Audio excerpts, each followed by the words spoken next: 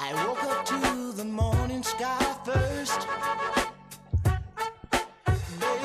Oh, yes, sir. And yes, ma'am, you had better. Let's get them up, get them going. And it's Thursday on Hook 'em Up with E and Rod B. Our 5-hour morning-by-morning conversation begins right now on what's going to be a drier day. Thank goodness, as the rain showers of the past several days moving east and out of central Texas. It's going to be a foggy day, but at least for the first time in a bit, it's going to be dry, mostly dry today, but still flash flood warnings and watches in effect, especially east of Austin, out into LaGrange and that area. Giddings dealing with some severe flooding this morning, so be advised of that as you get up and out as they move through the eastern part of the state of Texas and out into Louisiana. Be advised of that as you get up this morning. We appreciate you being there, though, to start our 5-hour conversation this morning. However you find us, could be on 101.9 FM, of course, also on AM 1260, and we're always there for you on the Horn app, so easy to use. Download to your smartphone, touch of a button. You've got all the programs here on the Horn. Certainly hook them up at right there at our Horn app, also at hornfm.com as we launch this, the Thursday edition on the 25th of January. Lots to talk about. Obviously, the major news and reports of Jim Harbaugh's move to the NFL now official. Jim Harbaugh is bolting his alma mater for the NFL. We'll get you details, what it means, what Michigan plans to do. Of course, the Longhorns will play at Michigan on September the 7th, so there is certainly a local interest into that conversation as well. We'll dive into Texas and college football. Also, the NFL Championship Sunday on tap. The AFC and NFC Championship games are fast approaching. We will preview the Chiefs and Ravens from Baltimore, also the Niners and Lions from San Francisco, and the other NFL stories of the morning. There are plenty of them. College basketball as well, NBA basketball, a lot to do.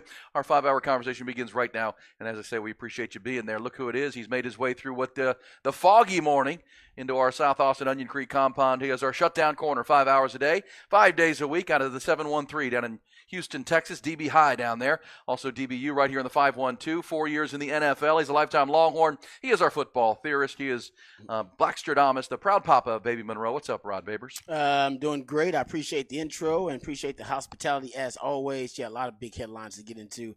In addition to continue to preview the AFC and NFC title games. We'll get into that coming up a little bit later on in Rod's Round of the Day. We'll go behind the burnt orange curtain, talk some Texas football. Still waiting on the D-line coach there, but still a lot of Longhorn fans buzzing about Savea, the latest transfer portal addition for the Longhorns. Nice. And there will be a domino effect for the Jim Harbaugh news. Well, hopefully. A domino effect from the Jim Harbaugh news at Texas. That's also something to consider as well, because the 30-day transfer portal window opens every time there's a coaching vacancy, and we've never had this many big-time coaching vacancies at big-time blue blood programs. So Texas did take advantage of Alabama's vacancy, and we'll see if they can do the same for Michigan's, because Michigan's going to be potentially a free agency frenzy, because Michigan's got a stacked roster. It's loaded. They are. Joe Harbaugh's been loading that thing up, man, for like 5 years now, stacking it. So we'll see. We'll see how it goes. Before we get started, shout out to those who serve each and every morning. We're super proud and happy to give a shout out to those who serve. The least that we can do. Our society built on the selflessness of service to all those out there who are doing the real work, whether it be God, country, or community they're serving. We appreciate you. Can't say it enough. Soldiers, first responders, teachers, nurses, officers of the law, waste management. We can't name all the professions or all the people, but just want you to know that we thank you and we appreciate you.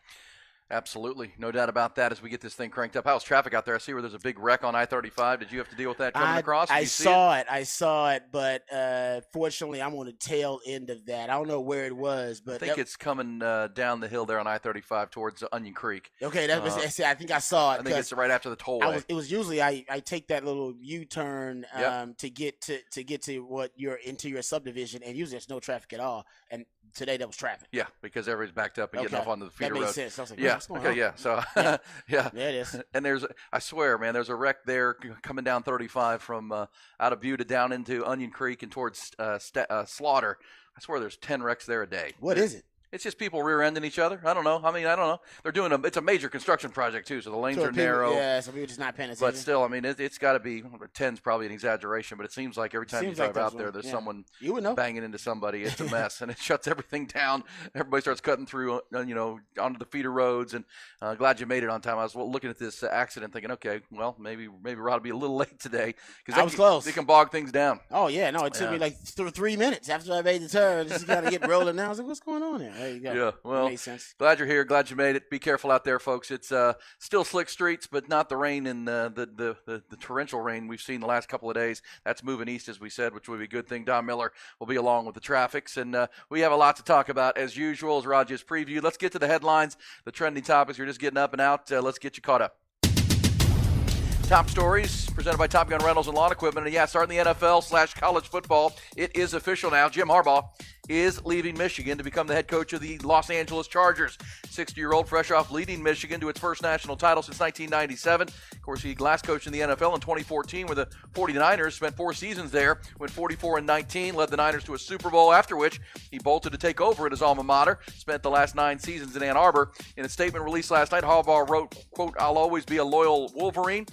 I'm grateful for the 9 years in Ann Arbor." He said, "When I played for the Chargers, the Spanos family could not have been more gracious or welcoming. Being back here feels like home." According to multiple reports this morning, Michigan plans to act quickly and will hire current offensive coordinator and offensive line coach Sharon Moore to replace Harbaugh. 37-year-old's been with that program since 2018, acted as the Wolverines' interim coach for 4 games this season when Harbaugh served 2 separate suspensions amid ongoing NCAA investigations into recruiting violations and his role in an alleged sign-stealing scandal. Texas Longhorns, of course, will travel to Ann Arbor this September 7th, to face the Wolverines. Also from the NFL, the Miami Dolphins and defensive coordinator Vic Fangio have mutually agreed to part ways after just 1 season. Widely believed the 65-year-old is headed to Philadelphia, where he will be hired by the Eagles to coordinate their defense.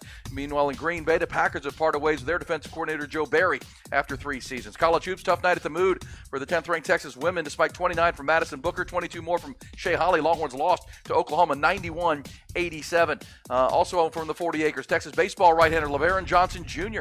has been named the 2024 Big 12 preseason Pitcher of the Year, and while incoming outfielder Will Gasparino named the league's preseason Freshman of the Year by a league vote. In addition to Johnson, Porter Brown named to the preseason All Big 12 team. Head coach David Pierce's Longhorns will play their alumni game coming up on February 3rd. They'll open up the regular season hosting the University of San Diego on February 16th. 3-game series there at the Dish. NBA, all 3 Texas teams were at home last night. All 3 took losses. In San Antonio, Spurs got drilled by Oklahoma City 140-114. In Dallas, Mavericks fell to Phoenix 132-109. Devin Booker poured in 46. Suns have won 7 straight. And Houston lost at home to Portland 137-131.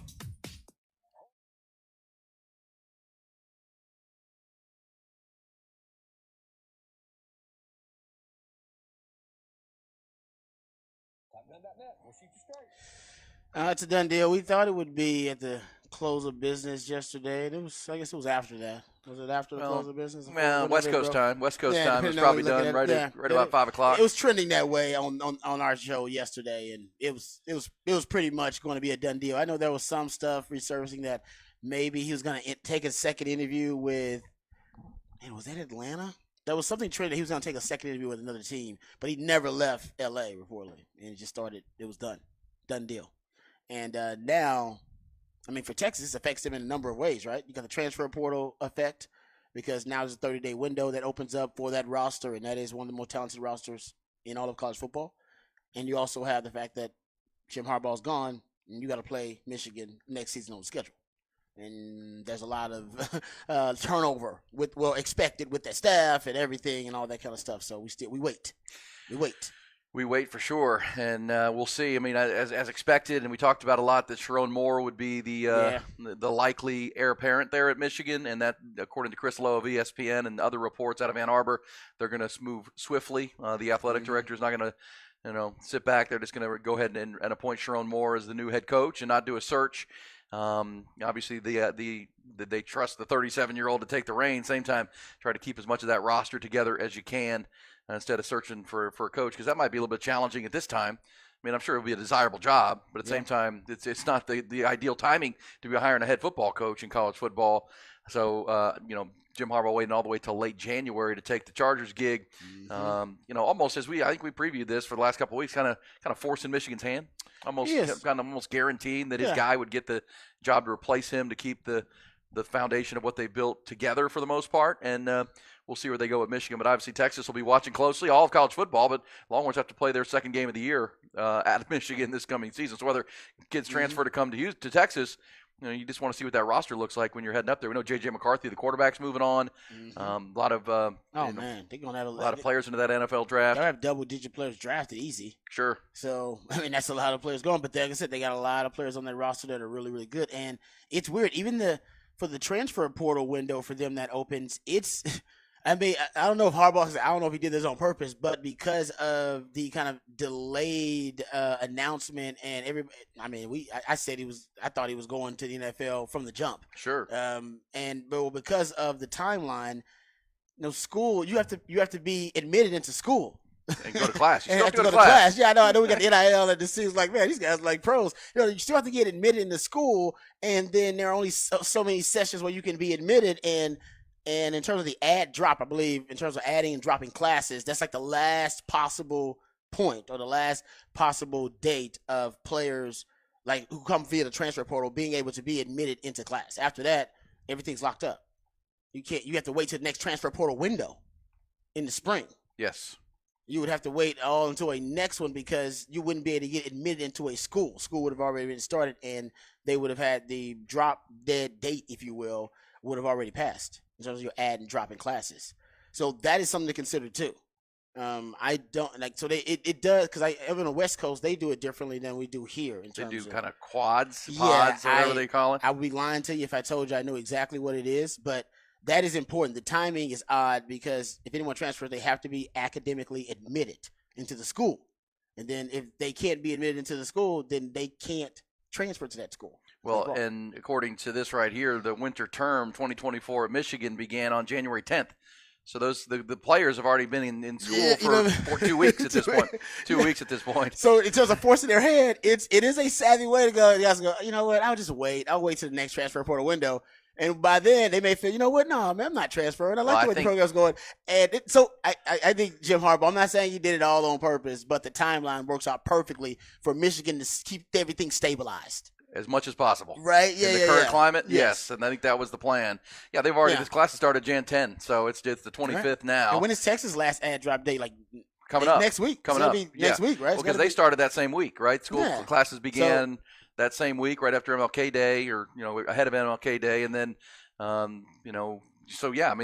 Texas players. So you have to, if you're dropping classes 2 weeks into to transfer, you got to then. So how does that window work out? Do I still get my window if there's those schools that I can be admitted into NCAA, or do I get my window later on? How does that? I don't know. That's a weak window now. My window does nothing for me as a player. Well, it's almost I don't want to say a loophole, but it's just kind of a way around it. Hey, who's good at finding loopholes? Jim Harbaugh. Finding an edge. And he likes, and we pointed this out yesterday, that he likes to, his legacy means something to him. So he likes to, especially at Michigan. I mean, he's a Michigan man. So appointing his successor, that's something that he's done at Stanford, allowed him basically to do it with David Shaw.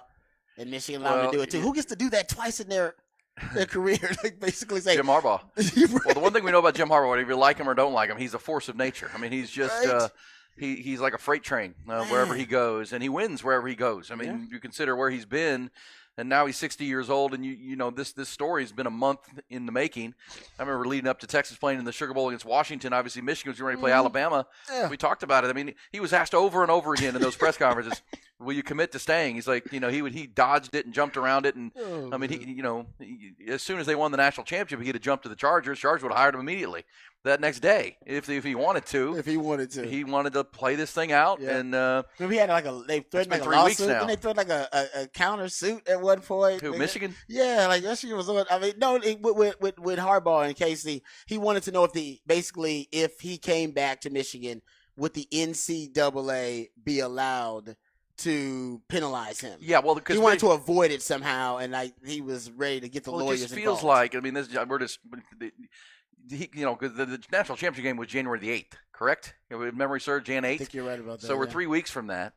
since then, and the reports out of Ann Arbor have been that they have a contract on the offer, $12 million a year, pretty much a lifetime contract to stay at Michigan, and he wouldn't sign it. And the reports were coming out that his agent was working on these terms.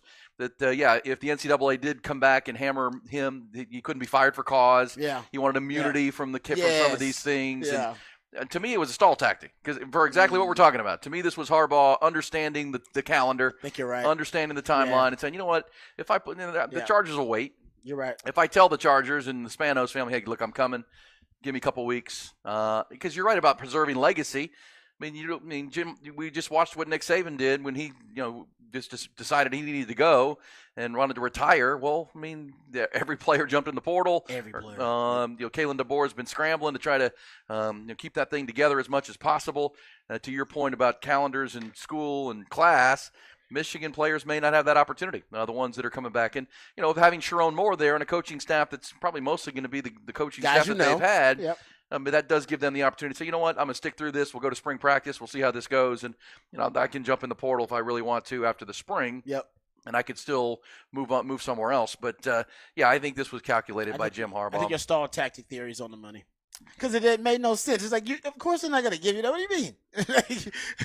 That's not even really, I don't know if you can even do that. How can the school give immunity to a coach for something the NCAA would levy? That doesn't even really make sense. But hey, man, but Harbaugh, this is the thing about Harbaugh though. I could see, and it's really good that they're going to be able, because I don't know how many of the coaches he's going to take with him.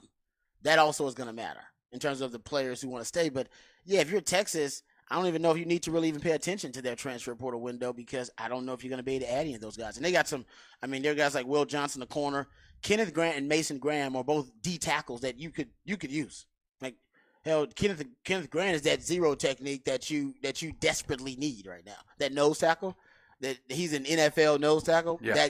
A hardball caliber NFL nose tackle. That's the guy right now that can transform your defense. He's one of them. And Mason Graham is talking about first round caliber talents. I mean, they got 4 or 5 of these guys, Colston, Loveland, first round caliber talents in 2025 draft who could transfer. But I don't know if they'll be given an opportunity. Well, I don't know if they'll have an opportunity. I should say that. Yeah. They'll have the window, but I don't know if they'll get the opportunity. Well, as this text says, academics don't matter, why lie? Look, they have to go to class, y'all. I mean, you can say what you want, but school is still a part of it. You have to stay academically eligible to play and participate. I don't disagree with what you're saying, but I'm just saying but they do by rule have to stay eligible. Yes. Especially at a place like Michigan or Texas. I mean, you still have to go to class. I mean, you do. I mean, that we can make all the jokes you want. You talk to all these coaches, and we talk to all these coaches. They understand how important getting to class is and getting the school done. Yeah, because all of this at one point for these guys it's going to end. And for most of them, it ends sooner rather than later. All right. And thank God they have now the NIL money. Hopefully they're getting financial literacy on how to use that, pay taxes, invest it. That's great. But at one point, they're going to need that degree. Yeah. 100%. They're going to need that degree. I love the way that, I think it's Chris Peterson said, he said, listen, you're going to play football for max 15.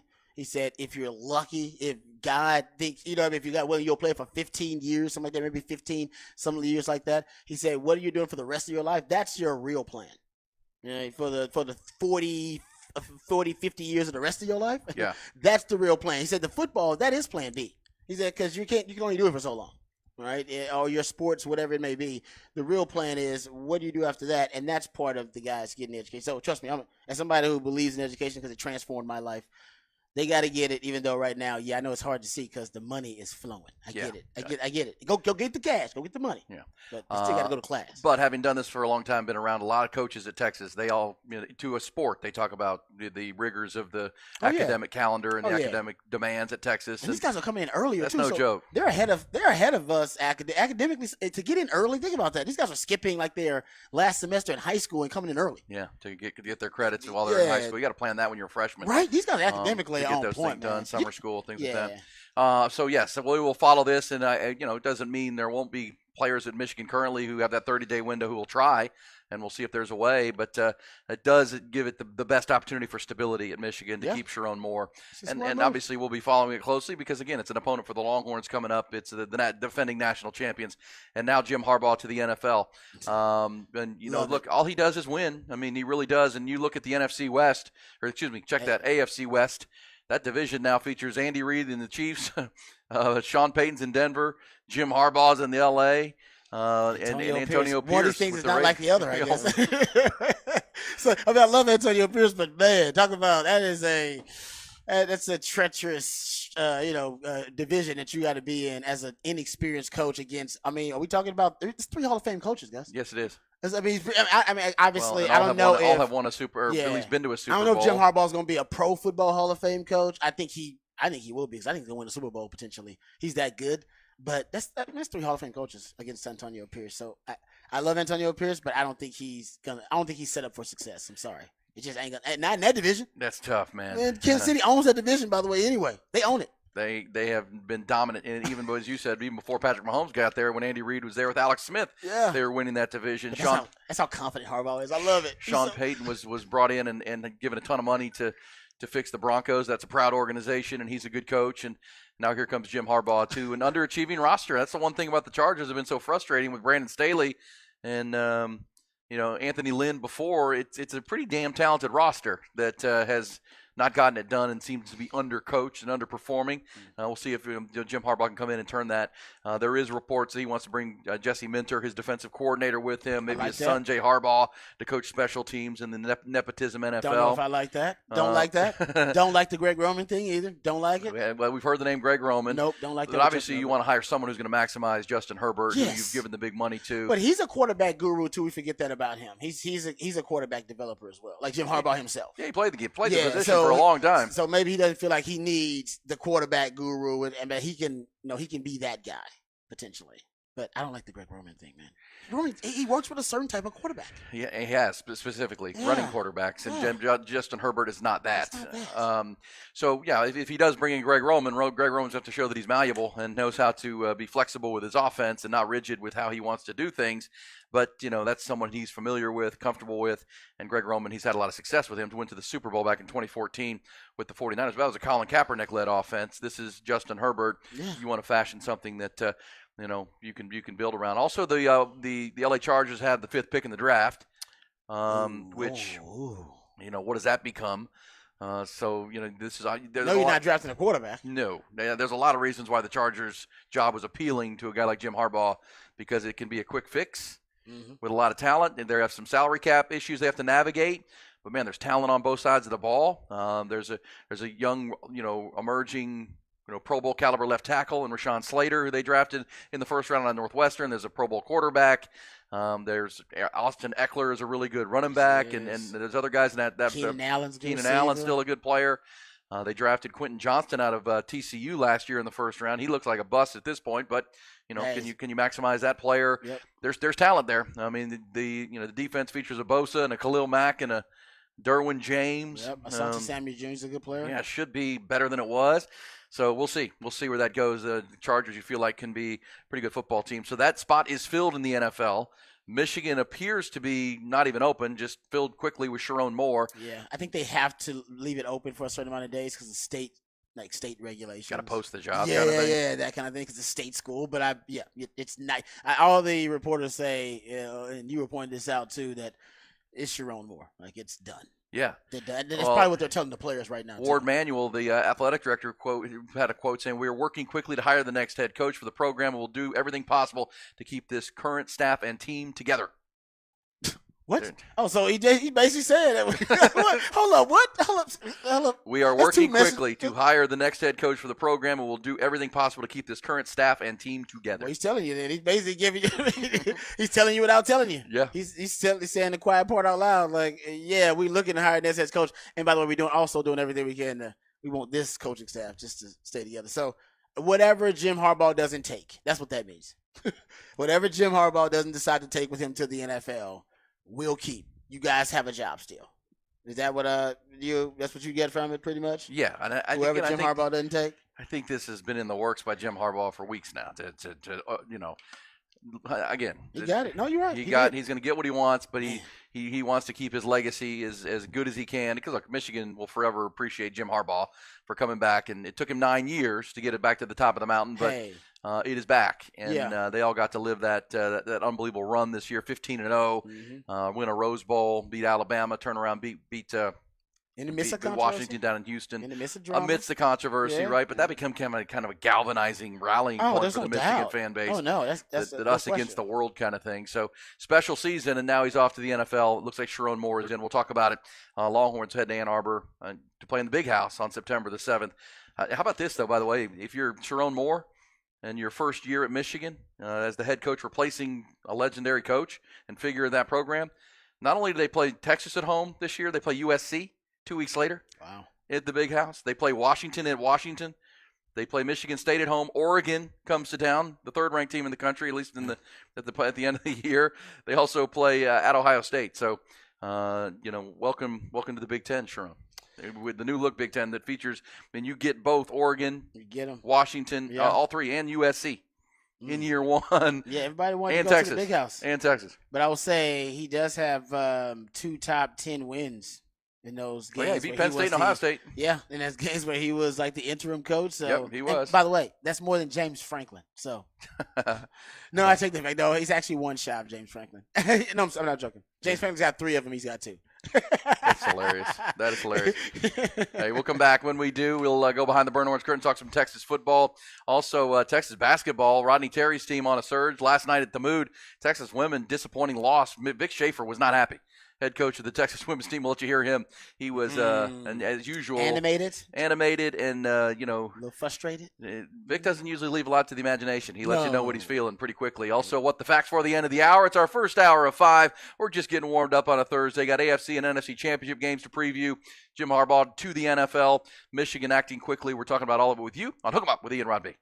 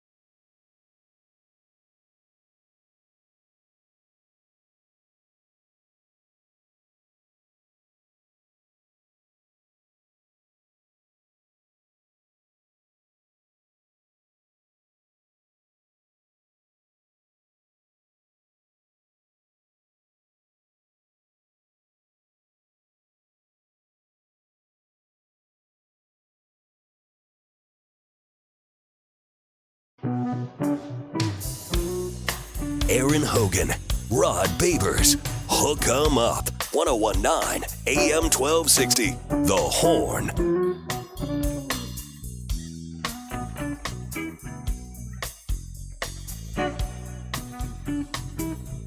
Thursday on the Horn, Hook 'em Up with Ian Rod B. We got what the facts for the top of the hour.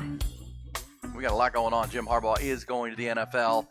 Also odd in the NFL that after 1 year in Miami, Vic Fangio is bolting the Dolphins. Something's happening in Miami. He's got 2 defensive coordinators in his first 2 years. It'll be 3 in 3 years. I believe is the way that's going to work out because this will be as he. Well, yeah, he's hired another one, but he's had 2. So, yeah, it'll be 3 in 3 years. 3 years when they hire the new one. That's weird, man.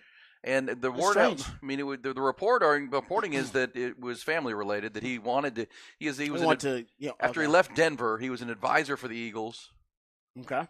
And kind of wanted to get that gig, but they had the defensive staff in play. I don't know when Jonathan Gannon left. I do remember that for the Super Bowl. Remember Yeah. they brought him in, and he was supposed to help them with the Super Bowl game plan. Yes, right? And against Kansas City. Okay, yes. Against the Chiefs. Yes, because the division he was in. Correct. As the head coach, he knew the Chiefs really well. And apparently he's from the area. He's got family in the area in Philadelphia, and that's where he wanted to be. Okay. Timing didn't work out. Dolphins hired him, and now he wants to get back there. And I guess, Mike McDaniel was, accommodating. Yeah, Mike McDaniel's big on family. Like he's big on family. He talks about that all the time. So he's, makes sense. The Cowboys now have to face a Vic Fangio defense, likely twice a year with Philadelphia, which it's pretty damn good. It's a good defense. It's got a talent, and he's only 65 years old, Vic Fangio. And, when he's a good defensive coordinator, obviously. Oh, no, his scheme has pretty much changed the defensive culture in the NFL. You think so? Yeah, in a lot of ways, yeah. His scheme, I mean, that's a lot of people have stolen from Vic Fangio's scheme over the years. Yeah, well, it's a very popular system. And that is a Nick Sirianni hire to be, and then they're going to hire a new offensive coordinator in Philadelphia as well. Cliff Kingsbury has interviewed, and we'll see where they go on the offensive side of the ball. To get the most out of Jalen Hurts. And again, this is who the Cowboys have to deal with twice a year in that division. That's a very talented roster as well. So that story. So it might be just bad luck for the Dolphins then. And then now they got to hire a new DC.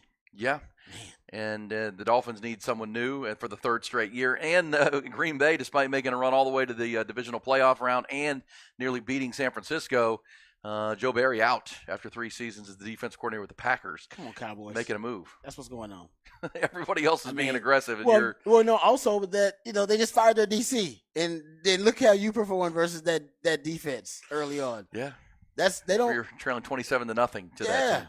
Yeah, exactly. Like they didn't even like their DC.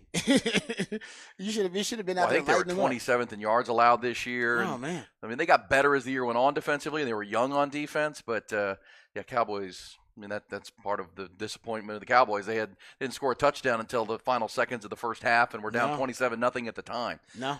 In a no-show performance by the Cowboys. But Cowboys aren't making any changes. Everybody else is making changes. It does seem like and being aggressive. People are trying to be as aggressive as possible, and the Cowboys are just running it back. Stay the course. They like their guys, man. They like that. We like our guys. Yes, and yes. Well, that can be dangerous. Some of the family of the players don't like their guys. You know what I'm saying? Those are the ones voicing the most displeasure with what's going on in Dallas right now. So yeah, we'll follow the NFL. Obviously, the championship weekend is on tap. Looking forward to these games. This should be tremendous. I think before we get into behind the burn orange curtain, I think we do have the 4 best teams. If you go for the course of the year, I agree with that. Course of the year, I think they're Buffalo and Dallas were the 2 seeds in each conference. Mm-hmm. But I think we have the 4 best teams. If you look at the breadth of the season, Chiefs have kind of sputtered with they gave some games away because of drop passes and things, but they've still been one of the best defenses all year long. They still have Patrick Mahomes. They've always been, if you're doing a power poll, Chiefs are always in the top 3 or 4 teams. I think the Lions, with that win in Kansas City to start the year, put themselves in that conversation all year long. And the Niners and Ravens have been probably at the top of that power poll. I think these are the 4 best and most consistent teams all season long, which should lead to a couple of really good games on Sunday. No, yeah, I totally agree with you. And all the, I don't say frauds, but all the pretenders seem to be out of the way. If you go look at, to add to your point, if you go look at NFL's best first half scoring differential this season, Ravens number 1 at plus 142. The 49ers are third at plus 108. The Lions 4th at plus 81, and the Chiefs are fifth at plus 75. Second, Cowboys, plus 124. Come on, man. Come on, man. What's going on? One of these things is not like the other. The rest of those teams are in the Final Four. Come on. Yeah. That's got to be disappointing. But we also know the Cowboys' record this year against good teams, winning teams, was not strong. It was not strong. A lot of that was done against bad teams. Cowboys, we have shown again this year, certainly this year in particular, that they were great against average to bad teams, and they had an under 500 record against good teams. And, we saw them in no-show games against get dominated by the Niners, the Bills. It's true. Dolphins beat them head-to-head. Eagles, They split. And, of course, we saw what happened against the Green Bay Packers in the playoff game. They've got that in them, Ron. That's right. They've got that ability against good teams to the Ravens are the opposite, right? The Ravens blowing out good teams. The Ravens are beating good teams by double digits. Yeah, the Ravens beat 9 winning teams by 14 or more. 9 this year. 9 winning teams. I got a stat. Over 500 teams. I got a stat when we get to what the stats and what the facts that it'll blow your mind about the Ravens. It's and that stat you just kind of brought up there. It's unbelievable. Yeah. Yeah. It is. So I know we'll get into that, but yeah. And the 3, because we don't count week 17 when they rested everybody and lost to the Steelers. That's true. In the first 16 weeks, the 3 teams they lost to were the Colts, the Steelers in a game they absolutely gave it away, and the Browns. And all 3 they had leads in the fourth quarter that they let get away. They could have been undefeated essentially going into week 17. They could have. That's how good this team has been. Because they have the MVP at quarterback, and you talked about yesterday the first time since the merger that a team has led the NFL in points allowed, sacks, and turnovers forced. Yep, never happened. No defense has ever done it. Golly. Yeah. And that's why they got a quarterback and an offense like they have with that defense. That's why they've beaten 9 teams by double digits. Crazy. Hey, can we hear from Vic Schaefer before we go behind the Burn Orange curtain? Because we mentioned in the headlines the Longhorns lost last night, the ladies, to Oklahoma, 91-87. 91 points at home. It's a lot, to be given up on defense. Here was a not real happy head coach afterwards. We didn't play well. We played terrible. We played with no juice, no energy, and no fight. We happened to, with 5 minutes to go, decide to try to play a little bit better. That's just too late. I don't care where I'm coaching. I don't care if I'm at Timbuktu. You ain't going to play for me like that. That is not acceptable. And it damn sure ain't acceptable at Texas. So we'll watch the film. The film won't lie. And we'll address it. And we'll address it first thing in the morning when the sun's coming up. There you go. Damn. So in a few minutes here. Get ready, ladies. Get ready in a few minutes. Oh, man. Trust me, there is nothing more dreadful than knowing you had a bad game or a bad play and having to go in there and watch the film with Coach. And he's going to have that, or she's going to have that red pointer circling you all the time, that little red laser pointer looking at you the whole time, and your either bad plays, bad execution. Hopefully it's not bad effort. And that's kind of what he's implying. Yeah. Effort is what will get you just get dog cuss. Bad execution, they're just going to make fun of you and mock you and humiliate you in the film room with all of your peers. But if it's lazy effort, that'll get you benched, honestly. Stuff like that. So, and that's usually, that's not a Vic Schaefer brand of basketball anyway. So that's going to be, that film room session, it's going to hurt. It's going to be brutal. All right, there's Vic Schaefer. It's going to be a rough morning over there at the 40. The ladies know let's go behind that burnt orange curtain, talk some Texas football. And they were all asking themselves the same question. What is behind that curtain? All right, so there are a lot of folks in Longhorn Nation still concerned, at least curious as to who the new D-line coach is going to be, and they're not the only ones. It is being reported, and shout out to my man Chip Brown. He is reporting that the Houston Texans are trying to keep Rod Wright. Yesterday, and you brought this up briefly as well, the Texans announced that they were moving on. Well, they were not going to extend the contract of their defensive line coach. And they announced that yesterday. With that being announced, they are interviewing candidates, and I believe Jacques Caesar? Caesar? I don't know the D-line coach. I'm just trying to pronounce his name, and I probably screwed that up already. So I apologize. But his contract expired, and they are interviewing candidates to replace him. And one of the candidates is obviously the assistant D-line coach, which was Rod Wright. So I guess my man Chip Brown is implying that Rod Wright could end up getting that job. And if he gets that job, yeah, that to him is probably a better job than the Texas D-line coaching job. Texans D-line coaching job or Texas D-line coaching job. So if that is the case and he gets promoted, totally get that. And if he's not promoted and doesn't get the job, I don't know where that puts him and where he stands in terms of the candidacy to be the head coach of Texas, or if Texas will try to fill the vacancy before then, and not wait on the process of the Texans to hire a D-line coach. I imagine it'd be a quick process, but there's no reason for the Texans to rush it at all. So that is probably where they stand. Other than that, these candidates that are out there, there's still a lot of buzz about a lot of candidates, but there is nothing necessarily set in stone. Even Michigan, people have brought up Michigan's D-line coach. I mean, why would Michigan's D-line coach leave Harbaugh or leave Michigan? And also, I don't see that happening either, even though a lot of Longhorn fans have brought him up. So I don't know if anybody knows exactly what Sark's thinking at the D-line coach position. Something hit a snag, and maybe it was the Rod Wright situation that hit the snag. But the Longhorns right now are going to have to put that on the back burner while they try to figure out what to do with the actual defensive line. That's why the Savea acquisition was so big. They need bodies on the interior D-line. And yesterday getting Savea, I won't even try to mess his name up. I'm sure he knows how to say it. Tia. We just call him Tia now. Just call him T? All right. Tia Savea. Tia Savea. Savea. It was big that they got him because you may have trouble trying to acquire young D linemen if you don't have the D line coach. And they already had one of their young D linemen asked out of their letter of intent. That was DeAndre Robinson.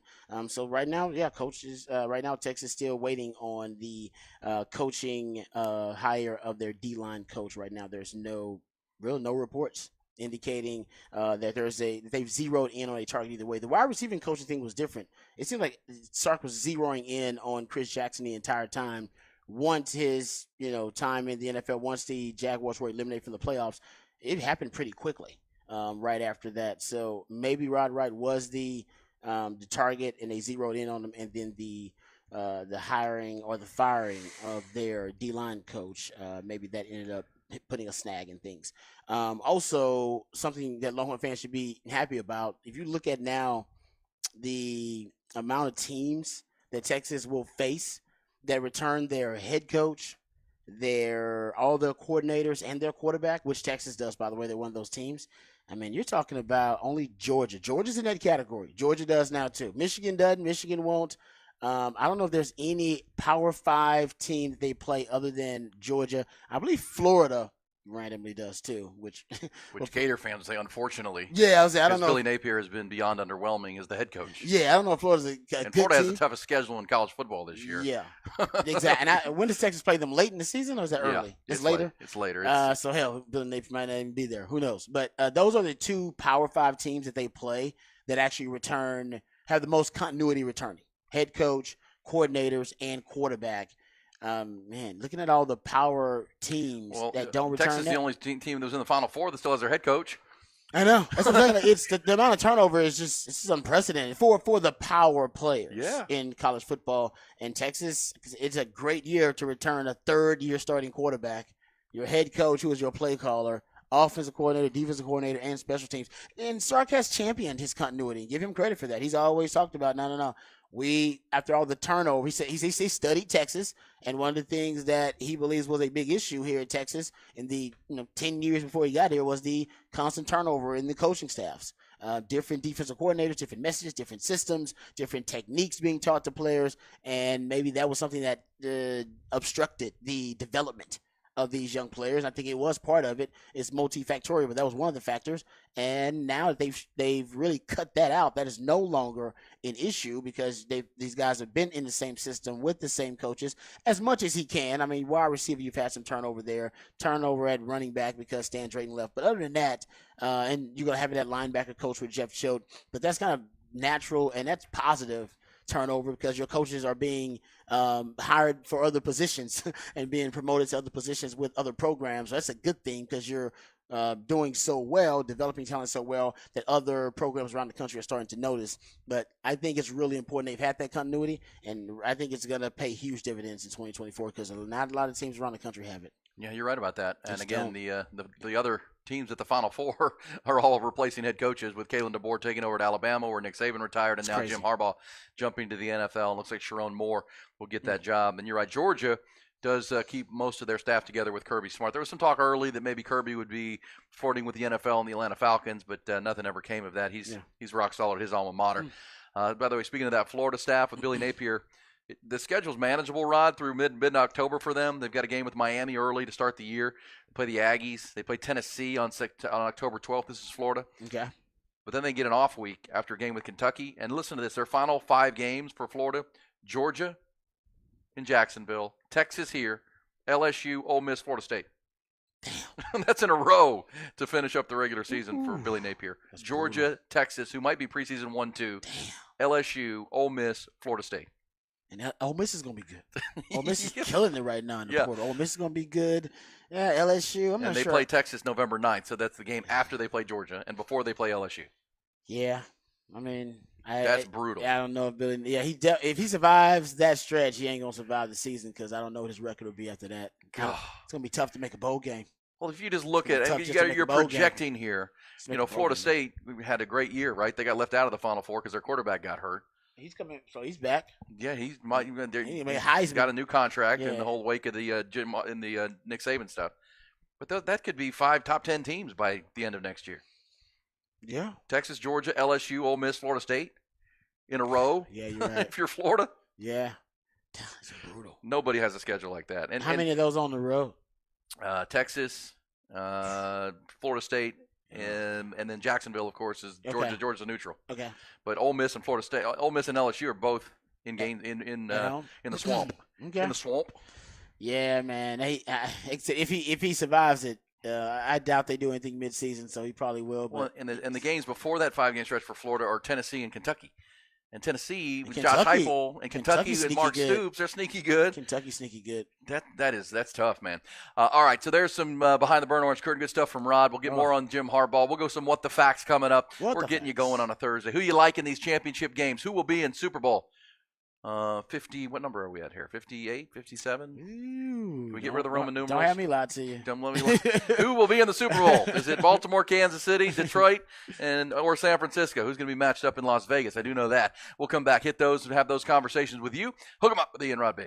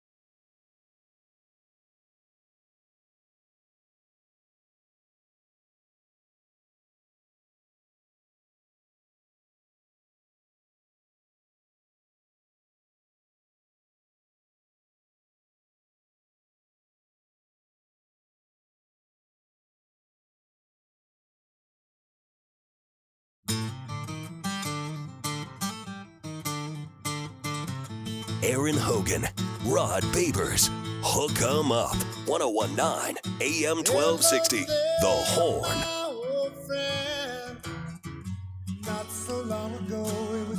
Thursday on the Horn, Hook 'em up with Ian Rod B. Rolls on. It's What the Facts time, and it is a fact. Michigan tried their dangest to keep and make Jim Harbaugh the highest paid coach in college football. Instead, he is leaving to accept the head coaching job of the LA Chargers, where he said in a statement when he played for the Chargers back in his playing days, he said the Spanos family made it feel like a family atmosphere, and that was part of his allure to go back and coach for that organization and that team that he played for. When he was on that team, Rod, he was a backup quarterback, and the starting quarterback was a guy named Ryan Leaf. Yeah, man, I remember that. And they weren't good. I think they won one game that year. I don't know if any team that Ryan Leaf on was ever good. If he was playing the quarterback. At least Ryan Leaf started some of those games, right? I think he was the starter. I think Jim Harbaugh was the backup. Yeah. That was the end of his career. Yeah. Or nearing the end of his career. But yeah, Jim Harbaugh saying the Spanos family welcomed him, and of course they're going to pay him well. That's pretty clear, and so we'll keep an eye on that. What do you have in What the Facts, Rod? How about this? I previewed this little factoid about the dominance of the Ravens. We talked about yesterday. First defense in the Super Bowl era since the 1970 merger to lead the NFL in scoring defense, in the takeaways, and also in sacks. Also, how about this? The 23 Ravens and the 07 Patriots are the only teams in NFL history with a plus 100 point differential versus playoff teams. Wow.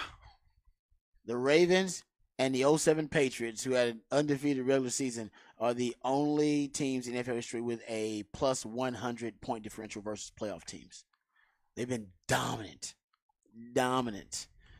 So we'll see. Versus Patrick Mahomes. You talked about yesterday, the unstoppable force versus the immovable object, because in the playoffs, Patrick Mahomes is money. Nobody's more money in the playoffs. He's got 13 playoff wins before the age of 30. That's the most for any quarterback in their 20s. I mean, but man, on the road versus Baltimore in that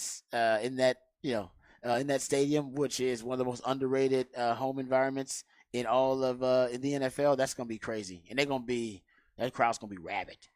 Hey, crazy. Rod, do you like the movie Top Gun? Top Gun? Which one? The original. Okay. Do you know Kenny Loggins hit the song Danger Zone? Does that like the theme song of Top Gun, which you know so well? Yeah.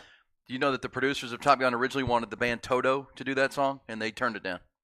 Why would they turn it down? I don't know. They also reached out to Bryan Adams, the Canadian rocker, and REO Speedwagon, who turned it down, and that's when they landed on Kenny Loggins. So they settled on Kenny Loggins? You'll see another Top Gun is in the works.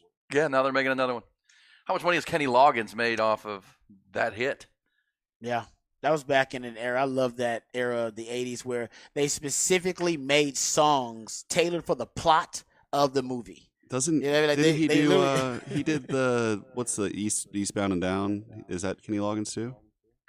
Or is that Jerry? I believe so. I think that is Kenny Loggins. So he's probably making a lot of money off that, well, too. Kenny Loggins also, at 8:30, everyone would do At the Turn, and we do the Caddyshack anthem. That's Kenny Loggins, too. Yeah, I was like, back in that day, Kenny Loggins was the king. They would make these basically theme songs for the movies. They would be specifically designed for the plot of the movie. They would mention little things that hinted or clues, almost like Easter eggs about the movies. It was awesome. Eastbound and Down is Jerry Reed. I was wrong about that. Jerry Reed. Kenny Loggins, I'm All Right, the Caddyshack anthem, that's Kenny Loggins. And obviously, Danger Zone, Fly Into the Danger Zone, which was a hit. But, they originally wanted Toto. I know. Come on, man. So say they don't, why don't they do that anymore? Really go after a band and say, hey, I want you to make a song specifically for this movie about the movie. Like that, it's Into the Spider-Verse. They have the Sunflower song. I haven't even seen that movie, but I've heard the song. It's like the. I do know that our good friend and local. They don't do it as much, I should say. Local superstar Gary Clark Jr. He did a cover of. We'll play it coming back at some point. But he did a cover of "Come Together" for one of the Marvel movies, one of the big superhero films. Okay. Memory serves. I just don't think they're as cheesy anymore. So there's Kenny, you can't be. Who could be cheesier than Kenny Loggins? Well, the '80s was just a cheesy decade. Yes, it was. It's a cheesy era. But yeah, I guess you're right. Just don't do it as much, and they're not as cheesy. Yeah, they used to be really specific, and they would be really they said they would be really plot driven. The songs would be. Now they're not as plot driven. All right. You know what I mean? Now, you can't find that. Can't find it. Like they back in the day. Hey, on our What the Facts, Rod, can I play this for you real quick before we run out of time? Because I want to see if this is indeed a fact that Jason Kelsey, remember we've had the talks about the Kelsey brothers retiring together and getting on this Kelsey cast. Mm-hmm. It's happening. Jason Kelsey, in What the Facts, may have dispelled that yesterday. Here is a piece of audio from Jason Kelsey on his phone in the facility for the Philadelphia Eagles. Does this mean he's not retiring? Listen to this. How's it going, Philadelphia? Just signed my contract for next season. Sitting here in the wonderful draft room at the Eagles facility. Excited for another year. Go Birds. There you go. That puts that to rest, doesn't it? I guess he said he signed a contract, didn't he? Yeah. Okay. Go Birds. He didn't say what he signed a contract to do, though. Well, play that again. Can we play that one more time? No. And as I sent this to Ty, I believe this just happened yesterday. I don't think this is some old piece of audio that someone put out there. I think this is just yesterday. He looks at me. He's got the beard. He looks just like he did the other day on the Kelsey cast. Here we go. Let's hear this. How's it going, Philadelphia? Just signed my contract for next season. Sitting here in the wonderful draft room at the Eagles facility. Excited for another year. Go Birds. You got Aaron. The top comment says any true Eagles fan knows this was last year. Oh. Got him. Ooh, yeah. Ooh. They tried to get him. See, there you go. Mm-hmm. You got. Or at least according to Becky Wins, and the comment has 6,000 likes. So I assume that's correct. And I was gonna say maybe they got you with some AI or something like that. We'll see. By the way, he says y'all are missing Kenny Loggins' Footloose. Exactly. I love this era where they would make. And Kenny Loggins was the king of it. Oh man, it was amazing. I mean, there's so many of these. You go almost all the '80s movies back in the day. They had songs specifically made for the plot of the movie. They would almost like give these guys a script and go, "All right, write a song for this scene in the movie." Oh, and now our man Joe reminds us that he also did the original Vacation movie. Oh, he did some of those songs So you too? get Caddyshack, Top Gun, Footloose, and the original Vacation. So that became a niche for him. Big time. Made a lot of money doing that. Doing the soundtrack, being a soundtrack guy, and coming up with like some of their theme songs. Those are probably some of his most famous songs too. Unbelievable. Oh, absolutely. Level. No question. Man. I mean, that's like the soundtrack of my childhood. It's like all the big movies. I remember those. Oh, I remember. You play those songs right now, instantly scenes come to my head. Somebody also pointed out that Billie Eilish did a song for the Barbie soundtrack. She did. It's up for a Grammy too, by the way. Yeah, but is it plot driven? Like, is it cheesy and plot driven? Like that's how I say. Not cheesy. Billie Eilish is kind of a deep. What was I made for kind of thing. But yeah, it's part of the plot because they play it in the movie. Yeah. At a pretty pivotal scene for Barbie, if memory serves. All right, good. Appreciate all the text coming in, and I got. And then Jason Kelsey not officially back to the Eagles. Not a fact. Not a fact. Not a fact. That's fiction. Pure speculation. Mm-hmm. We'll be back. 1 hour down, 4 to go on a Thursday edition of Hook 'em Up. We come back.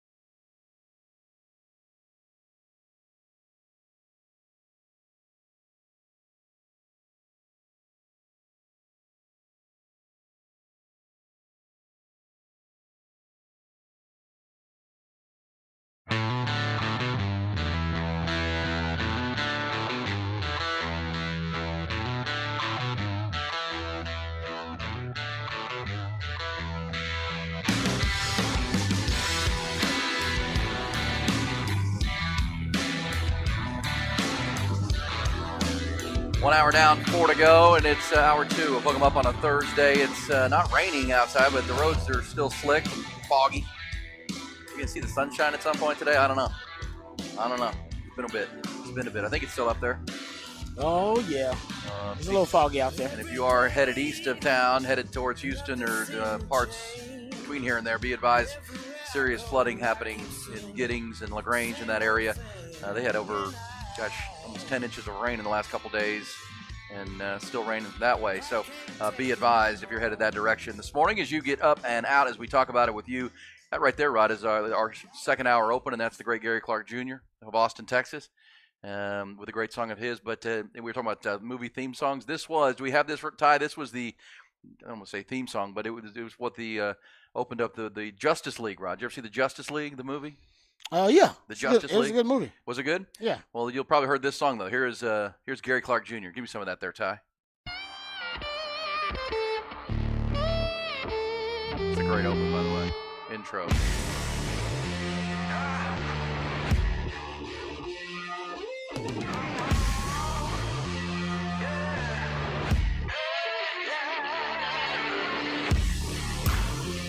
There you go. Gary Clark Jr.'s take on "Come Together," the Beatles classic. I like The old that. intro to Soccer Matters with Glenn Davis. Is that right? Oh, yeah. Great tune. Give me a little G. Give me a little Gary there.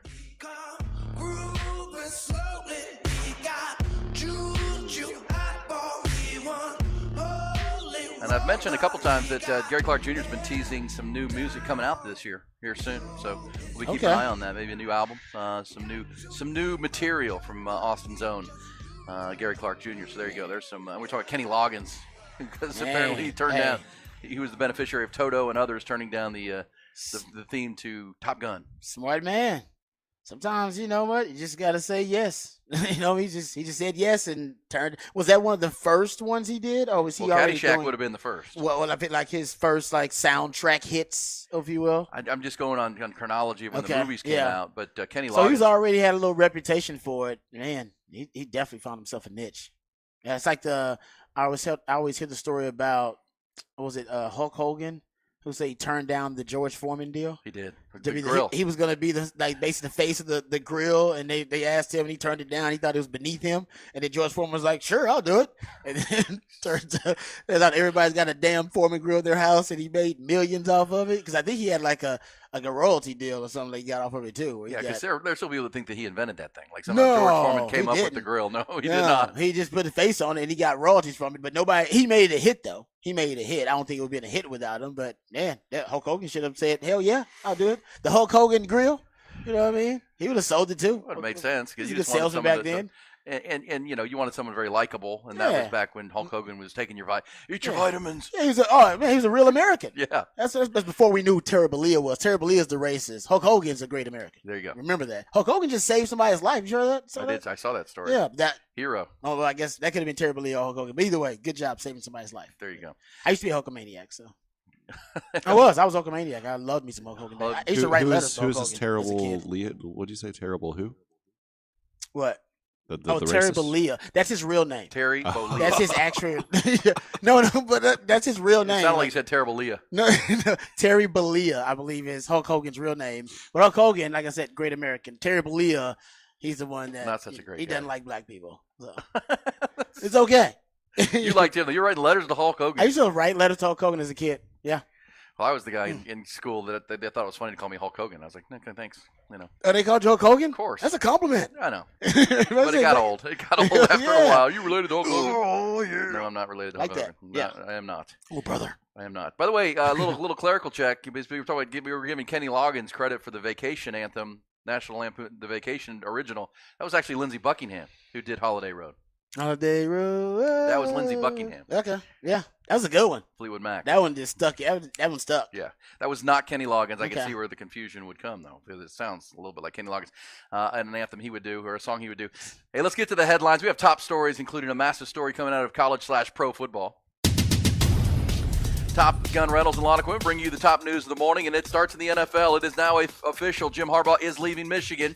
become the head coach of the Los Angeles Chargers. 60-year-old fresh off leading his alma mater, Michigan, to their first national title since 1997. Last coached in the NFL in 2014 with the 49ers. Spent 4 seasons there. Went 44-19. Led the Niners to a Super Bowl. They lost to the Ravens, his brother, after which he bolted to take over at Michigan. Statement released last night. Harbaugh wrote, among other things, he'll always be a loyal Wolverine, grateful for his 9 years in Ann Arbor, and said, quote, when I played for the Chargers, the Spanos family could not have been more gracious and welcoming. Being back here feels like home.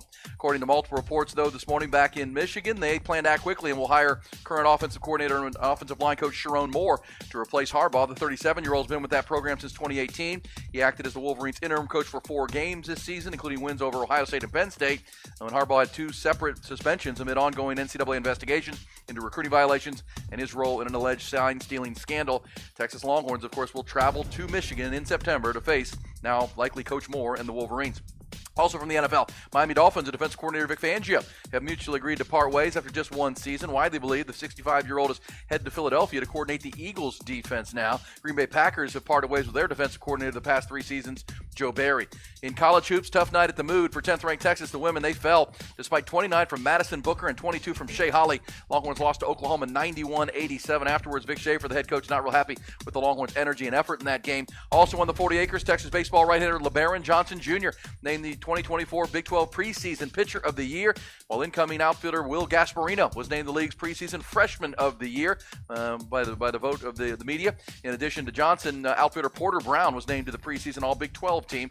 Head coach David Pierce's Longhorns will play their annual alumni game coming up February 3rd. They'll open the regular season hosting the University of San Diego on the 16th of February. In the NBA, all 3 Texas teams in action last night. All 3 took losses on their home floor. San Antonio drilled by Oklahoma City 140-114. Mavericks fell to Phoenix 132-109. Devin Booker poured in 46, and Houston lost at home to Portland 137-131 in overtime. And a done deal in Milwaukee now, one day after the team fired first-year head coach Adrian Griffin. The Bucks are hiring longtime NBA coach Doc Rivers to be his replacement.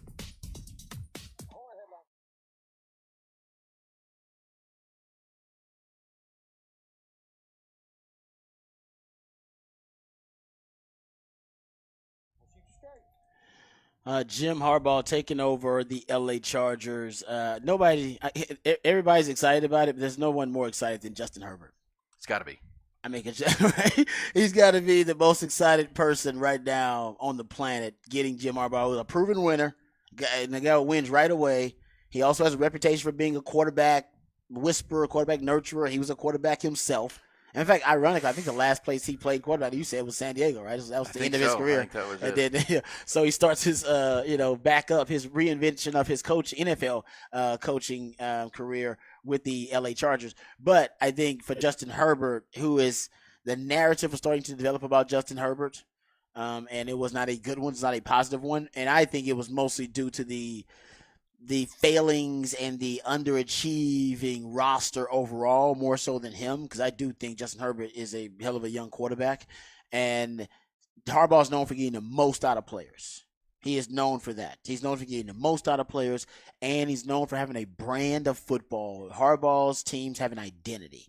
And the one thing that the Chargers have lacked for the last couple of decades, I can remember, they don't have an identity. Like, I don't know. When I think of Charger football, I can't even tell you the style of play or the brand of football they play. No, you don't know. And look, as we talked about, this is an about face and a big change for the Spanos family. They have always been seen as a cheap ownership group, yes, of course, especially when they're back in San Diego.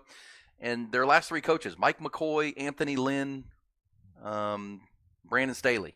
Mm-hmm. Those are underwhelming coaches in big picture. I mean, they were assistant coaches. People would argue that they were going cheap on the coach kind of thing, not investing in a coach that's got a resume and a pedigree like this one. This is a big change for San Diego, or LA, I should say, to go and bring in the biggest name on the market, right? And out, give him an offer he can't refuse. Let me correct that he played in San Diego in 99. He was the backup and signed to be Ryan Leaf's backup, but Leaf got hurt, and he actually played that whole season and led them to an 8-8 season in 1999. Okay. There you go. Old man, too. 1999. And then he had cups of coffee the following 2 years in Detroit and somewhere else. But, okay, so that wasn't the last. Yeah, place the last place it was, Detroit and Carolina, but he was done at that point. Okay. But yeah, so that's because he played. Yes, and so that was a good heartfelt story. He led them to an 8-8 season when Ryan Leaf got hurt. But this is a change for them. This is the Spanos saying, you know what, it wasn't working. This has not been working The for more than a definition of decade insanity. now. Exactly, it's not working. Let's change it up, guys. Yeah, and I remember when Mike McCoy was hired. He was hired because he was working with Peyton Manning in Denver. I remember that. And it's like, well, how much are you coaching Peyton Manning? He's 35 years old. I mean, how much coaching are you doing with him? That's a great He's point. pretty much a coach on the field. And they hired him, and what do you know? With Phillip Rivers, it was okay. And that's how the Chargers have been. They've been good and just can't get over the hump. And is this the guy to do it? And that's been kind of the story of Michigan before Jim Harbaugh. And it took Jim Harbaugh 9 years to turn Michigan into a national champion. Remember, the first half of his career there and tenure wasn't great.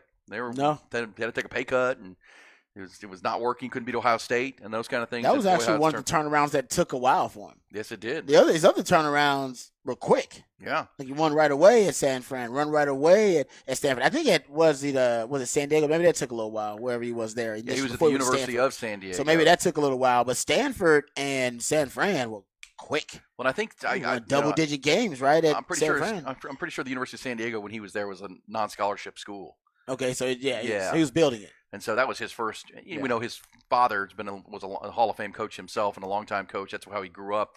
So, and his brother is doing a great job in Baltimore. So it's a coaching family. So you knew he was going to get into it when he got out of football, family business, out of playing. And yeah, you're right. He's been highly successful everywhere he's been, and that's why that it took so long in his alma mater was bizarre. I was like, wow, why is this taking so long for Jim Harbaugh? I take that back. San Diego, he went 7-4 and then went 11-1. So that's the one that took a while. I guess that's the one. Stanford, I guess that did take a little while for him because he goes 4-8, 5-7, 8-5, and then the 12-1. So Stanford was the one that took a while. Everywhere else, I should say, was rather quick. Because even at Michigan, he wins double-digit games the first 2 years. But to your point, you know exactly what the style of play will be. Yes, no secret. It's gonna be physical. Yeah. Hard-nosed running team, great defense, and well coached. And now you build it around a quarterback who's got an elite ability to throw the football. Just needs a structure like that. I think we'll see, but that's got to be part of the reason why he took the job, to have a quarterback in place like Justin Herbert, who's headed into the prime years of his career, and you can build around that, get tougher on defense, and then they've got the 5th pick in the draft. So a lot to like about that Chargers opportunity, but it is in a very tough division that features the Chiefs and now the Denver Broncos with Sean Payton. Coaching wise, I don't know. What's the last time we seen 3 Hall of Fame coaches in the same division like that? And I know Jim Harbaugh's not going to be a pro football Hall of Famer just yet, but I do think he could coach his way into it in the next few years. Andy Reid is in. Sean Payton, I think, is going to be a pro football Hall of Famer too as a coach, potentially. Depending on how this career finishes. But that's a hell of a coaching division. Period. I don't know if there's a better coach division in the NFL now. Yeah, well, as far as resumes and who they are, for sure. Because it's not the Cowboys division. Yeah. You're not going I guess we could go AFC North because you got Tomlin and you got Harbaugh. You got another Harbaugh. So you go AFC North with that, and I don't think there's a division with because you would also say the NFC West with your guy Shanahan and Sean McVay and they're in there. But Shanahan's got Pete Carroll. Now he's gone. Yeah, Shanahan's got to win a Super Bowl though. That's right. As far as his accomplishment and what they've done and the names that they are, I think you have Sean Payton, Andy Reid, and Jim Harbaugh in one division. It's pretty ridiculous. Antonio Pierce, hey, one of those things is not like the other. I will give him credit though, not him, but the organization, all of them. They're bringing in Tom Telesco to be the GM in Vegas, who helped build the Chargers. Yeah, into a very talented roster that was undercoached. All those guys on that roster now, I believe Tom Telesco kind of brought in. He did. So at least he knows, that roster really well. He knows one of your opponents really well. That's also a plus. To bring him in, he'll know. At least he'll know the roster. I don't know if he'll know how they're going to utilize him. The roster. But he's back to the West Coast, right? He's always he's always been on the West Coast as a coach outside of the Michigan job. For sure. Somebody said he didn't win big at Michigan until he started cheating. Hey, this is a guy that knows about loopholes, okay? He likes to look for loopholes. And we talked about it. Did he stall play this out to long play this Chargers job to maybe save the Michigan thing, kind of force the hand of Sharon Moore, and then maybe keep that roster together because school's been in session for 2 weeks in Michigan already. Yeah. And, around the country, their ad drop dates either have like expired, passed, or getting ready. Texas, I think, next week is their last ad drop date, which is the last time you can academically admit a student, which are student athletes still. So, yeah, I don't know what they're going to do, these players. We'll follow, and I do think keeping Sharon Moore and most of that staff intact gives them the best chance to keep the continuity and keep a lot of that roster together that's not already leaving to go to the NFL like J.J. McCarthy. All right, that's some NFL news. Obviously, it's a big story with Jim Harbaugh. Also pertains to the college ranks with Michigan. We'll follow it as we go, but right now it's time for Rod's first rants of a Thursday morning.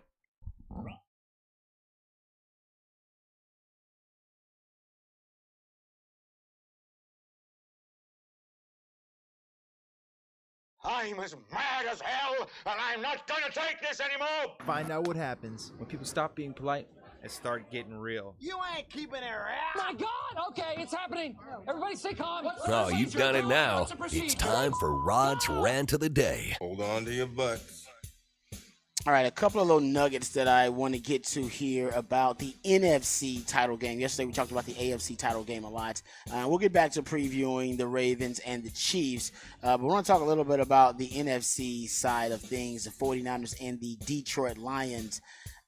First thing that I think is interesting, well, we'll get into the matchup-wise. I got a nugget that I think is interesting in terms of the matchup between the 49ers and the Lions. But I think first off, you got to talk about the loss of Deebo Samuel.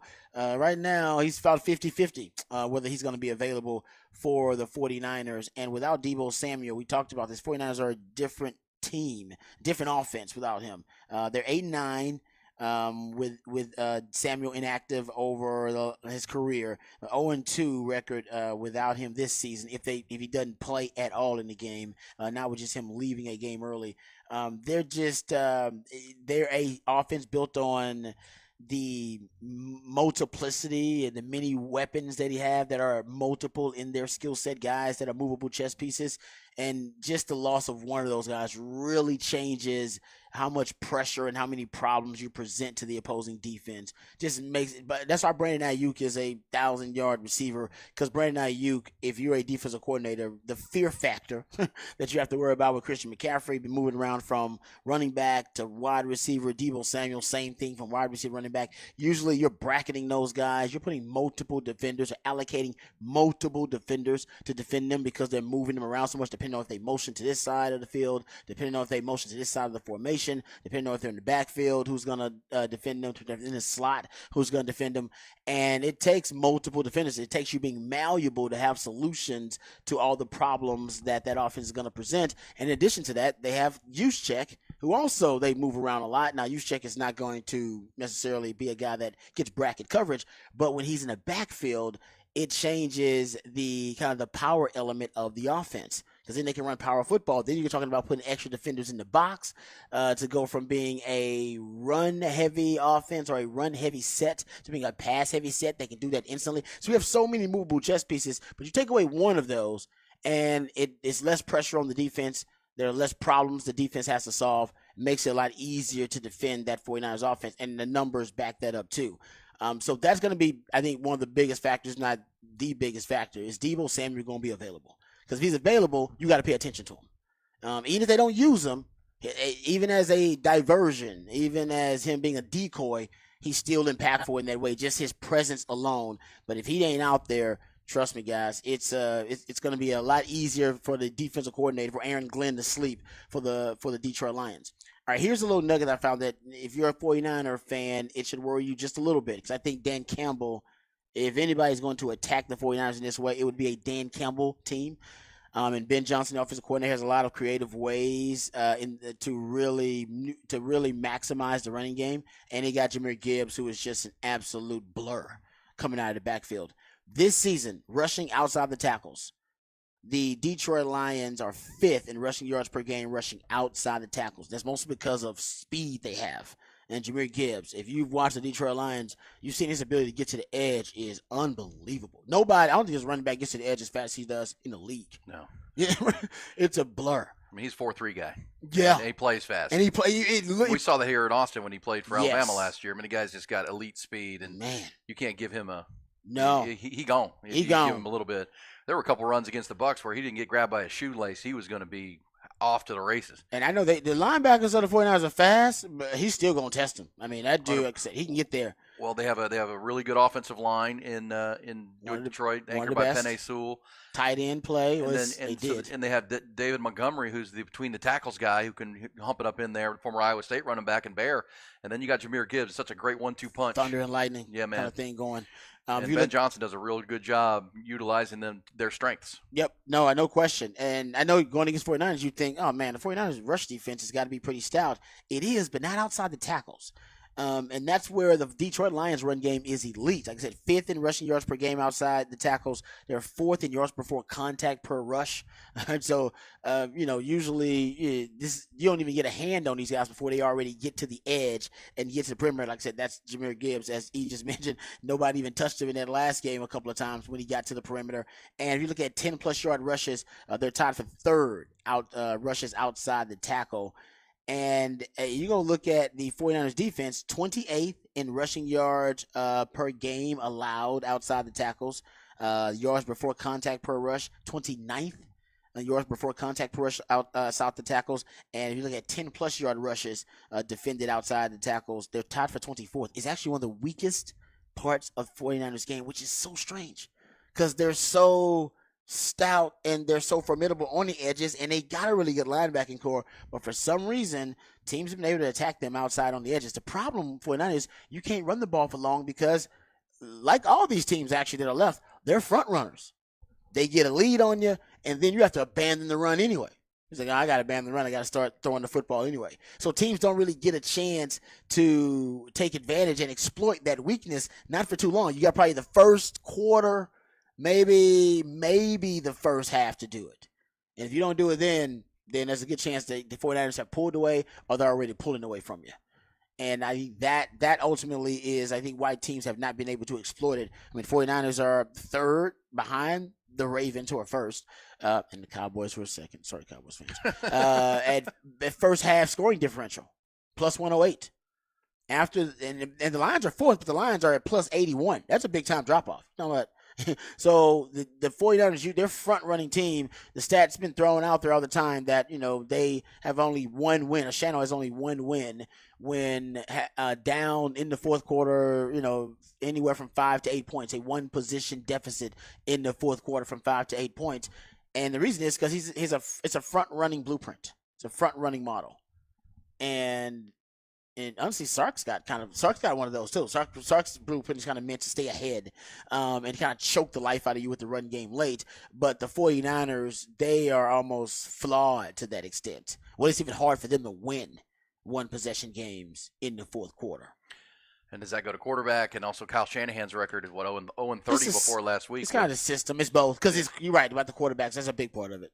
By the way, Aaron Jones went for 108 yards against that 49ers defense last week on 18 carries. So, you can run on this Niners. And by the way, the offensive coordinator for the Detroit Lions is Ben Johnson. Boomer Esiason is saying it's a lock that he's going to be the new head coach of the Washington Commanders when the season ends for the Lions, whenever that happens. A lock. That's Boomer Esiason. Wow. He called it a lock. It's a lock Okay. that Ben Johnson's going to get that job in Washington. And the other thing Ben Johnson does a good job of, because you're so worried about Jahmyr Gibbs on the perimeter, think about that 31-yard touchdown run against Tampa last week. That was right up the gut. Yep. Right, you're so worried about the perimeter with him. Got guys sprinting to the outside with all the motion and stuff. And then he runs a little draw play up the gut, and you are. I mean, he didn't get touched until the safety Antoine Winfield missed him. That's a great point. Yeah, and they attack you. They attack every part of the field. They do, and that's because they got really good tight ends. Amon-Ra St. Brown he's an All-Pro. They got you talked about top 5 O-line. We don't talk about the O-line enough. They got a top 5 O-line too. Here's one more nugget to keep in mind. I know we're up against it here. The Detroit Lions outdoors on grass. Ooh. They are different. And they haven't had a lot of experience really this season outside the dome. How about this? The Lions, they have only played one true outdoor game on grass since November. Their offense only put up 13 points in a loss to Chicago. Yeah. Jared Goff only threw for 161 yards in that game.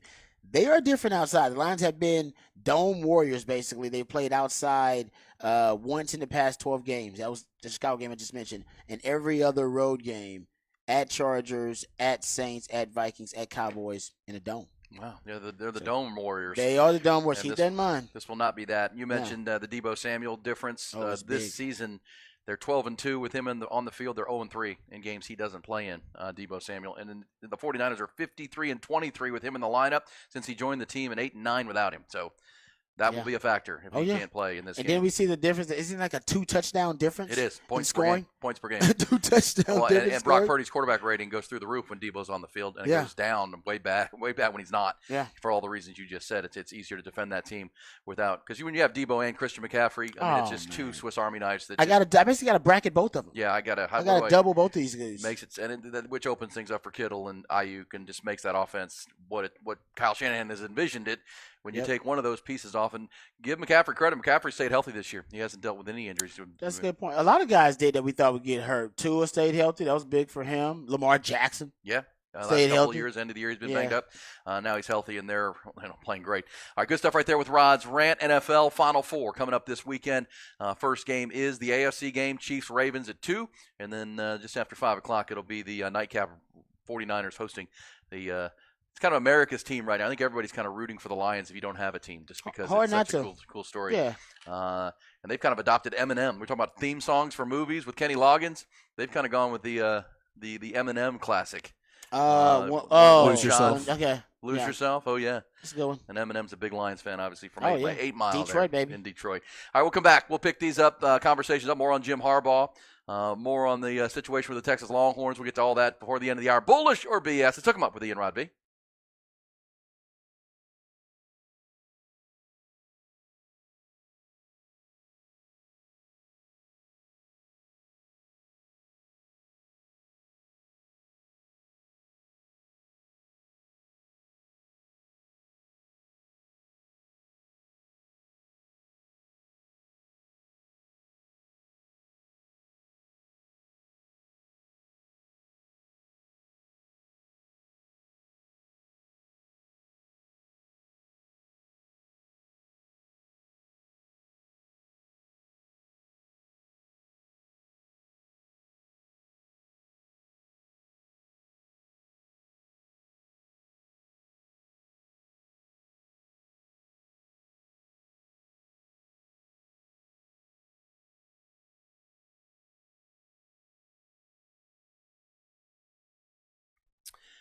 Underdog Fantasy, folks. Listen, only a few NFL games left. Two this weekend, one more in the Super Bowl. But if you're an Underdog Fantasy fan, you know the NBA is cooking night by night, including last night. All 3 Texas teams played. They all got beat. Gave up big point totals, too. That's what Underdog Fantasy is all about. You have some fun with the games you're going to watch anyhow. NFL, NBA, your favorite sport. You win money, too. You just pick the game. You go to Underdog. And gosh, they make this so simple. You download the app to your phone, or you just go to UnderdogFantasy.com. And then you pick your team each night, right? 2 to 5 players playing in games you're going to watch, and you're going to choose from some in-game stats if you're going to go higher or lower on those in-game stats. You choose the stat, and the higher or lower. And if you go 5 for 5, you get 5 picks right. You're going 20 times your money is what you're going to win right there. It's so much fun. Just adds that little extra excitement to the game. Give you a reason to really keep up with it and watch it closely. That's what it's all about with Underdog Fantasy. You pick them, you watch them, you win them. Again, choose higher or lower on 2 to 5 of your favorite players. You could win. It's what it's about. There's winners every day. It's built for fans like you and me to have some fun with it. Check it out, UnderdogFantasy.com. Underdog smartphone app. Download it. Use the promo code Hogan when you get signed up, my last name, and they're going to double your money up to $100. So you're already a winner. $50 becomes $100. $100 becomes $200, obviously, and you're off and running. Winners every day at UnderdogFantasy.com. The Underdog Fantasy app. Promo code Hogan. Must be 18 or plus and present in a state where Underdog Fantasy operates. Terms apply. Concern with your play. Call 1-800-GAMBLER or visit www.ncpgambling.org.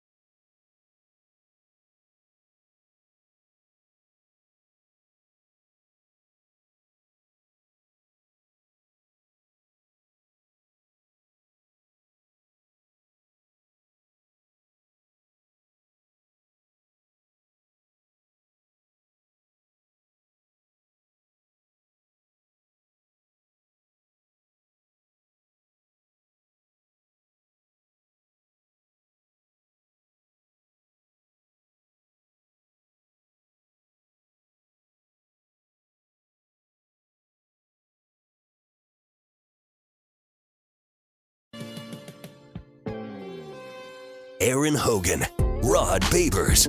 Hook 'em up. 1019 AM 1260. The Horn.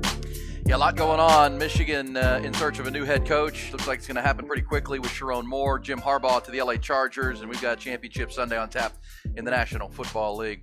By the way, Rod, the Michigan Athletic Award manual, upon Jim Harbaugh officially accepting the Chargers deal, had a statement that said, "We have been discussing a new contract that would make Jim the highest paid coach in college football. In the end, he wanted to explore and ultimately decided to pursue a return to coaching in the NFL. Jim has always been extremely upfront with his communication regarding NFL opportunities, has been helpful with this transition in leadership. We had a great conversation tonight when he informed me of his decision. He offered his assistance in helping identify the needs for the program moving forward. We are working quickly to hire the next coach for the program, and we'll do everything possible to keep this current staff and team together." So, looking like Sharon Moore will be the definitely guy. going to be him. That's no doubt. That's who Jim Harbaugh wants it to be, and it seems like that's who the administration wants it to be. So it seems like everybody's on board for that being the case, and the way the timeline works out, most of those players are going to at least they're going to be in a position where they're going to be almost forced because of the timeline to give Sharon Moore and the new coaching staff and new regime a chance, at least through the spring. Yeah, at least through the spring. And of course, Sharon Moore was the head coach on 4 occasions this year. And he's been there for 6 years. And let's not forget, Sharon Moore coached that team, but Jim Harbaugh was able to coach during the whole week. He just couldn't be there at the game. Yeah. Which is different than being suspended for 4 weeks, right? To not Very even true. be there all week long. Very true. He still was a part of He's the install. basically not with them for 24 to 48 hours. Yeah, just on the field. Which, that's got its own. And he beat Penn State at Penn State, beat Ohio State on the field in both of those games. And then he cried after? And then he cried big time after the Penn State game. Dropped some F-bombs. Is that really the look you want from your head coach? And he thanked the Lord. You think he thanked the Lord, dropped F-bombs, and also cried. So did all that in like 30 seconds. Hyper emotional for sure. Very emotional. Well, we'll see. I mean, this is, I'm sure. I think if you polled most Michigan fans, they'd be happy with this, just because, could you go out and hire a better coach possibly? But they just saw what happened with Alabama, right? You open the portal, but you're right timing wise. We're going to talk to Jerry Hamilton at the top of the hour from On3 Sports, their senior recruiting advisor and analyst, and what's he hearing from Michigan as far as players and player movement now that this is official and they have 30 days. What's the timeline look like? And did Jim Harbaugh slow play this and long play it to be able to, use the calendar to the Michigan advantage? Of course he did. For sure he did. I mean, there's no doubt. I want Jerry's thoughts. It's on a theory, though, but yeah. Also, we'll talk to Jerry about Texas and the commitments they've landed over a big junior weekend, and defensive line coach, what he's hearing on that front from the Texas Longhorns. So all things with Jerry Hamilton just after the top of the hour headlines. Also talking NFL and Championship Sunday. Rob, there's also the really I don't know what the word is, kind of ugly story down from Texas State, where DJ Kinney was, historically good in his first year at Texas State. Awesome. Led them to their first ever bowl win. Offense took off, right? And the leader of that offense was a guy named TJ Finley, right? The quarterback who came in from Arkansas. Yes. And he had a great year. Led them to that bowl win up in the Metroplex, up at SMU. A first ever bowl win for the program. They beat Rice. Well, so that bought out all the beer at the stadium too. Drank the place dry. Drank it in North Dallas. I mean, come on, man. Who you dealing with here? You're dealing with Texas State. We know how to party, man. Order some extra coldies. Well, so TJ Finley was the quarterback into the offseason, and a couple of days, here's what's uncertain. Is that G.J. Kinney brought in a kid named Jaden DeLaura through the transfer portal, and then T.J. Finley jumped into the portal and transferred to Western Kentucky. There are those there at Texas State that would tell you that T.J. Finley would not give the staff assurances that he wasn't going to enter the portal. Okay. So the addition of Jaden DeLaura was to get ahead of that they couldn't get him to confirm it, and there were rumblings and rumors that he was going to enter the portal, and he was doing some tampering, back channel work on where his opportunities would be. Okay. Well, so he jumped in so they actually brought in Jaden DeLaura from Arizona State, and then TJ Finley got into the portal and he transferred, and he's going to Western Kentucky now. Third school in 3 years for him. Wow. But now Jaden DeLaura, turns out, has withdrawn from school because it became a big controversial topic on campus with the Texas State student body that before he left Arizona State, DeLaura settled a civil lawsuit that stemmed Arizona, I should say. I was saying it keeps on Arizona State. Arizona. DeLaura settled a civil lawsuit that stemmed from a 2018 sexual assault case back when he was in high school in Hawaii. Okay. He and a teammate pled guilty in juvenile court to second-degree sexual assault, and that stemmed all the way back to 2018 when he was at St. Louis High School in Hawaii, Honolulu. And then he's bounced around, but he was at Arizona last year as the quarterback. But then he got beat out by Noah Fafita. Yep, Fafita. Fafita stepped in and took over and great year. helped Jed Fish. He got hurt 4 games in. Well, but I think he was healthy enough to come back, and Fafita was just playing so well that he was, that's the future. Now, look, then Jed Fish goes 9-3, wins the Alamo Bowl, and he's now the coach at Washington. So we know all this transition. So point being, DeLaura transfers to Texas State, but there was an outcry on campus. There was a protest planned for tomorrow where they're going to protest the coach bringing in a player with a sexual assault background. And, G.J. Kinney, in immediate response, put out a statement saying that they vetted the player and this was in high school and wasn't a felony and all these things. That didn't go over well either. So now he is withdrawn. He's not going to play football at Texas State. So now essentially Texas State doesn't have a quarterback going into the winter workouts, at least an established quarterback. And there are those at Texas State saying that DeLaura gave in to the pressure and should have stuck through it, and it's become a pretty ugly situation. Student body was pretty clear and convinced on what their side of it was. You can't be bringing a player on campus that could put us in jeopardy. So it's a weird and bizarre situation. We'll have to dig into it, but keep an eye on that because T.J. Finley is now at Western Kentucky. Jayden DeLaura is now withdrawn from school. He got cleared by 2 different programs. I don't see what the issue here was, especially since he was. What he did and pled guilty to. I don't know exactly what happened. That's probably terrible, but people do deserve second chances. And 2 bigger programs have already vetted the situation and cleared him to play. So I don't know. It's weird to me. Right, and because he had played at 2 other places, but it was 2 days before he withdrew. DeLaura settled the civil lawsuit that stemmed from the 2018 situation. So, there are more questions than answers in this case. And G.J. Kinney at the end, because there are Texas State fans saying, well, why did you let T.J. Finley go? But what I've heard is that T.J. Finley wouldn't assure the coaches that he wasn't going to jump in the portal. And so they were trying to be proactive because they had an opportunity to get a hold of a quarterback who could run their system. So, we'll have to dig into that. But keep an eye on what's happening down at Texas State. So they'll have to wait to the next portal window to try to go after a quarterback. And then what do you – not say you waste the spring, but – you really want that spring to be devoted to your quarterbacks getting reps to get ready for, fall training camp. Yeah, that's right. You may go into spring without a quarterback. So, that's brutal. And you'll be very limited in your options in that other portal, in that transfer window. And to Ty's point, DeLaura started the first 4 games at Arizona, then suffered that injury. Noah Fafita stepped in and earned Pac-12 Freshman of the Offensive Player of the Year honors, threw for over 3,000 yards and 25 touchdowns.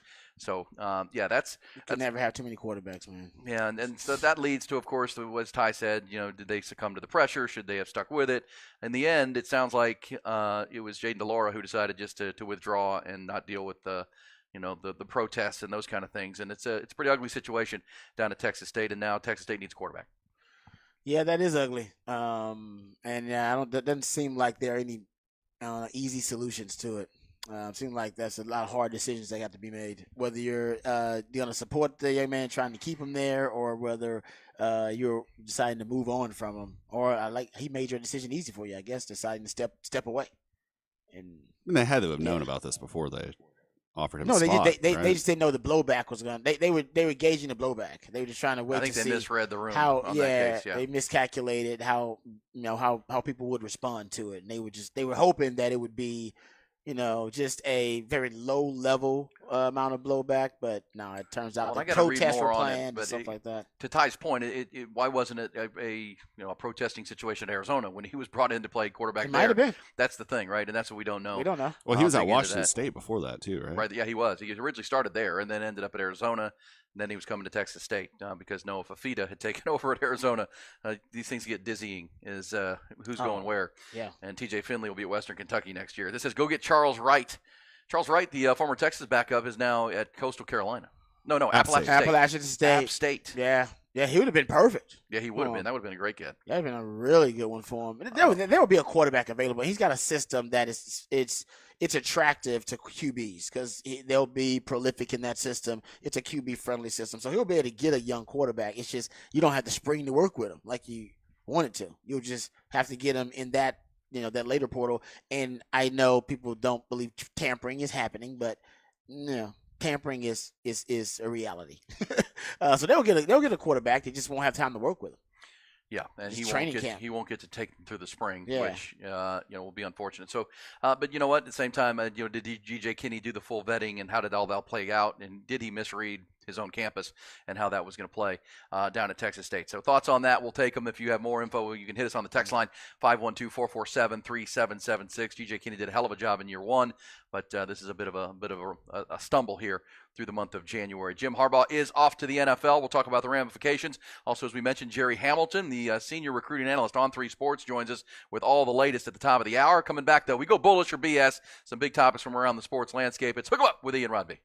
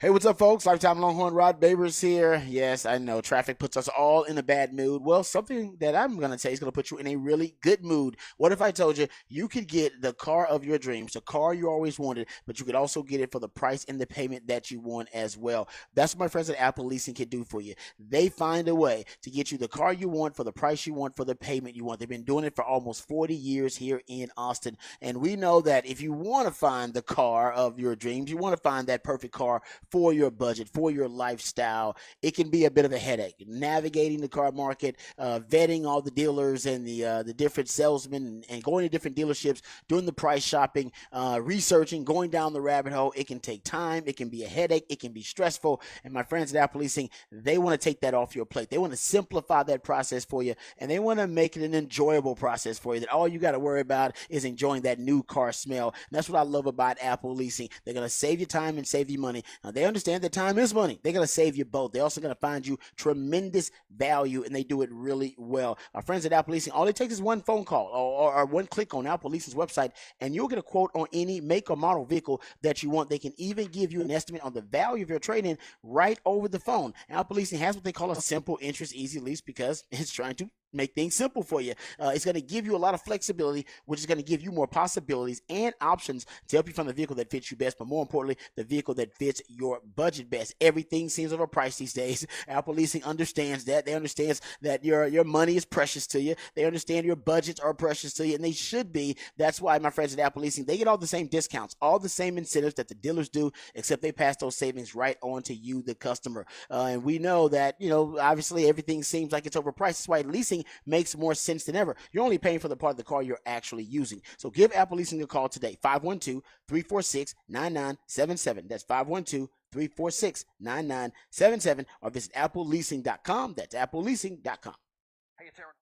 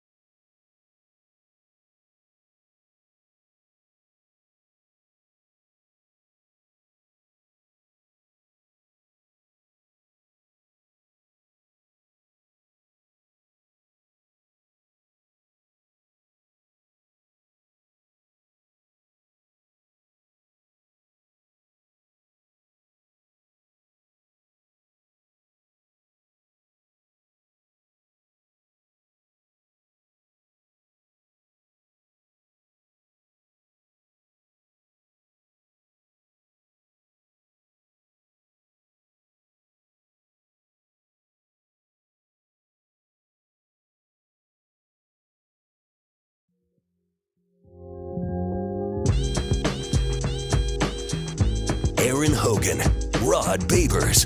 Hook 'em up. 1019 AM 1260. The Horn.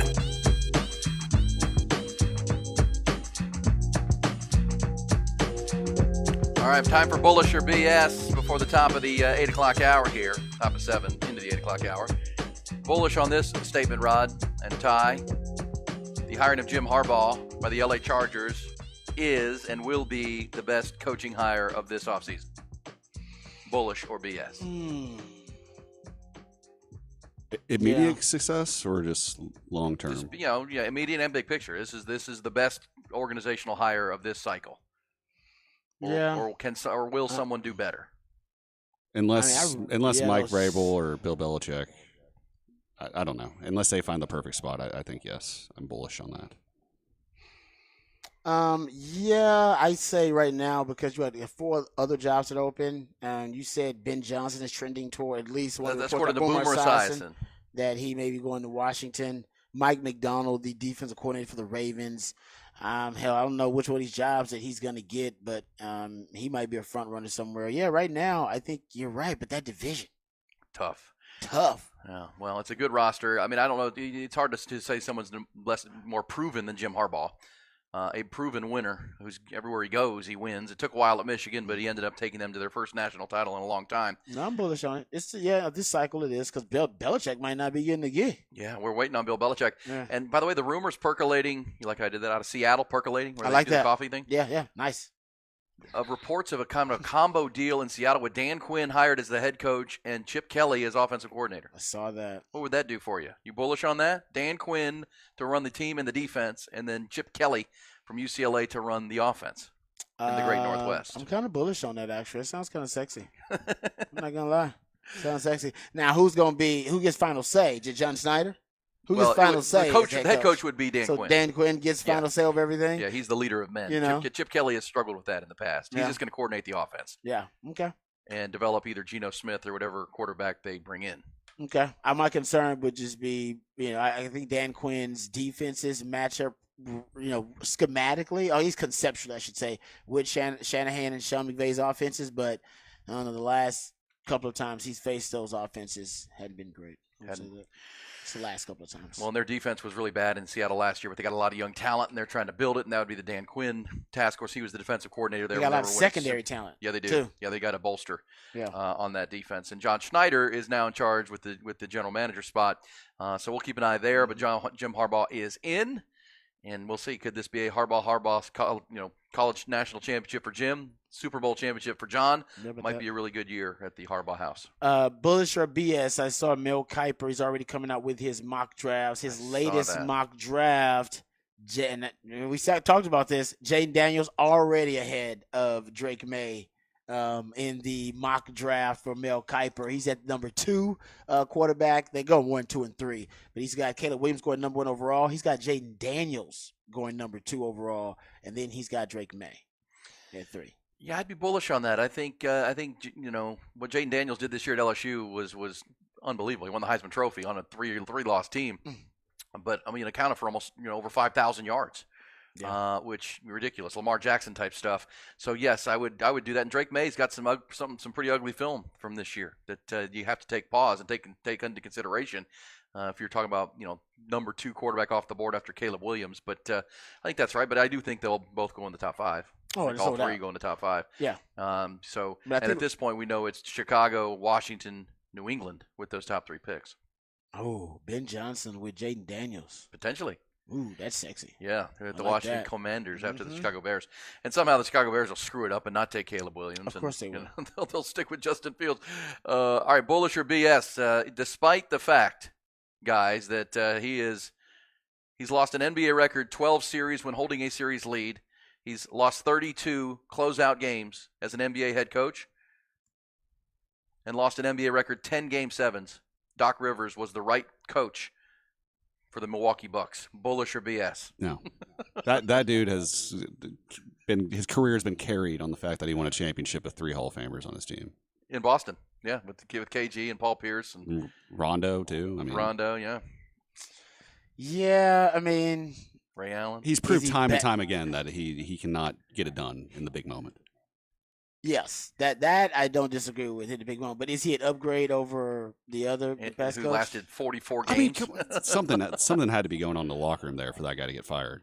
I mentioned yesterday. They give up 120 points a game. It's the fact that they don't play defense, and he can't get them to play defense. Well, Dame Lillard doesn't play defense. What they think was that you got rid of the best defensive guard in the NBA in Drew Holiday, and you replaced him with Dame Lillard, who obviously is a volcano offensively, but he does not. He's never played any defense.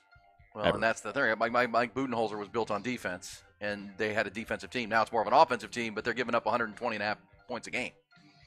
Yeah, that ain't pretty. Let me say this again. Doc Rivers has lost 7 series when leading 3-2. 7 times, 1 game away. Man can't close. Man can't close. Coffee's for closers. Always be closing. Can't close. ABC, baby. Yeah. No, I'm with you. I think Doc Rivers is what he is. I think we all know what Doc Rivers is at this point. I guess they're just saying he's an upgrade over the previous coach. Yeah. Well, who lasted half the season. By the way, Travis Kelce on the Kelce Brothers podcast says that the hand sign he did when he caught a touchdown pass was not for Taylor Swift. It's for Mama. No, he says it was for the Bills Mafia who were heckling him, and he wanted to know it's all love. It's all love. Oh, that's... He said there were some things said about families, some pretty inappropriate things said about Patrick Mahomes. It was pretty whack. I don't hate you guys. It's all love, baby. It's all love. He still uses the term whack. He said whack. He's just vintage, I guess. It's whack. Yeah, it's all I've heard whack. that term in a while. Pretty whack. Pretty whack. Man. It's a wiggity whack. Exactly. We'll be back. Hook 'em up. Jerry Hamilton coming, senior recruiting analyst on On3 Sports. What does he think about the Jim Harbaugh move, and what does it mean for the players at Michigan?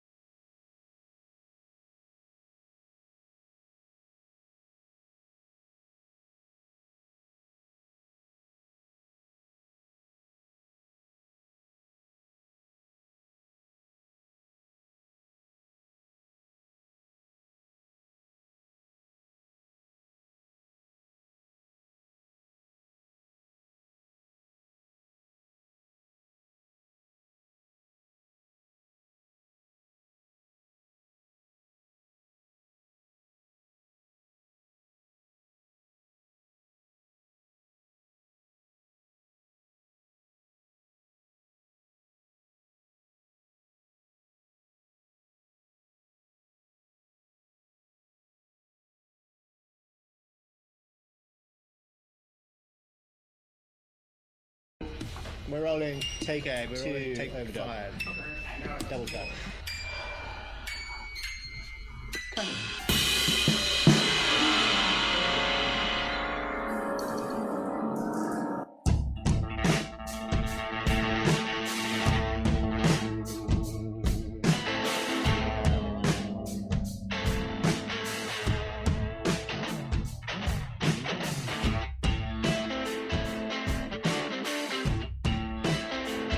Hook 'em Up rolls on into the third hour of our 5-hour morning-by-morning conversation. Bottom of this hour will be halfway through. It'll be at the turn.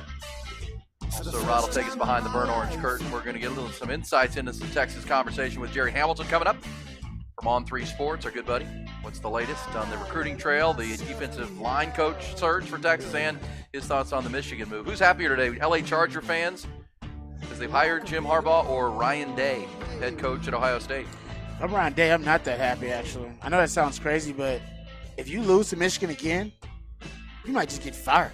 Oh, for Because, sure. you know what I mean? Like, think about it now. The pressure's even more. Like, I thought there was more pressure. The sign stealing, you couldn't beat them, after the sign stealing thing. So you can't use that as, oh, man, they were cheating. And that's why they were beating Ohio State. That's why they had the upper hand. Nope. Without cheating, they still beat you. And then now without Jim Harbaugh, they may beat you. Be careful what you wish for. What you want to do is slay the dragon. Yes. What you ultimately want to do, like Mac Brown. Mac Brown dealt with this with Bob Stoops when he first got there. And Bobby Bowden when he was in North Carolina. He knows exactly. He knows about dealing with that Spurrier. and deal with that dragon. Exactly right. And y'all remember this, Longhorn fans. He was winning double-digit games and couldn't beat Bob Stoops, who just won a national title in his second year. And y'all were thinking, man, Mac Brown, Coach February out here, man. It's like, he can't get it done. He was dealing with the same issue, but he finally slayed that dragon. All right, Mac Brown made the necessary adjustments to the blueprint. He slayed that dragon, beat Bob Stoops, and then, obviously ascended to being, a great Hall of Fame coach, which he is now. Ryan Day, he can slay the dragon. Dragon gone. Dragon gone. You know what I mean? Yeah, so that's a great point.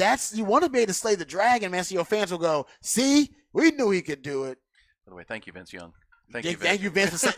Your Dragon Slayer. Yeah. The Dragon Slayer, Vince Young. The King Slayer. The King Slayer. Can we go ahead and get to the headlines? Then we'll talk to Jerry about all these conversations we are having.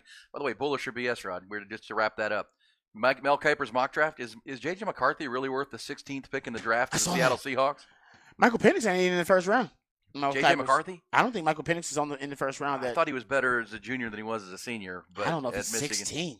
16 is where he has him to the I guess Seahawks. because he's got the quarterbacks going so early here. I got the mock draft. We'll get into it later. But he's got him going 1, 2, 3, like Drake May and Skyler Williams and Jaden Daniels. So I guess at that point, I mean, you're out of quarterback. You're at Bo Nix and J.J. McCarthy, right? That's where you are. Quarterback star of the league, yeah. So that's why Quinn Ewers is like, just wait. But it's like, man, Quinn Ewers had a shot if he had just played really good in that Washington game. Yeah. He might have still been able to get first round. Maybe not 1 overall, but first round. Obviously, J.J. McCarthy, 27-2 as a starter and won a national championship. But is he a really good college quarterback, or is he an NFL first round draft pick, middle of the first round?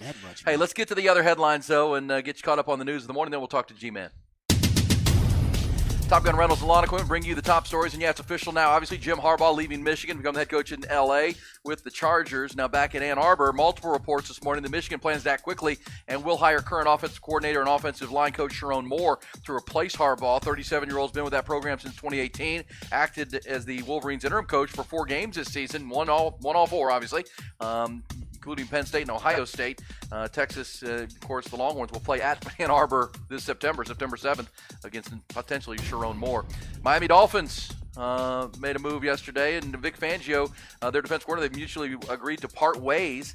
And now, according to Adam Schefter this morning, the former Dolphins defense coordinator is traveling to Philadelphia to officially sign the contract to become the Eagles' new defensive coordinator. So headed to Philadelphia, leaving Miami and Green Bay. The Packers have parted ways with their defensive coordinator, Joe Barry, after 3 seasons in college hoops. Tough night at the Mood for the 10th-ranked Texas women. Despite 29 points from Madison Booker, the Longhorns lost to Oklahoma 91-87. And afterwards, Texas head coach Vic Schaefer not happy with his team's effort. We didn't play well. We played terrible. We played with no juice, no energy, and no fight. We happened to, with 5 minutes to go, decide to try to play a little bit better. That's just too late. I don't care where I'm coaching. I don't care if I'm at Timbuktu. You ain't going to play for me like that. That is not acceptable. And it damn sure ain't acceptable at Texas. So we'll watch the film. The film won't lie. And we'll address it. And we'll address it first thing in the morning when the sun's coming up. Fun day over on the 40 acres. Texas baseball right-hander LeBaron Johnson Jr. has been named the 2024 Big 12 preseason pitcher of the year, and the incoming outfielder Will Gasparino named the league's preseason freshman of the year, as the conference announced yesterday. In addition to LeBaron Johnson, outfielder Porter Brown named to that preseason all Big 12 team. Longhorn season begins with the alumni game on February 3rd. They'll open the regular season hosting the University of San Diego on the 16th of February. NBA, all three Texas teams at home last night. All three lost. Oklahoma City rolled the Spurs. Phoenix beat Dallas in Dallas. Devin Booker poured in 46. And Portland beat the Rockets 137-131 in overtime. And a done deal in Milwaukee one day after firing Adrian Griffin in his first year. Bucks have hired longtime NBA head coach Doc Rivers to be his replacement.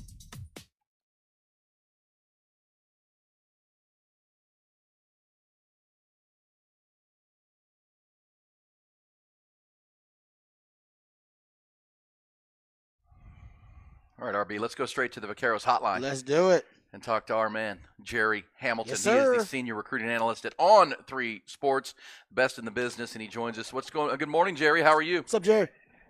Hey, good morning. Hey, I have to respond to a couple of things from the Cantina hotline. One, I'm glad I'm not a Texas women's basketball player today. I will say that. Practice is going to have brooms. Well, I mean, whatever. Everything's coming out today, man. And two, I was at that Rockets game last night. Anthony Simons may be the best player that nobody really talks about. I mean, that guy, the guard for Portland, is really, really good. He didn't go to – he signed with – he was going to go to play for Rick Pitino coming out in high school. Then all the stuff went down at Louisville, so he never went to college. And then he ended up in the NBA draft. But he is really, really good. And I'll throw one more thing before we get to the things that Texas fans want to talk about. Scoot Henderson has the longest arms of a 6'4", 6'5" person I will ever see in my life. Guys, it's unbelievable. He has the wingspan of a 7-footer. Like, he could give me high fives from the 8th row last night. But here's the problem: he can't make a jump shot. So unless he solves that, he's going to underachieve to what people thought. Awesome. All right, now let's get to the real stuff. That's why we love Jerry. That's good. Hey, man, you wind him up and let him go. That's what Jerry's all about. It's great stuff. Nice nuggets. Yeah, the Portland Trailblazers did beat Houston in that overtime game, and Jerry was there. And yeah, it won't be fun over with Vic Schaefer this morning. Can guarantee you that. Hey, Jerry, obviously, you've been doing this a long, long time. Rod and I too. We've never seen like it. I mean, 3 of the head coaches in the Final Four that we covered were gone, right? I mean, Nick Saban retires, Kalen DeBoer leaves for Alabama, and now Jim Harbaugh is gone. We've never seen a whirlwind like this. I mean, how does this impact Michigan recruiting? I mean, did he wait long enough to kind of use the school calendar as a deterrent and keeping Sharon Moore? What do you expect as far as the exodus for the Wolverines? Yeah, I think the main thing I'm looking at, and I think those are all great points and valid, but I think what happened at Alabama, and Kalen DeBoer is a great coach. He's going to have success at Alabama. He'll have Alabama in the playoff. I'm not saying this year. But I think Michigan sat and watched that and said, whoa. We can't go outside the family on this hire. And Sharon Moore did a good job filling in for Harbaugh. We have to stay in the family here so there's not a mass exodus. And I know they're coming up against that drop, when guys could leave. But that doesn't mean they can't just leave in the spring, right? I mean, so I think staying in house here, sounds like it's where Michigan's headed, is very smart. I think their powers that be up there sat back and watched what happened at Alabama and said, whoa, we don't want anything that's close to a repeat of that, whether it's 20 guys jumping in the portal a day after Harbaugh leaves or if it's in the spring. They have to hold it together because you just don't have time to replace what you lost. You just lose too many guys and too much talent to replace that. I mean, it's going to be interesting to see if the dates change and how things change moving forward in the future with the portal because I know it's not fair, but man, that was what happened to Alabama is just really rough. Yeah, that is. Hey, Jerry, let's say hypothetical because I'm with you. The next transfer portal window, if some Michigan players decide that they want to leave, that'll probably be most likely the one that you'll see some guys decide to depart with. But if, let's just say hypothetically, if Texas was targeting or looking at some players who may transfer or hit the transfer portal for Michigan, who would those players be? Who would they be? Who are the guys? No, that's D-line. D-line. Guys like a Mason Graham out of Anaheim Servite. Y'all know Sark loves SoCal, right? Recruit SoCal, state of Texas, SEC country, and Arizona. Those are the areas for Texas.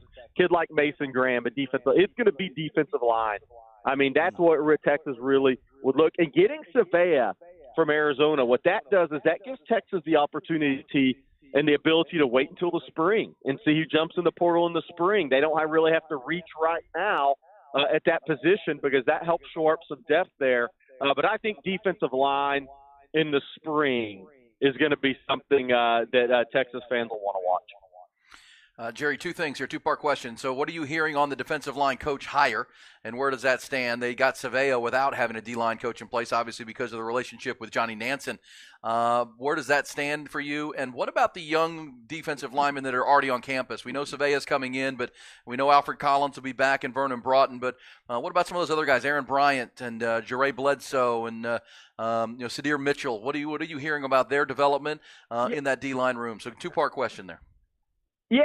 I think the first thing on the D-line hire is it was always said that Sark was going to take his time with this and get absolutely the right guy. I mean, obviously they talked to some guys, Rod Wright included in that, but they're still, continuing through that process right now. It could be an NFL guy.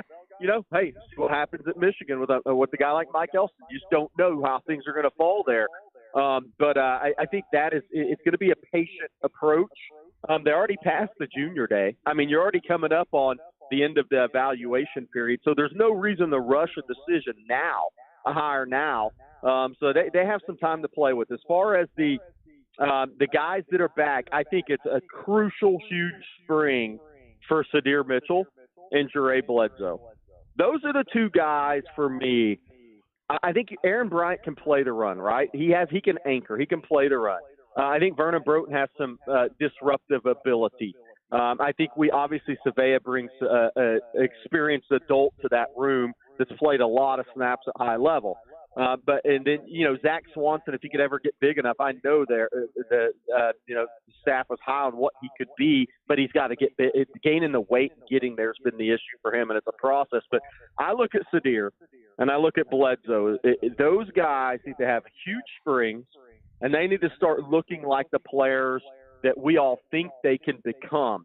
Because both of those guys have Sunday ability, but they're far off from that right now in terms of consistency. And until they get that consistency, then there's going to continue to be questions about them. And I know that may be being hard on Sadir because he's just redshirted his freshman year. But he showed some signs later in the year, but you got to have that consistency. And that's what gets you on the field, and that's what earns that trust. I mean, you look at how long it's taken Alfred Collins to do that, and he's still not where he should be, because if he was, he'd be in the NFL draft right now. So they need Jere Bledsoe and Sadir Mitchell to have really big springs and start to show what they can become, because those guys, Bledsoe could be a big-time disruptive guy and a pass rusher on the interior. Sadir Mitchell, there's just not many 6'6", 340s with quickness that can play over the ball. He is perfect for the SEC. That's why Georgia fought to the end for him. But that light's got to come on. Hey, Jerry, the Longhorns had a big recruiting weekend this past weekend and actually did get a commit from 2025 commitment. Lance Jackson, the edge rusher, but also he's a guy that can play tight end. Give us your thoughts about where he projects to be for the Longhorns and what style of defense that he may hint that the Longhorns want to play in the future. Yeah, he says he's being recruited at the buck position. By the way, I saw him in person on Saturday, and I think he's about 6'5 and a half, about 255, 260 now. He's gained a lot of good weight, long levers, right, which I think is what Texas is really after, is that length at that edge position with size. I think that's where they're headed with the move to the SEC. I think that's absolutely what he's going to play, that buck position, that edge position. That's what he is. And that's the thing, he knows what he is. I mean, he plays tight end, and he looks good on tape doing it. But he knows where his future is, and I think that gives him a chance to be a really good player. And I'll tell you what, I mean, guys, that was a big win for Texas this early because obviously his brother signed with LSU, is now at Arkansas. But with Arkansas falling off under Sam Pittman, that really opened the door for Texas to get this done quick. And Texas got this done quick before A&M Mike Elko really could make a true run at him. But he picked Texas. He loves Austin. He likes where the program's headed. So I think he didn't make an emotional decision. He made a sound decision. Longhorns with 5 commitments already for the class of 2025. Lance Jackson, the latest out of Texarkana. Also got the linebacker from Pearland, Anthony Williams, Brandon Brown from Palm Beach, Florida, Amari Winston, the tight end from Calhoun, Georgia, and KJ Lacey, the quarterback from Saraland, Alabama. The quarterback for that class coming up. Hey, Jerry Hamilton is with us. By the way, I have some news on that. With Ryan Williams canceling that official visit to Texas this weekend and committing to Alabama, KJ Lacey's not coming in to make the visit this weekend. He didn't come into the January 20th Junior Day because Texas was just going to bring him in with Ryan Williams, his teammate and really good friend there at Saraland High. So with Ryan Williams shutting down his recruitment and committing to Alabama last night, right before Alabama beat Auburn in basketball, which was all that was synchronized after he decided he was going to shut down his recruitment, KJ Lacey's not coming in to Austin this weekend, so he'll be back at a later date. But Sarkisian is scheduled to be there, I believe, next Tuesday to see KJ Lacey. AJ Milwee is scheduled to be in Saraland today. All right, so there you go. Yeah, that happened last night. Ryan Williams had committed to Alabama, but then jumped in, decommitted when Nick Saban retired, but then Kalen DeBoer was able to bring him back, and he said Alabama's where he always wanted to be, just wanted to hear what Coach DeBoer had to say, and it was good enough, and he's going to stay there and play for the Crimson Tide. But KJ Lacey is the commitment for the Longhorns in next year's recruiting class. Jerry, you were on the scene all through the junior day last week, and I saw you reporting on Twitter and on social media following this. What else stood out to you from the junior weekend the Longhorns had last weekend that netted them Lance Jackson and the speedy running back from DeSoto for the class of, from Aledo for the class of 2026? Racing Guillory, really good space player, really talented kid, young player who was hurt at the end of the year, so Texas fans didn't get to see him if they watched the Aledo in the state title game. I thought that just the talent in general was probably the best I've seen on a singular visit at Texas. Just the bodies, just when they showed up, the frames, the talent.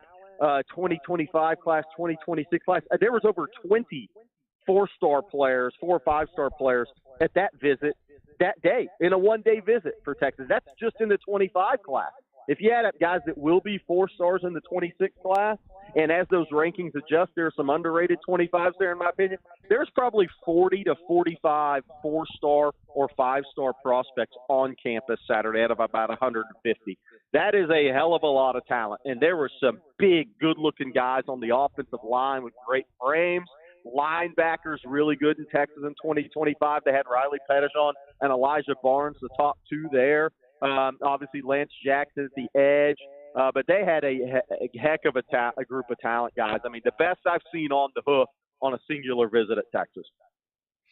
Hey, Jerry, let me ask you about that 25 class. Does there seem to be a focus of it in terms of a position group? Because maybe they're past that point in roster construction. Last 2024 class, it seemed like DB that was a emphasis, right? A priority for them. We saw linebacker be that for them a couple of recruiting classes ago. Remember the big O-line class where they brought in the big humans, and that seemed to be the emphasis. Does there seem to be an emphasis in 2025, or have they passed that point where they've constructed the roster and rebuilt everything, and now they're just filling in the holes? No, that's why y'all are really good, guys. It's linebacker. Like in Texas, it took one linebacker. And Ty Anthony Smith is a great question. They took one linebacker. They were going to take a very guy they considered very high-end linebacker in 24, whether that was flipping Justin Williams from Georgia, which didn't happen, flipping Ty Anthony Smith from A&M, which did happen after that coaching change. They signed 5 linebackers in 23. They were just going to go for 1 or 0 in 2024. And that was twofold. Yeah, they had a great class of linebackers in 23, but they knew what was coming in the state in 2025 and nationally. Texas at the linebacker position has been hit or miss in the state. And I'm not talking University of Texas. I'm talking state producing a lot of high-end linebackers. It's spread football, right? It's kind of what it's morphed into in the state of Texas. So that linebacker position's been really hit or miss in some cycles in Texas, not 2025. I'm going to write something at On3 today about that, how many Power 5 linebackers there are in the 25 class. I mean, you're going to see guys that Texas doesn't even offer that it doesn't mean they're not really good players. They are going to Texas A&M. going to Oklahoma, going to LSU. That's how the depth of talent at linebacker in the state of Texas is tremendous in this class. I also think offensive line. Texas signed 3 offensive linemen last year. They signed 12 the 2 years before that. And the reason they didn't really push is because this class in 2025 in Texas on the offensive line, I think is extremely, extremely high end. Texas offered a kid, Ryan Foji, out of Bridgeland, who is still 16, doesn't turn 17 till July. I went to Bridgeland High a couple of weeks ago because his teammate Jonte Newman's big time too. They have 2 of the best tackles in the country over there at Bridgeland High in Cypress. But this kid was a 6'4", 230-pound defensive end sophomore year at Bridgeland High on JV. And now he's 6'5", 280. And Aaron, I'm telling you, this kid has NFL pass protection, body quickness, and just movement skills. And there's guys like this popping up on the offensive line in Texas. It's a great year on the offensive line in 2025. That's why he's the best. He's Jerry Hamilton with all the info from On3 Sports, the senior recruiting analyst and the best in the biz. I'll have to ask you this because if I were a national host, I'd say I would have to. When is Arch Manning going to transfer and where's he going? Oh, come on. Hey, look, man, he's figured out this keeping the student ID thing in his pocket. He's here to stay. Okay, he's here to stay. Hey, by the way, hey, I have to say this too because we talked about it last week. We talked about Texas basketball. We need to give Rodney some credit. We talked about. Yeah, we do. Oh, they were starting to figure this thing out a little bit, playing through Disu, playing through Asmus, getting the floor spacing back. The big lineup wasn't going to work. They had to work through some issues there. They were trying to cover smaller guards defensively, but they were giving up floor spacing in offense. So moving Dylan Mitchell back to that college power forward with athleticism, Dylan Disu being back, Max Asmus playing that 3-guard lineup a high percentage of the time. They have their floor spacing back offensively, and now they have multiple threats that can shoot the ball. Brock Cunningham coming back off the bench where I think his energy is, it's just unmatched as an off-the-bench player. Caden Shedrick mixing in as a backup. Kendall Weaver's going to continue to be better. His energy's unmatched, period, right? So they figured this thing out now, and now they've set themselves up to be able to compete in this next run of games. I mean, that was a big win in Oklahoma because then you turn around, you go to BYU. Then you have a day off, and you have U of H on Monday. They have a tough stretch coming up, and maybe some people say the whole Big 12 is a tough stretch. I get it, but there's some stretches tougher when you're on the road in Provo, quick turnaround for a big Monday against Houston. Then you're at TCU. That's a 4-game stretch counting at Oklahoma that's really difficult, but they're figuring this thing out. They're getting this rotation set. They got the starting lineup set now, and I think they have a chance to make a run. And I'll say this from a basketball recruiting perspective. Monday, they have a big-time official visitor coming in. A kid from NBA Africa, Ulrich Komchi, a 6'11 kid, who I think is pretty much going to be down to Texas, USC, and Arizona. He is a future first-round pick. He's going to be in for an official visit early next week. Again, that's why he's the best. Jerry Hamilton, Texas basketball, Kendall Weaver, agree with you. The energy and the rotation. The defense has been a lot better for Texas of late, too. Yeah. Held Oklahoma to just 60 points, which is something Rodney Terry's been pushing with that basketball team. All right, Jerry, great stuff, man. Thanks for the visit this morning. Look forward to more. And find all of Jerry's work at On3 Sports, and he is the senior recruiting analyst. Thank you, Jerry. Thanks, Jerry. You got it, guys. Thanks. That's why he brings it right there. Right. No, he's right about the linebacker stuff is so fascinating. I heard Mel Kiper talking about this too on NFL Live. They were asking him if there were going to be any off-ball linebackers drafted in the first round. He's like, probably not. Probably Didn't not have any of them in his draft. And it's so weird. We were literally just discussing this earlier this week when I remarked that if you look at the Final Four teams, linebacker, even though it's not a premium position, it is of a high value to these teams that are deep in the playoffs now. Niners, Chiefs. They've invested in it, right? They've actually gone out traded for these linebackers. You saw the Lions draft one really early, not a premium position, but these teams are prioritizing it. They're putting a premium on it. And there's such a trickle up and trickle down factor in football, especially with football theory. I just wonder now because the Longhorns they have had trouble hitting on them. They've been bringing in a lot of linebackers with a low hit rate because I think it's tougher to evaluate that position in a spread era because they don't come out naturally organically like they used to. You almost have to be able to evaluate, scout, and project great athletes who are going to be a linebacker in the future. Jalen Ford is a 3-star though. Yeah, right? lowest rated player in that class. Exactly. Right. Those are your linebackers these days. They're either projects or they're lower rated players because how are they going to be highly rated in a spread era of football? Yeah, they don't get the thump. They don't chase them all the time. Yeah, right. You don't get to evaluate them properly. And the best athletes end up just playing the edge, right? They just put them and let them chase the quarterback. Exactly. So that has been a problem in the state, no doubt about it. We saw Charlie Strong and Tom Herman bring in guys like Joseph Osai and try to make them middle linebackers. And by the end, they said, "Hey, get back to play." And Overshown, they bring him in. He's a project. I think that's really where you are with linebacker today. Period. Overall, I just think it's tougher in the spread era to evaluate and identify them early. You got to be great in terms of scouting and evaluating tools and traits that you can develop into a good linebacker later.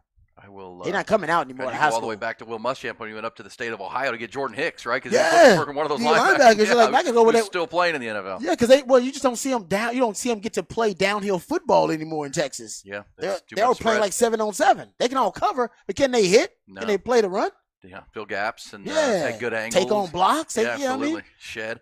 All right, good stuff from Jerry and Rod, and we'll pick it up on the other side with the At the Turn conversation. They tee off today out in San Diego. Also, Rod will take us behind the burnt orange curtain, and we'll talk more about this Jim Harbaugh move, what it means, and Texas for sure. Hook 'em up with Ian Rod B.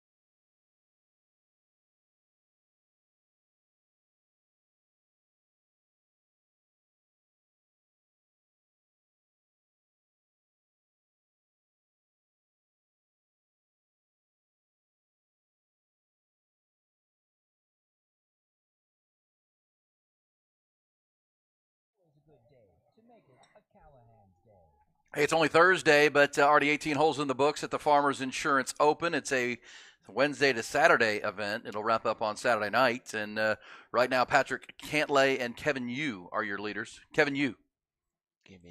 Patrick Cantlay, who's a West Coast guy, played well yesterday on the South course. Excuse me, Yu was playing the easier North course. Wednesday he'll head to that South course at Torrey Pines. So we'll keep an eye on that. Kevin Yu at 8 under par. And then Patrick Cantlay at 7 under after one round.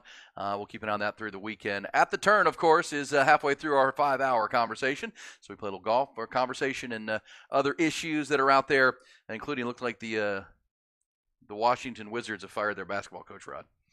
That's breaking this morning. He's going to the front office. Going to the front office. Oh, so Wes Unseld Jr. Oh, he's being like promoted. Promoted to the top. Yes. Okay. Yeah. I get it. Upstairs, kicked upstairs, as they say. That's a good thing. That's better than being fired.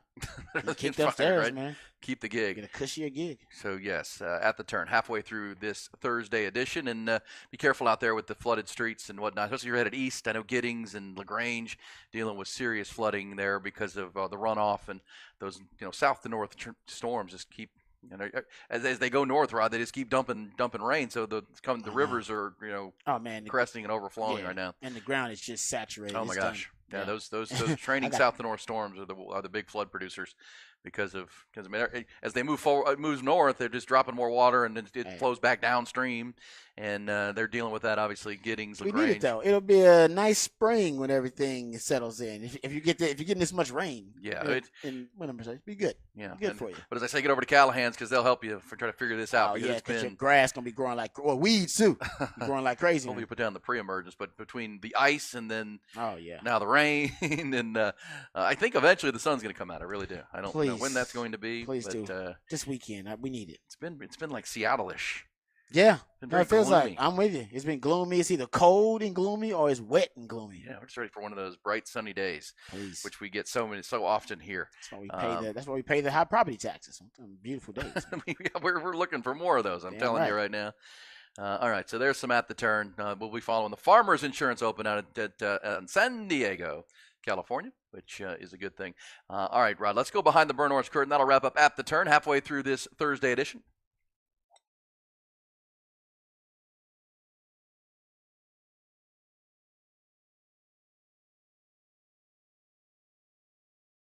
And they were all asking themselves the same question.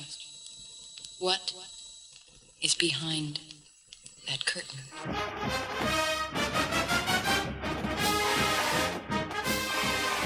All right, let's talk about the Longhorns. First, I want to get into something that I saw on the Mel Kiper mock draft. I talked about Mel Kiper putting out his latest mock draft.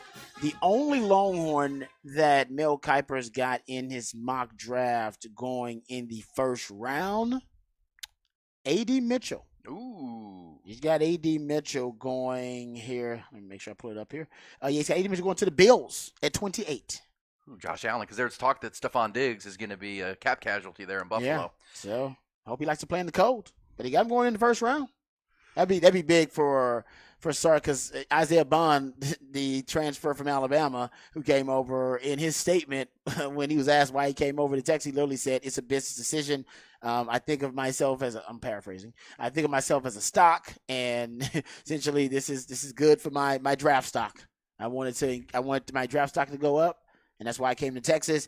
If A.D. Mitchell gets drafted in the first round, then you start developing that pipeline. Texas gets somewhat of a reputation in a Sark offense. If you're a high caliber elite receiver in the transfer portal, Texas is the location, because Texas has really high caliber quarterbacks. Arch will be the next behind Quinn, and they have a very receiver friendly offense where you can put up good numbers, and NFL coaches and scouts like it.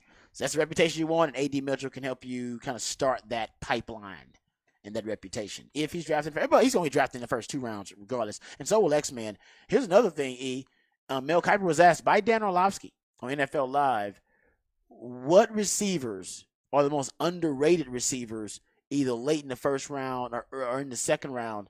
And he said both Texas receivers. That was Mel Kiper's answer. He said, I like both the Texas guys as underrated guys. Now they got 5 receivers going in the top 15 picks. They got 7 of them going total in the first round.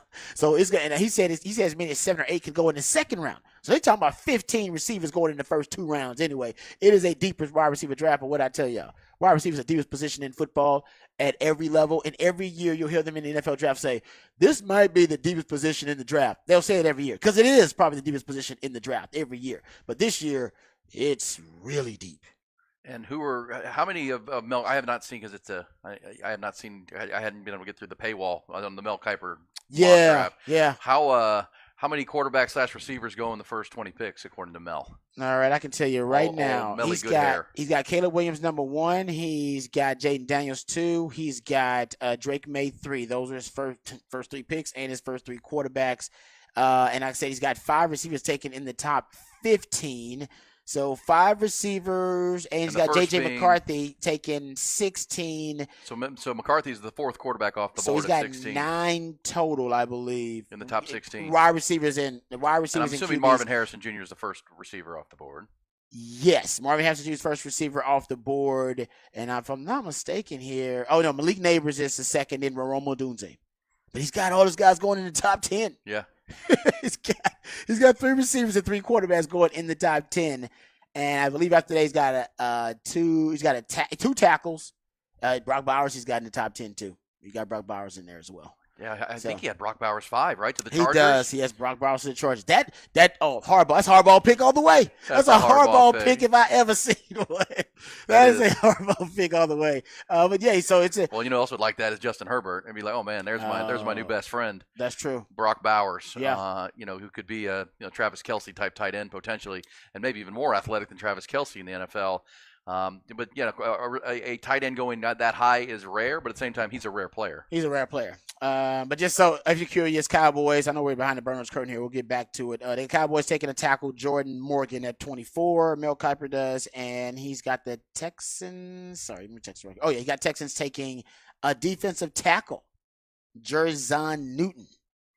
So not a Texas D tackle. They need some guys up front. So I imagine let me see how many D tackles they got going here, because I imagine Texas should be Byron Murphy and T'Vondre Sweat should be among the top 4 D tackles. Mel doesn't have Byron Murphy in the first round. He does not. That's surprising because Dane Brugler and Matt Miller, the ESPN draft scout, both have Byron Murphy off the board and before 20. Yeah, he does not. That's not, interesting. Not from what I'm looking at here. That's interesting because, again, they're at odds with what Dane Brugler and some of the other draft analysts have said, that Byron Murphy will be the first Longhorn drafted, and he'll be drafted in the first 20 picks. Yeah. But we'll see. And it's only January. Yeah, you got a long way. Combine, Senior Bowls, all to come. But that is interesting and a good conversation starters. Cowboys taking a tackle is interesting in that. Well, they got Tyron Smith. Yeah, that's what it is. And Tyron Smith's going to be a cap casualty, and his free agent. He's too old at this point. Yeah, and they'll probably move Tyler Smith back out to tackle. That makes sense. And if you're taking is that going to be a tackle that projects to plays guard early? So which they like those guys that can cross train. They do. Manufacturer's depth. That's what Tyler Smith. Because we know of the Cowboys' key free agents. You got the center Biotish, you've got the tackle Tyron Smith, and Tony Pollard on the offensive side that are premium free agents for them. But you got to figure out what you're doing. You're probably not re-signing Pollard and Tyron Smith at his age. No. Biotish would probably become a priority to keep your center in place. Yeah. Just because, and I know it's not sexy, but you do need to start revamping the O-line. For sure. Overhauling. It's about that time. And I know it seems like you're investing in it all the time. Well, what's interesting about that? I was looking at the Cowboys' salary cap situation. We know Dak is $59 million. Their second highest cap number this offseason is Zach Martin, because they just gave him the new deal. Yeah, he got that money. Hey, he skipped the line. It was a smart move. Yeah, very smart. Very smart move. He said back in July when he was holding out, there's a reason for this. He knows all these free agents are coming. He knows where their cap is, or at least their agent does, and says, "Hey, hold out now. Get your money now, or it may not come." It won't be there. Yeah, because they got to pay. Because he's gonna pay Micah. Jerry's already told you Micah's getting his money, and CD's first team All Pro, so he gonna get his money too. And you probably have to restructure Dak, but got to restructure that. You got to throw at odds with what I think. Got to throw Deron Bland a little change. I know you ain't got to do it right now, but he just had an All Pro year. You want to throw him some change sooner or later. So yeah. Anyway, getting back to Texas and behind the Burners Crow, but yeah, that was good for Mel Kiper when he was asked, "Hey, most underrated receivers. Where's my diamond in the rough? Where's my kind of hidden gem?" He said Texas receivers, and he wasn't talking about specifically A.D. Mitchell because he's gonna be drafted in the first round, but I think he was talking about X-Man. So that's really good for X-Man and A.D. All right, the Texas defensive line coach position, we still don't know exactly who Sark is zeroing in on that for that coaching vacancy. Chip Brown did report yesterday that Rod Wright is one of the candidates potentially to be promoted to defensive line coach. He's assistant D-line coach right now for the Texans, but he could be promoted to D-line coach because they are not going to extend or pick up. They're not going to pick up the contract of their defensive line coach. They're going to let it expire, and they're going to let him walk. So they're interviewing candidates right now, and one of those candidates is Rod Wright, and he may get that job. If he gets that job, I think he'd probably prefer being the Texans D-line coach over the Texas D-line coach. I think so too, and that's a rising program, obviously. There or a stat with D'Amico Ryans and where they're headed. Hit your wagon to that dude. It's smart. And as I've been told, he's not the biggest fan of recruiting, and you've talked about that a lot, Rod. I mean, and it's not even a knock. I mean, it's just that's a full-time commitment. Agreed. In addition to coaching your position, you got to be on the road. You got to love it. You got to love that. There are some coaches that do love recruiting. It's like you got Tim Brewster. He loves it. It's his deal, man. He wants to be out there, man. He wants to be out there and meeting people. That's his strength, though, right? He's a great communicator. He's bigger than larger than life personality. Some coaches, think about it. Some coaches are introverts to a certain extent. So they don't like being out there meeting new people every day. They don't like to walk into a living room of a stranger and then have to be, the big topic of conversation. You got to be one to bring the energy and the vibe. That's tough on some coaches because they're just not naturally extroverts. They're not naturally, that type of personality. If you are, that job is easy. You just get it, you just turn it on, turn it off. But for some coaches, that's a lot of stress. Because they're not naturally those types of personalities. They're not naturally those coaches who have that charisma. They have to work to do that. So some coaches, they figure, man, I just go to the NFL. I ain't got to worry about having charisma. I just got to worry about doing my damn job. Yeah, it's coach players. It's coach players. Yeah, my man got to like me. Yeah. So we'll see. And Sark is still looking for that D-line coach. And I thought Jerry Hamilton made a good point that since you've been through the junior day now and your recruiting class and most of your portal are kind of hays in the barn, you don't have to rush it. You can wait and make sure you get the right D-line coach because I don't think there's any doubt Bo Davis was a critical piece to this coaching staff, both recruiting and development. Oh, yeah. You want to make sure you keep that going because now you're going to the SEC. You don't want to slip at that position as far as the development of the players. Not in that league. Not in that league. Not in lines of scrimmage. You want to make sure your lines of scrimmage are on point going in that league. Yep, 100%. All right, that's good stuff behind the BOC. Little draft talk. Of course, that'll heat up into next week, right? We'll have Championship Sunday this week, Rob, but then the following weekend is the Senior Bowl. And so Senior Bowl practices will be next week. That'll lead to a lot of draft conversation. All the coaches and general managers all get together in Mobile. And Longhorns have how many guys? 4? They had 5 invited, but Alfred Collins and Jade Barron aren't going. So they got 3. They got Jay Witt is in there, Murphy, and Sweat. And I think Jay Witt. Is that just those 3? Those 3, okay. Yeah. All right. To the Senior Bowl. So we'll follow that into Mobile coming up next weekend. And obviously that then leads into February, which then it's the combine time at the end of the month or early March. So, yeah, a lot of conversation coming on the draft. And the Longhorns, as we talked about, could have as many as 7 or 8 players drafted in the first 100 picks of this draft. They could between Jalen Ford, Tvondre Sweat, Byron Murphy on defense. Ryan Watts, I know he's declaring, but I'm not sure where Ryan Watts stands. Well, I think Murphy, Sweat, Murphy, Sweat, and Ford on Jalen defense, Ford, and then offense. X-Men the 2 AD, receivers and the JT, tight end and right Jonathan there. Brooks. And Jay Brooks. Yeah, Jay Brooks is still considered one of the top running back on the board. In Mel Kiper's mock draft, he doesn't have a running back taken in the first round, and it's very likely there won't be a running back taken in the first round. But Mel Kiper, before his injury, had Jonathan Brooks rated as the number 1 running back. Which, I think he still is, but yes. they don't have a running back taken in the first round. That's why he's top running back. Pretty sure it was Dane Brugler who had it mocked as Jonathan Brooks to the Cowboys at 56. Makes perfect sense. Yeah, they get the whatever they want in the first round, but then still get a first-round talent at running back. Yep. Who will be coming off the injury because that'll be the big question for Jay Brooks when he goes to the combine and does workouts. Will be the medicals. How is that knee healing? What's the prognosis? Is he gonna be ready by summertime? or camp at least, right, to be training camp ready. And if he is Jonathan Brooks, that'd be a great-looking Cowboy, wouldn't it? Yeah, well, that second round this year actually might be underrated considering all the receivers that are going to be. It's a deep receiver draft. It's a deep tackle draft. You'll have Penix the way that Mel Kiper's doing it. Penix might be in the second round for you too. That's right. And Jonathan Brooks, good player. No, second round this year could be a really, really good draft round in terms of the value of it. Well, as we talked about with the draft losing some of its luster at the back end, 5, 6, 7, 8, or 5, 6, and 7, because so many players like Alfred Collins and Jahdae Barron are coming back to play, and so many, the NIL has changed the landscape. Guys can come back, still play, develop, and make some money while they're here. Those premium picks, second, third, fourth round, are huge. Teams are going to be trading up. Teams are going to be trying to stockpile those. Trading up to 100%, that second round. 100%. Yeah. All right, we'll come back. When we do, it's off the record, Rod. We got some off the record stories maybe you've missed, but you need to hear on this Thursday morning into our 9 o'clock hour. Let's hook 'em up with Ian Rodby.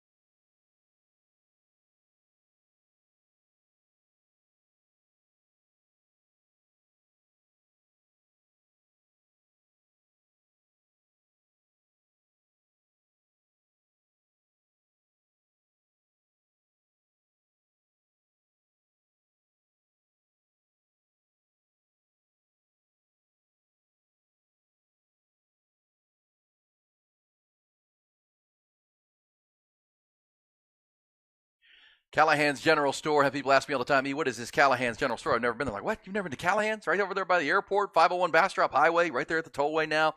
It is everything. It is a family-run, locally owned store. They sell everything from Western wear to tools to livestock. Gosh, they got the whole feed department, everything. And, of course, we work with Callahan's especially to help you with your yard. They've got an extensive section there when you come in the door, go left. All the seed and the fertilizers and the products you need to keep your yard golf course ready and looking like a golf course year-round. And it's the people, right? Whether you're buying a pair of cowboy boots or a cowboy hat, getting some new tools, getting that grass seed that you need, everything. It's right there.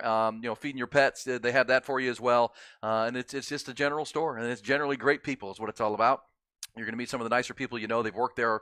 All the employees at Callahan's have been there a long, long time. They love working there and helping you and folks here in Central Texas get to the products they need. Also, how to use the products, right? It's not just one thing to buy the fertilizer, but when do you put it down? How do you put it down? How do you maximize it? How do you not waste it?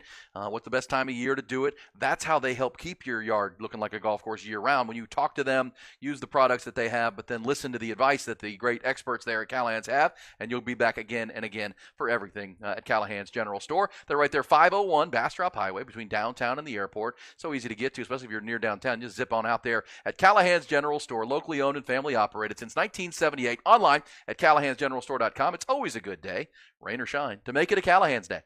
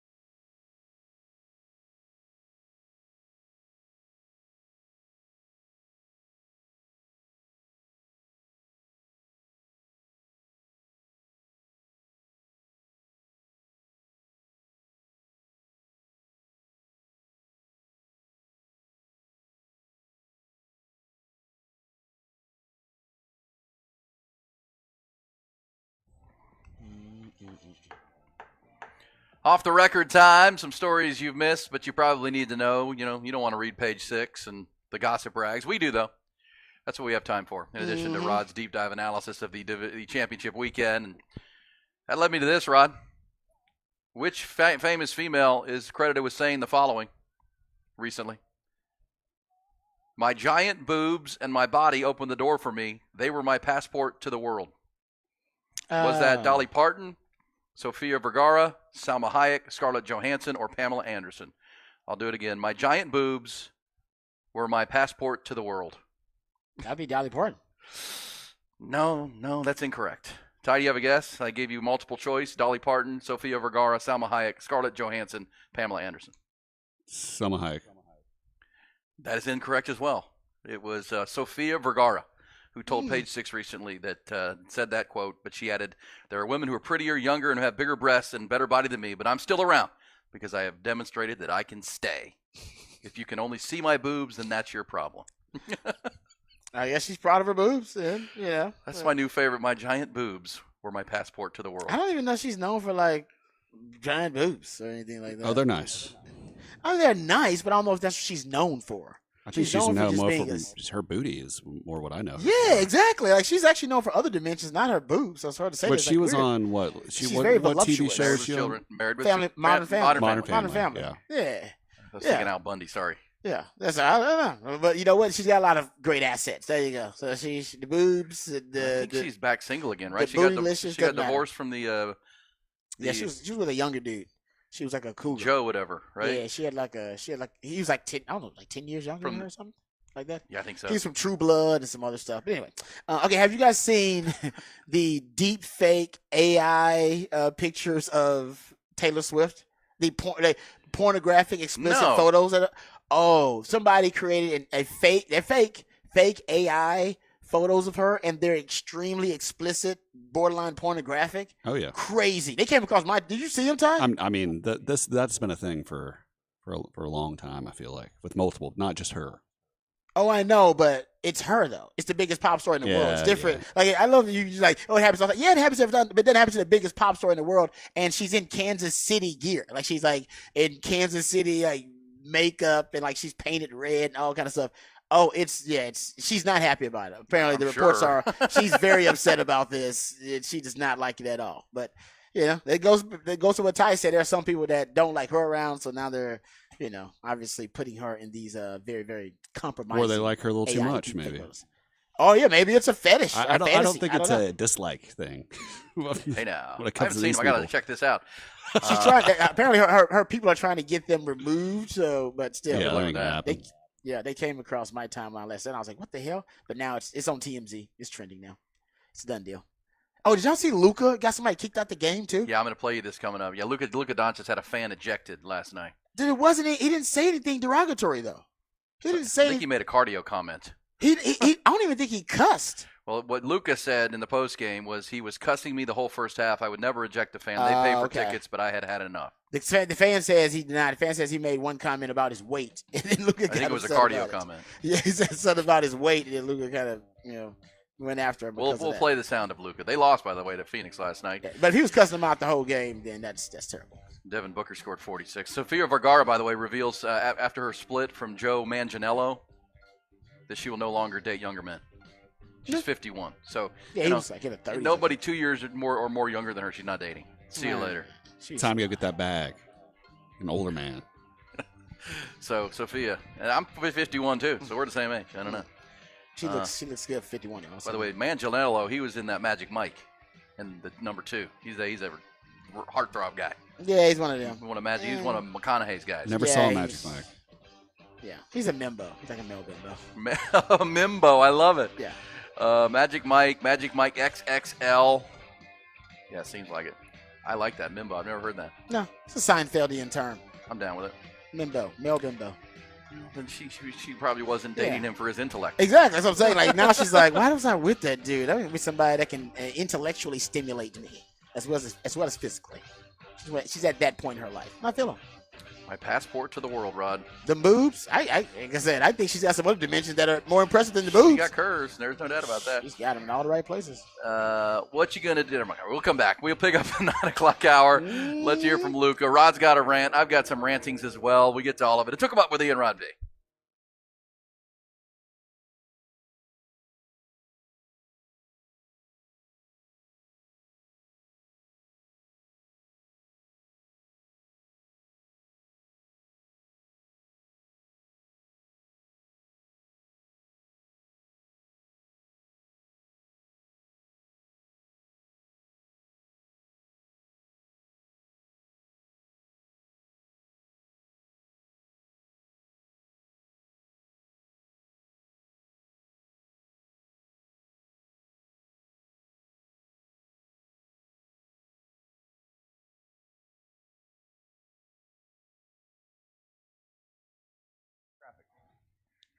Hey, what's up, folks? Lifetime Longhorn Rod Babers here. Other than the traffic, Austin is a beautiful city, thanks in no small part to the skilled craftsmanship of Ironworkers Local 482. They've been helping shape Greater Austin for a long time, since 1935, and you see the labors of their love all over this great city. And iconic, exquisite landmarks like DeCara Stadium and the Pennybacker Bridge. And as the city continues to grow and thrive, so does Ironworkers Local 482. They don't go to the office. They're the ones who actually build the office. So if you're looking for an exciting new career change, and maybe you're a little frustrated with your career path, maybe you want a new challenge, maybe you want to feel valued by your employer, you can become a valued member of Ironworkers Local 482, and you can accept the challenge of becoming the best version of yourself while helping shape Austin's economic development.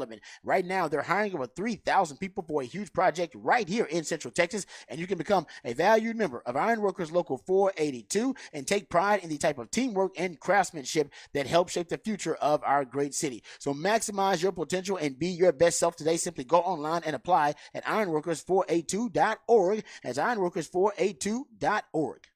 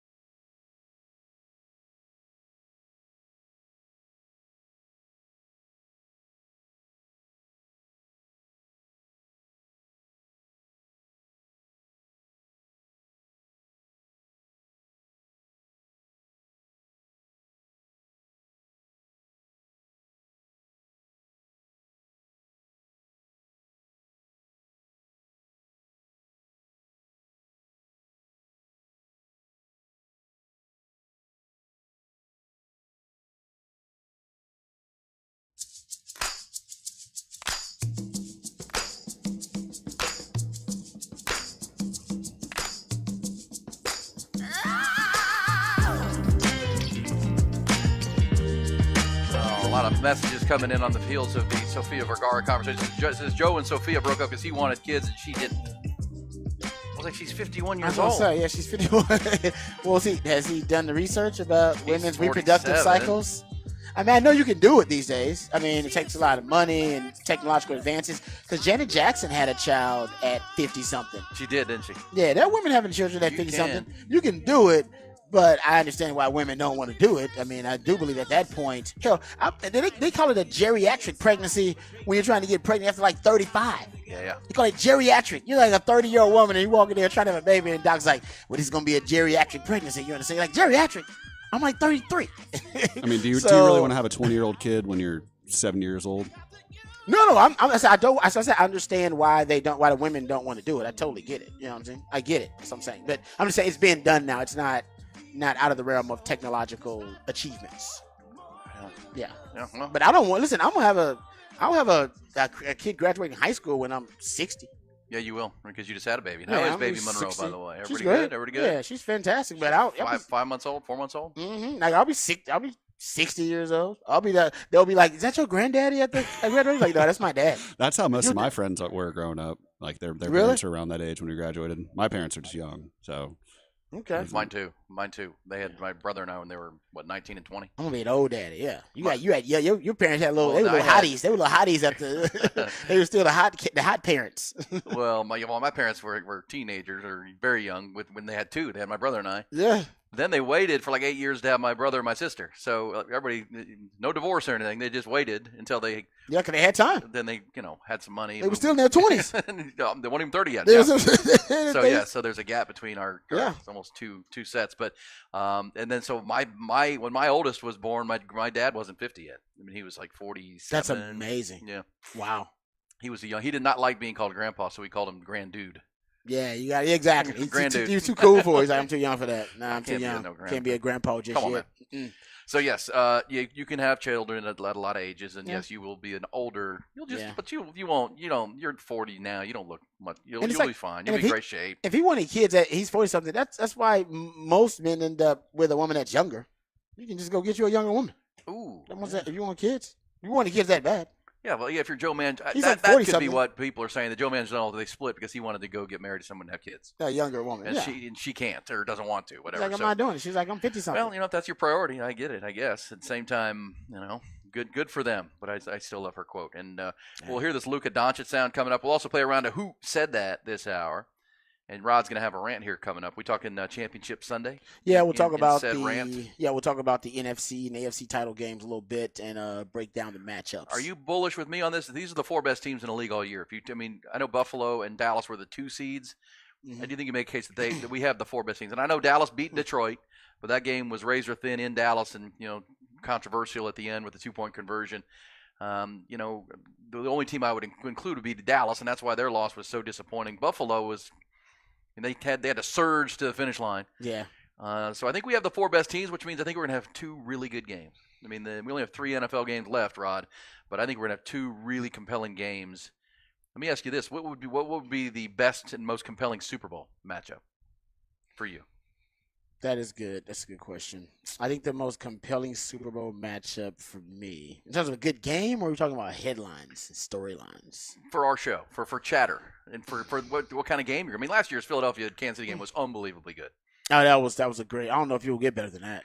I mean, that ranks in the top 5 all-time.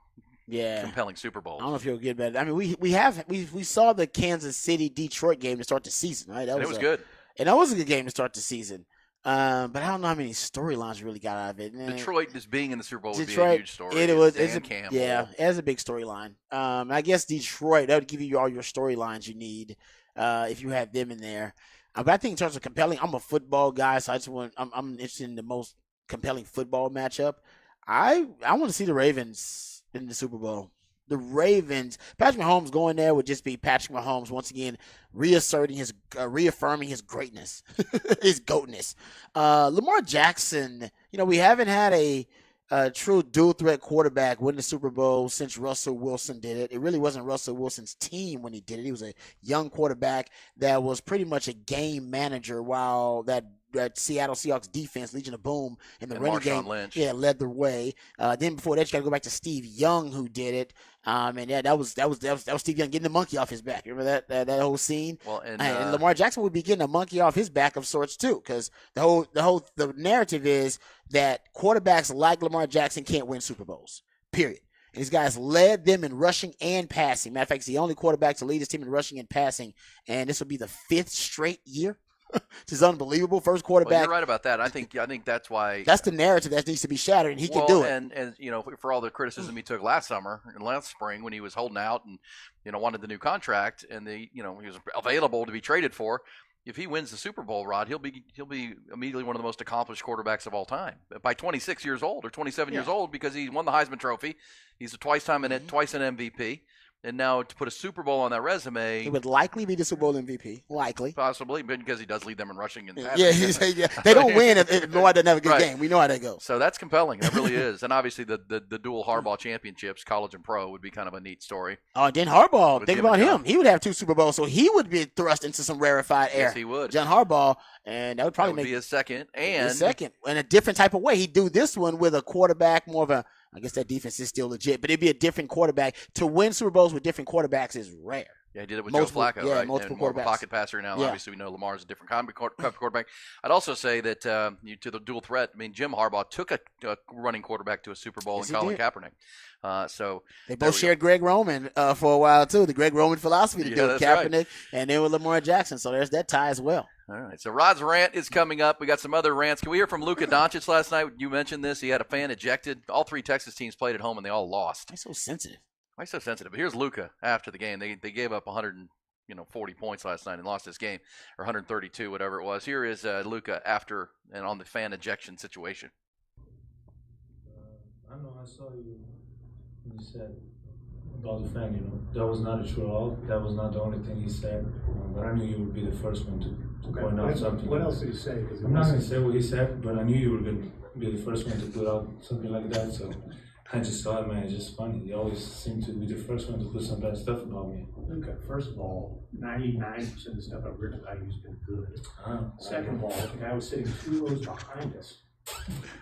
All right, so it was the only thing that time he said something, the only thing? That was what you reacted to. Yeah, I was hearing the whole first half, right? You didn't hear anything? Well, no, he was definitely hollering all game. You reacted. But you put out something that was just the only thing. What was the final straw? What was the final issue? What was the thing that it's not the issue. I'm just seeing you seems to be the first one to always put something bad about me. Thank you, Luka. Thank you, Luka. There you go. There's Luka Doncic. He doesn't like that. And he's talking to Tim McMahon, right? Is that who that is? Yeah. He's the main beat writer for the Mavs. I believe he's talking to Tim McMahon. If I'm not mistaken, Ty, I believe that's who he's talking to and saying, you're always the first one to point out some negative stuff about me.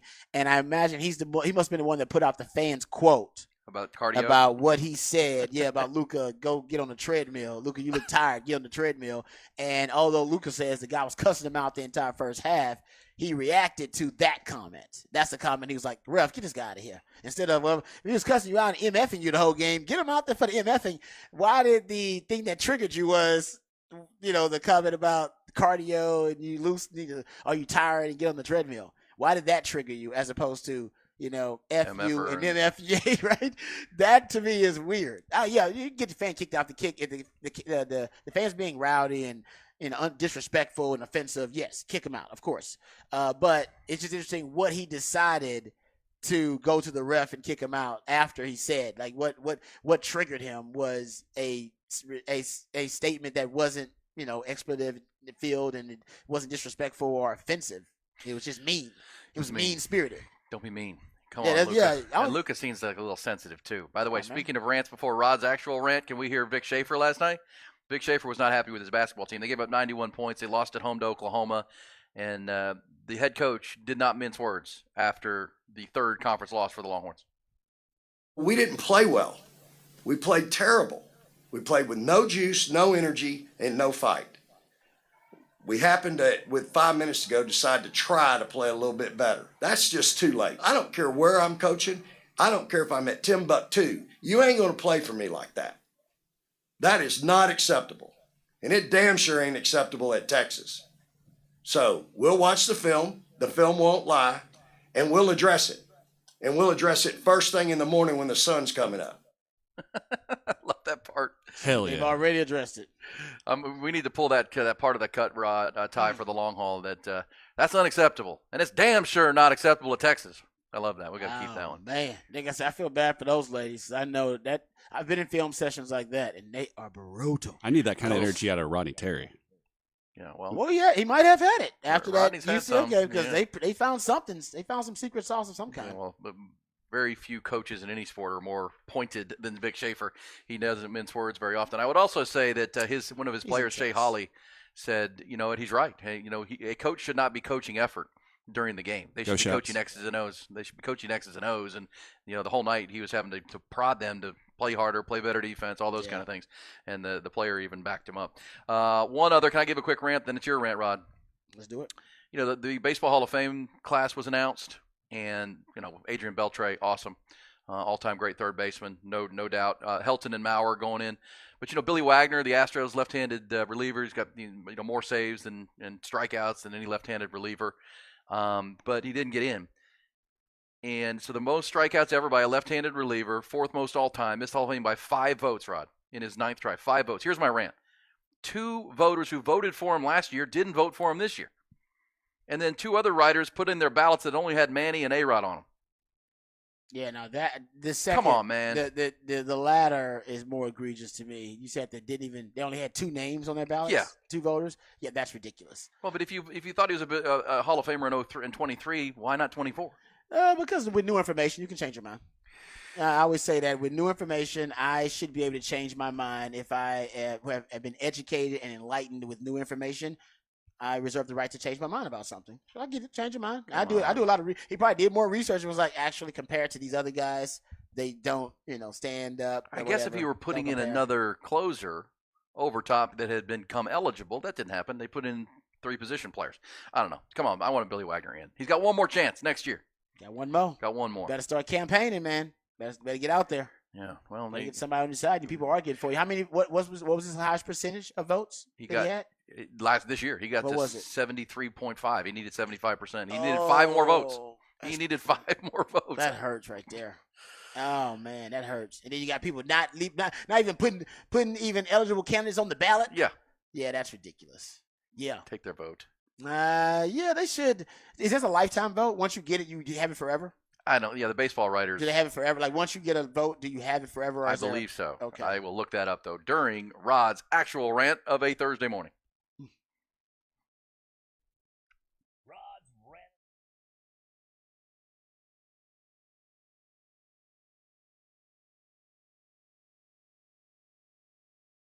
I'm as mad as hell, and I'm not gonna take this anymore! Find out what happens when people stop being polite and start getting real. You ain't keeping it around. My God! Okay, it's happening. Everybody stay calm. Oh, you've got it now. It's time for Rod's Rant of the Day. Hold on to your butts. All right, let's start with the NFC title game and talk about that matchup a little bit. I brought this nugget up toward the tail end of my first rant, but keep this in mind as a factor that people haven't talked enough about. The Lions, they're dome warriors. They're just a different team when they play inside of a dome. They've played outside once in the past 12 games. That was December 10th at Chicago. Every other road game since then, at Chargers, at the Saints, at Vikings, at Cowboys, all in domes. And think about that. Their offense only put up 13 points in that game versus Chicago. It was a loss to Chicago he was 12. I think it was it was on December 10th. And he only had 161 yards passing for Jared Goff. So that's something to consider, because even away from at home and away from home, Detroit Lions have different splits. I mean, it's not crazy. Look at the last 17 games away from home. They are 10-7, but 45 touchdowns compared to 67 touchdowns for their last 17 home games. They are averaging 21.9 points per game in their last 17 away games. They're at 32 points per game in their last 17 home games. That's a huge difference. So for the Detroit Lions, they're just a different team when they're not playing in that controlled environment. That's something to keep in mind. Deebo Samuel, that's another big factor. That it's going to hurt the 49ers if Deebo Samuel can't go. And if he can go, he won't be 100%, but he's 50-50 right now, whether he'll be available for that game. The San Francisco 49ers in his career with the 49ers, 8-9 record with Deebo Samuel inactive over his career, 0-2 without him this season. And you go look at the stats, I believe at this point it's a 13.8 points per game difference when they have Deebo Samuel offensively and when he's not there in the lineup. That is a huge difference for the 49ers. So whether Deebo will be available just makes their offense a whole lot easier to defend. But speaking of offense, this San Francisco-Detroit matchup, it could end up being a shootout. You could get a type of shootout in this game. I wouldn't be surprised if it is high scoring. San Francisco is second in the NFL. That's if Deebo plays. Deebo doesn't play. That's a different San Fran offense. And I just gave you the stats. Goff and the Detroit Lions away from home and outside on grass, they also are a very different offense. But looking at the offenses overall so far, San Francisco tied. They're second in the NFL in points per drive. The Lions are third. Detroit leads the league in rate of scoring plays that are touchdowns. 75% of their scoring plays are touchdowns. The 49ers are at 74%. So they're second. Detroit is first. The 49ers lead the NFL in yards per play. Detroit is third in yards per play. San Francisco leads the NFL with just 37.7% of their set downs reaching third down. Detroit is fifth. Only 44% of their downs set of downs reach third down. So they don't see a third down. Neither one of these teams. That's an old Bill Walsh philosophy. The best third down call is the one you don't have to make. You don't even want to have to get in that situation. The 49ers and Detroit Lions are really good at avoiding that altogether. You go look at basically on the defensive side of the ball, I think that's where you're going to see both of these teams kind of where this game could be determined. The 49ers, they're weak in the back end. Their pass defense, they are one of the best front sevens in all of football. And you go look at the Detroit Lions, their weakness is also their pass defense. And they have one of the best fronts in all of football, too. Lines of scrimmage are pretty stout for the Lions, but where they have been susceptible and vulnerable is in the back end. So which one of these pass defenses play better will probably determine a lot of who's going to end up being the winner in this matchup between the Lions and the 49ers. Another factor to watch, outside running game, perimeter running game for the Detroit Lions.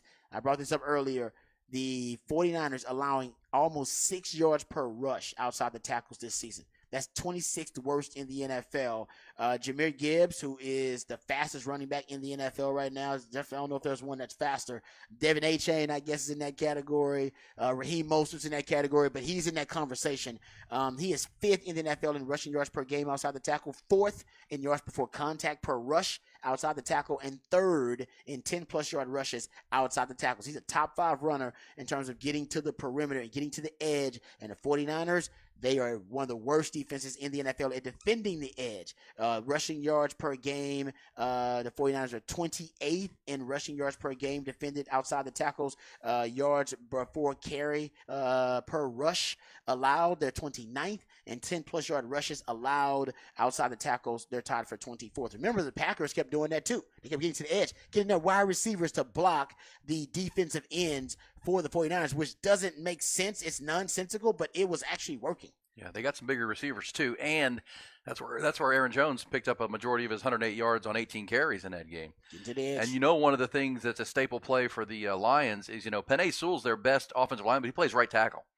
But they will bring him all the way to the other side and let him lead on a little drag play to the running backs. And now you got Penei Sewell, who is a very athletic, big man, out leading a guy like Jahmyr Gibbs. And all he needs is a crease. Yep. And it's good night. It's small one. Yeah. And they line their receivers up to the right side, right? So you've got your DBs to the one side. Yeah, exactly. Then they'll run a little counter action, and here comes Penei Sewell getting out in front of it. Because normally you would bring a guard, they bring their tackle. They bring a tackle. And there's usually a tight end out. I mean, it is a staple play for them. You'll see it a lot in this game, and they got to deal with it for sure. And as you're pointing out, it's a problem for the Niners as is. It is a problem already, and this team might be the best in the NFL at being able to attack the edges. So that's something to watch. Jumping to the AFC side of things really quickly, and we talked about this yesterday, I just don't think people understand how dominant that Ravens defense has been. We brought up the stat yesterday. They first team in the Super Bowl era to lead the NFL in scoring defense, takeaways, and sacks. I brought up the other stats. Wait, those are the 3 most important stats in football. You could argue, yeah. Takeaways, sacks, and scoring defense. Points allowed. Yeah. No, it is. It is 100% true. If you score more points than the opponent, you're going to win the game. And I'm thinking about all the great defenses that have been Super Bowl winning defenses in my era that have been elite defenses. God, you're talking about 85 Bears. You're talking about 86 Giants with Bill Belichick as the DC. Lawrence Taylor on there. You're talking about 2,000 Ravens. 02 Bucks. Right? They were loaded. Warren Sapp on there. And, I mean, when you said that, I mean, the 01 Ravens, right? Or 2000 Ravens. 2000 Ravens, exactly. 2013 Seahawks. Legion of Boom was a great defense. And none of them ever did the trio. None of them ever led the NFL in all three of those categories. And Baltimore did this year. That's awesome. And then go look at it, and there's some other kind of superlatives to talk about how dominant they've been. The 2023 Ravens and the 85 Bears and the 72 Dolphins. Those three teams are the only teams in the Super Bowl era to average at least 25 points and lead the league in rushing, offense, and scoring defense. As you know, 85 Bears, 72 Dolphins are considered two of the greatest teams in the history of the NFL. And if you include, and I threw this out there earlier, but I went a little bit deeper into the stats, the Ravens and the 07 Patriots. Patriots went undefeated in the regular season, ended up losing in the Super Bowl to the Giants, are the only teams in NFL history with a 100-plus point differential versus playoff teams in the regular season. That's crazy. All right. Remember, we told you they had 14 or more point wins over 9 winning teams this year. Yes. I mean, 2 touchdown wins over 9 winning teams. Yep. Teams with over 500 records. It's unbelievable. So the point of this is, if not for 3 fourth-quarter giveaways, we would be talking about the Ravens as one of the best teams of all time. Statistically, that's kind of the conversation. Their statistical They're not profile. being talked about that way because they have 4 losses. One of them came in Week 17 when they rested everybody. Yep. But man, if you go back and look at the 3 losses they had to Cleveland, Pittsburgh, and Indianapolis, they were their own mistakes in the fourth quarter that lost those games, and those were pretty early. That would tell you, man, this team statistically is one of the best teams the NFL's had in the Super Bowl era. Yep. That's impressive. I'm not picking against them. I'm not going to pick against the Ravens. And by the way, weather will not be an issue if you're concerned about small hands Purdy, small hands Brock. Sunny and 70 in Santa Clara on Sunday evening should be beautiful. That'll be good. And then Baltimore will be dealing with rain. Baltimore, Kansas City is going to be in the 40s, low 40s, and rain. 80% chance on Sunday. Yeah, that's the thing about the Ravens, though. The weather, they have the ability to morph, and they're so malleable offensively. I think that hurts the Chiefs more than the Ravens. Yes, because the Ravens can just say, we're going to run it. Let's just go with our old school offense and run the football. And there's talk that Mark Andrews he's back for him. Remember, he was almost back against Houston, and he was a game-time decision, so you got to think he's... So that's his top target, guys. That's his number one that's his favorite target. Yeah. I mean, that's... So they could probably go 11 personnel, but they got likely that they probably go 12 personnel if it's going to be ugly and run the football. Well, and they got that big dude Ricard, who's like a 6th offensive lineman. He's like 300 pounds. Yeah, really. He is basically. They use him as a fullback every now and then, but he's basically $3 bills. Lineman. Yeah. No, they could play power football if they need to. That's right. Or they could spread you out, and they could play spread football. Like I said, it's just really tough, and I just don't necessarily see. They're favored by 3.5. Meanwhile, the Lions continue to be a 7-point underdog to the San Francisco. The Lions, the pass defense though, that is a concern. If there's going to be good weather and Purdy can light them up and Debo plays. The Lions have been, you go look at it, they've allowed in the last 6 weeks or so, their pass defense has been getting lit up. I mean, lit up. And I wonder if Purdy and the 49ers. Yeah, Baker had it going. And he really, was. And Mike Evans was torching him a little bit. Baker made one mistake there at the end, but I thought he played a really good game. This defense in Detroit can be had if you block Aiden Hutchinson. Yep. And deal with him. You can get after them. Remember CeeDee Lamb?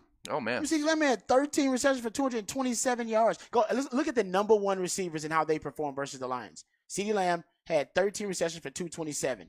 Justin Jefferson, 12 for 192. Puka Nacua, 9 for 181. Keenan Allen, 11 for 175. Mike Evans, 8 for 147. Yeah, they don't have a shutdown corner, obviously. So that's why if Debo plays. Ayuk might have a big day on him. Ayuk or Debo. I'm looking forward to this. These matchups, one seed and a 3 seed in both cases. Home team, obviously the big advantage at this point. But rain and weather will be a factor in the Baltimore game, not in the 49ers game. It shouldn't be. And we saw Brock Purdy with the smallish hands struggling to grip the football until it mattered most for them. That shouldn't be an issue on Sunday. All right, Championship Sunday on tap. Nobody breaks it down like Rod Babers right there. The deep dive. You know more about football than you did before that started, I promise you. And these games coming up. Also coming up, be around a Who Said That. A little audio from around the landscape. We also get some other conversations going. Jim Harbaugh is going to the NFL. Looks like Michigan is going to make quick work to hire his replacement. We'll give you details coming next on Hook 'em Up with Ian Rod B.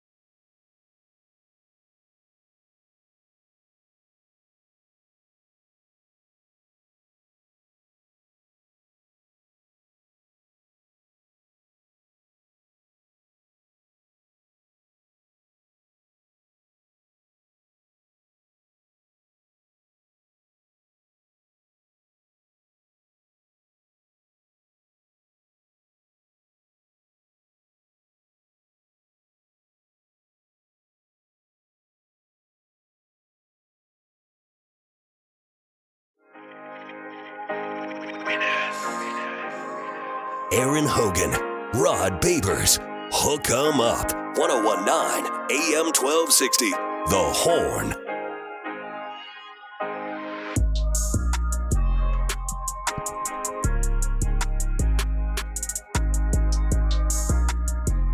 All right, Hook 'em Up with Ian Rod B rolls forward, and good conversation this morning. Thank you to Jerry Hamilton joining us. Good stuff on Texas recruiting, the Michigan situation, and also talked about Footloose and Kenny Loggins for a little while in the 7 o'clock hour Rod Championship Sunday. Right. It was we had to inform folks in our What the Fact segment that Kenny Loggins famous for movie theme songs, like Footloose, smart. Caddyshack. That, of course, is our At the Turn open at 8:30 every morning. Kenny Loggins, but he also is famous for Top Gun, Danger Zone, right? And turns out that according to What the Facts, he was the fourth choice to sing that anthem.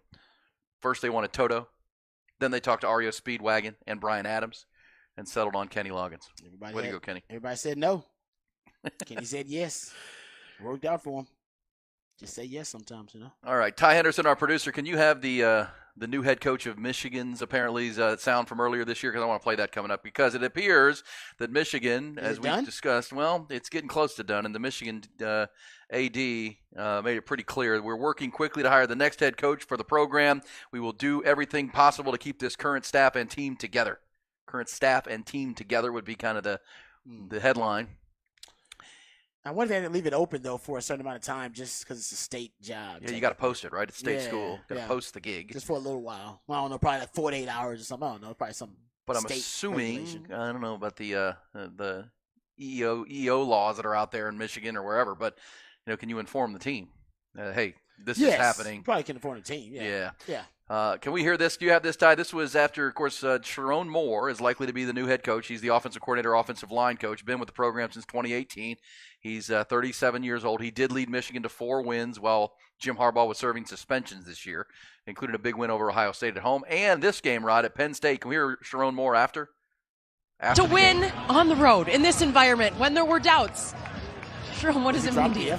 Watch it. Careful. I'm a dumb button. I want to thank the Lord. I want to thank Coach Harbaugh. Fucking love you, man. There you go. There you go. Love you, man. There you go. There we go. Yeah. Thank the Lord. Dropped an F-bomb. There you go. Yeah. That's why you need to listen on the app, the Horn app. There you go. Yeah. Oh, yeah. He was emotional. He's highly emotional at that moment. Is this like the Kenny Loggins conversation? Is this the first choice, or is this the choice they have to make? It's a choice they have to make. Yeah. I mean, Jim Harbaugh is not leaving them much of a choice here because the way the timeline has worked out here, and as Jerry mentioned and we talked about it, watching what happened at Alabama and watching the mass exodus via the transfer portal once that 30-day window opened up, they, in a very shrewd manner, I think they were able to slow play this where, based on the calendar of, the schools opening up and what the ad drop dates are for different schools, different institutions around the country, these guys don't have a lot of options once this 30-day transfer portal window opens. If indeed, right now they're already in class. I think a lot of these guys, like you said, are already in class. They went back to class on January 10th at Michigan. So you'd be talking about days of them not only to enter their name into the transfer portal, but also to either visit or communicate with the coaches, and then actually to get enrolled in another class, in another school, in another class. Like that's a lot to do in what we got, maybe 4 or 5 days here before that window closes up. Yeah. Where you can academically be accepted into a school. Correct. And we'll get the ones that they don't go to school. These guys still go to class. Now they have tutors and they may miss some classes, but you got to get their work done. They got to stay academically eligible. You got to be admitted. And those things are covered by compliance. I remember when the Caleb Downs story was happening in Georgia. I read the story from the insider at Georgia that this thing, the reason they reported that Caleb Downs was coming to Georgia was it came from the president's office, because the president's office was being asked to expedite him getting into classes because classes had already started. Yeah, like, hey, we need to go. All right, now, let's go. And so we got to get him a course schedule and get his classes ready. Can you guys expedite this so we can get it done? That's why the Dog Insider reported that, and then, of course, it changed. Yeah. But when it gets to the presidential level, that, hey, we need this pushed through here, the president's office, not the actual president doing it, but his office is handling admissions. And so, you're right. I mean, if class started at Michigan on Jan 10, which according to their own calendar it did, back from the winter break, well, today's the 25th, so you're looking at 15 days. You're 2 weeks into classes. There's got to be an add drop window that you can't drop out. I mean, and you can't get into a new school potentially. I mean, you can drop, but can you, as you said, get recruited? And look, again, we saw what happened with Nick Saban, who made the decision pretty quickly after the loss in the Rose Bowl, and obviously it was open season for Alabama. In this case, it puts it in a corner a little bit, and it gives Sharon, it makes it pretty clear because of what happened in Alabama. Well, let's keep Sharon Moore, and let's keep this staff together. The AD already said it, and the other thing the AD said, Ward Manuel, was Jim Harbaugh's been very upfront about this. He did tell us he wanted, because they've had a contract on the table to make him the highest paid coach in college football since December. But he said he wanted to explore NFL options, and which he's done each of the last 2 off seasons, Rod. Yeah, that's true. And the right offer didn't come. Well, this time the Chargers, because he played there and has close ties to the Spanos family, apparently was the right job. And but we'll see. We'll see, because I guess to folks expecting like this mass exodus of good Michigan players like Alabama, happen. I don't think it's going to happen. Not this window. Maybe for the spring transfer window, but for this window, basically they may get a 30-day window because the NCAA has declared any vacancy of head coach. The players get a 30-day window to see if they want to leave or not. But they can't get academically admitted into any of these schools around the country because their drop dead date for the ad drops is expired or passed, or it's about to. Texas probably, I believe, next week is their last chance to admit a student in, and then Texas won't be able to bring in any students either. So that's what's going on. Even though people thought, oh man, it's going to be a free agency frenzy, it would have been if it happened last week. Yes, but because it happened this week, there's not going to be. And don't think Jim Harbaugh didn't know that. Of course he knows. This guy very well knew. This guy knows loopholes. All right, you know who told him? Connor Stallions told him about the loophole. No, I'm just kidding. But still, he knows about this. Connor Stallions did the deep dive research on. But I'm sure they, I'm not going to say they were, conspiring together. But yeah, I'm pretty sure that, Jim Harbaugh knew this, and that's what Jim Harbaugh wanted this for Sharon Moore. He didn't want Sharon Moore to get that job, and then people started leaving because they came to play for Harbaugh and not for Sharon Moore. And this way, at least most of those players will be almost forced. They will have to give the new regime a chance, at least through the spring. And then that's basically the trial. If you were a trial run for Sharon Moore to try to convince these young players, the best players, to stay with Michigan.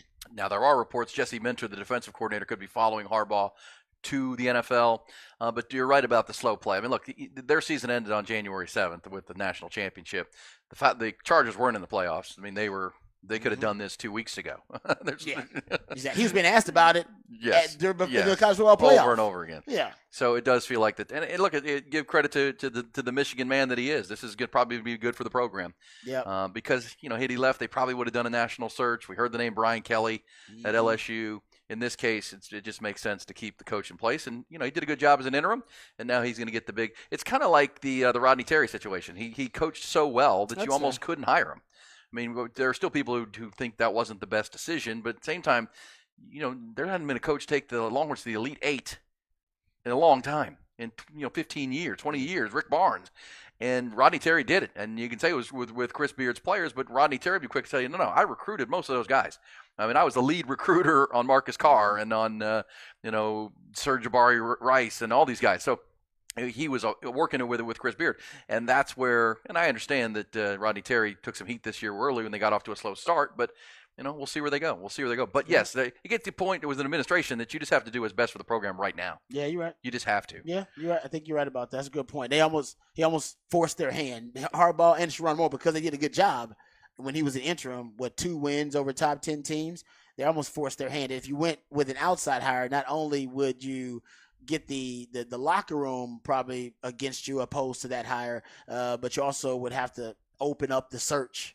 Yeah, nationally, and that coaching staff has spent years building this roster. I do think they have a right to try to preserve it and keep it going. Because look, I mean, we saw Bob Stoops hand it to Lincoln Riley. We've seen this before. I mean, Urban Meyer handed it to Ryan Day. Yeah. It's not uncommon here that there's a succession plan. I don't think it was in writing like it was with the New England Patriots with Gerard Mayo, but it does feel like there was a plan here. And probably the university was aware of it too and has been accepting of it. So we'll see. If there is a posting period and a 10-day window that they've got to wait, you can expect Sharon Moore to be the new head coach. And I think you'll expect most of that roster that's not already going to the NFL, like J.J. McCarthy and a bunch of those dudes, to be back next year. Yeah, they got a lot of guys. I mean, a lot of really good players on that roster. Guys like Will Johnson, Kenneth Grant, and Mason Graham, Colston, Loveland. These guys are projected to be first-round picks in 2025. Really good players. Yeah. Well, Jim Harbaugh now to the NFL, and as we had a debate earlier, is that the best? Will anybody outdo that coaching hire this cycle? I did hear something yesterday on our radio station, right ahead of Patrick Davis doing the Sports Complex. I heard Rich Eisen. And they had somebody on there speculating that if Andy Reid were to retire, which there has been rumblings of, I think it was Pro Football Focus, would Bill Belichick be a good replacement? No, that's what I was thinking the same thing.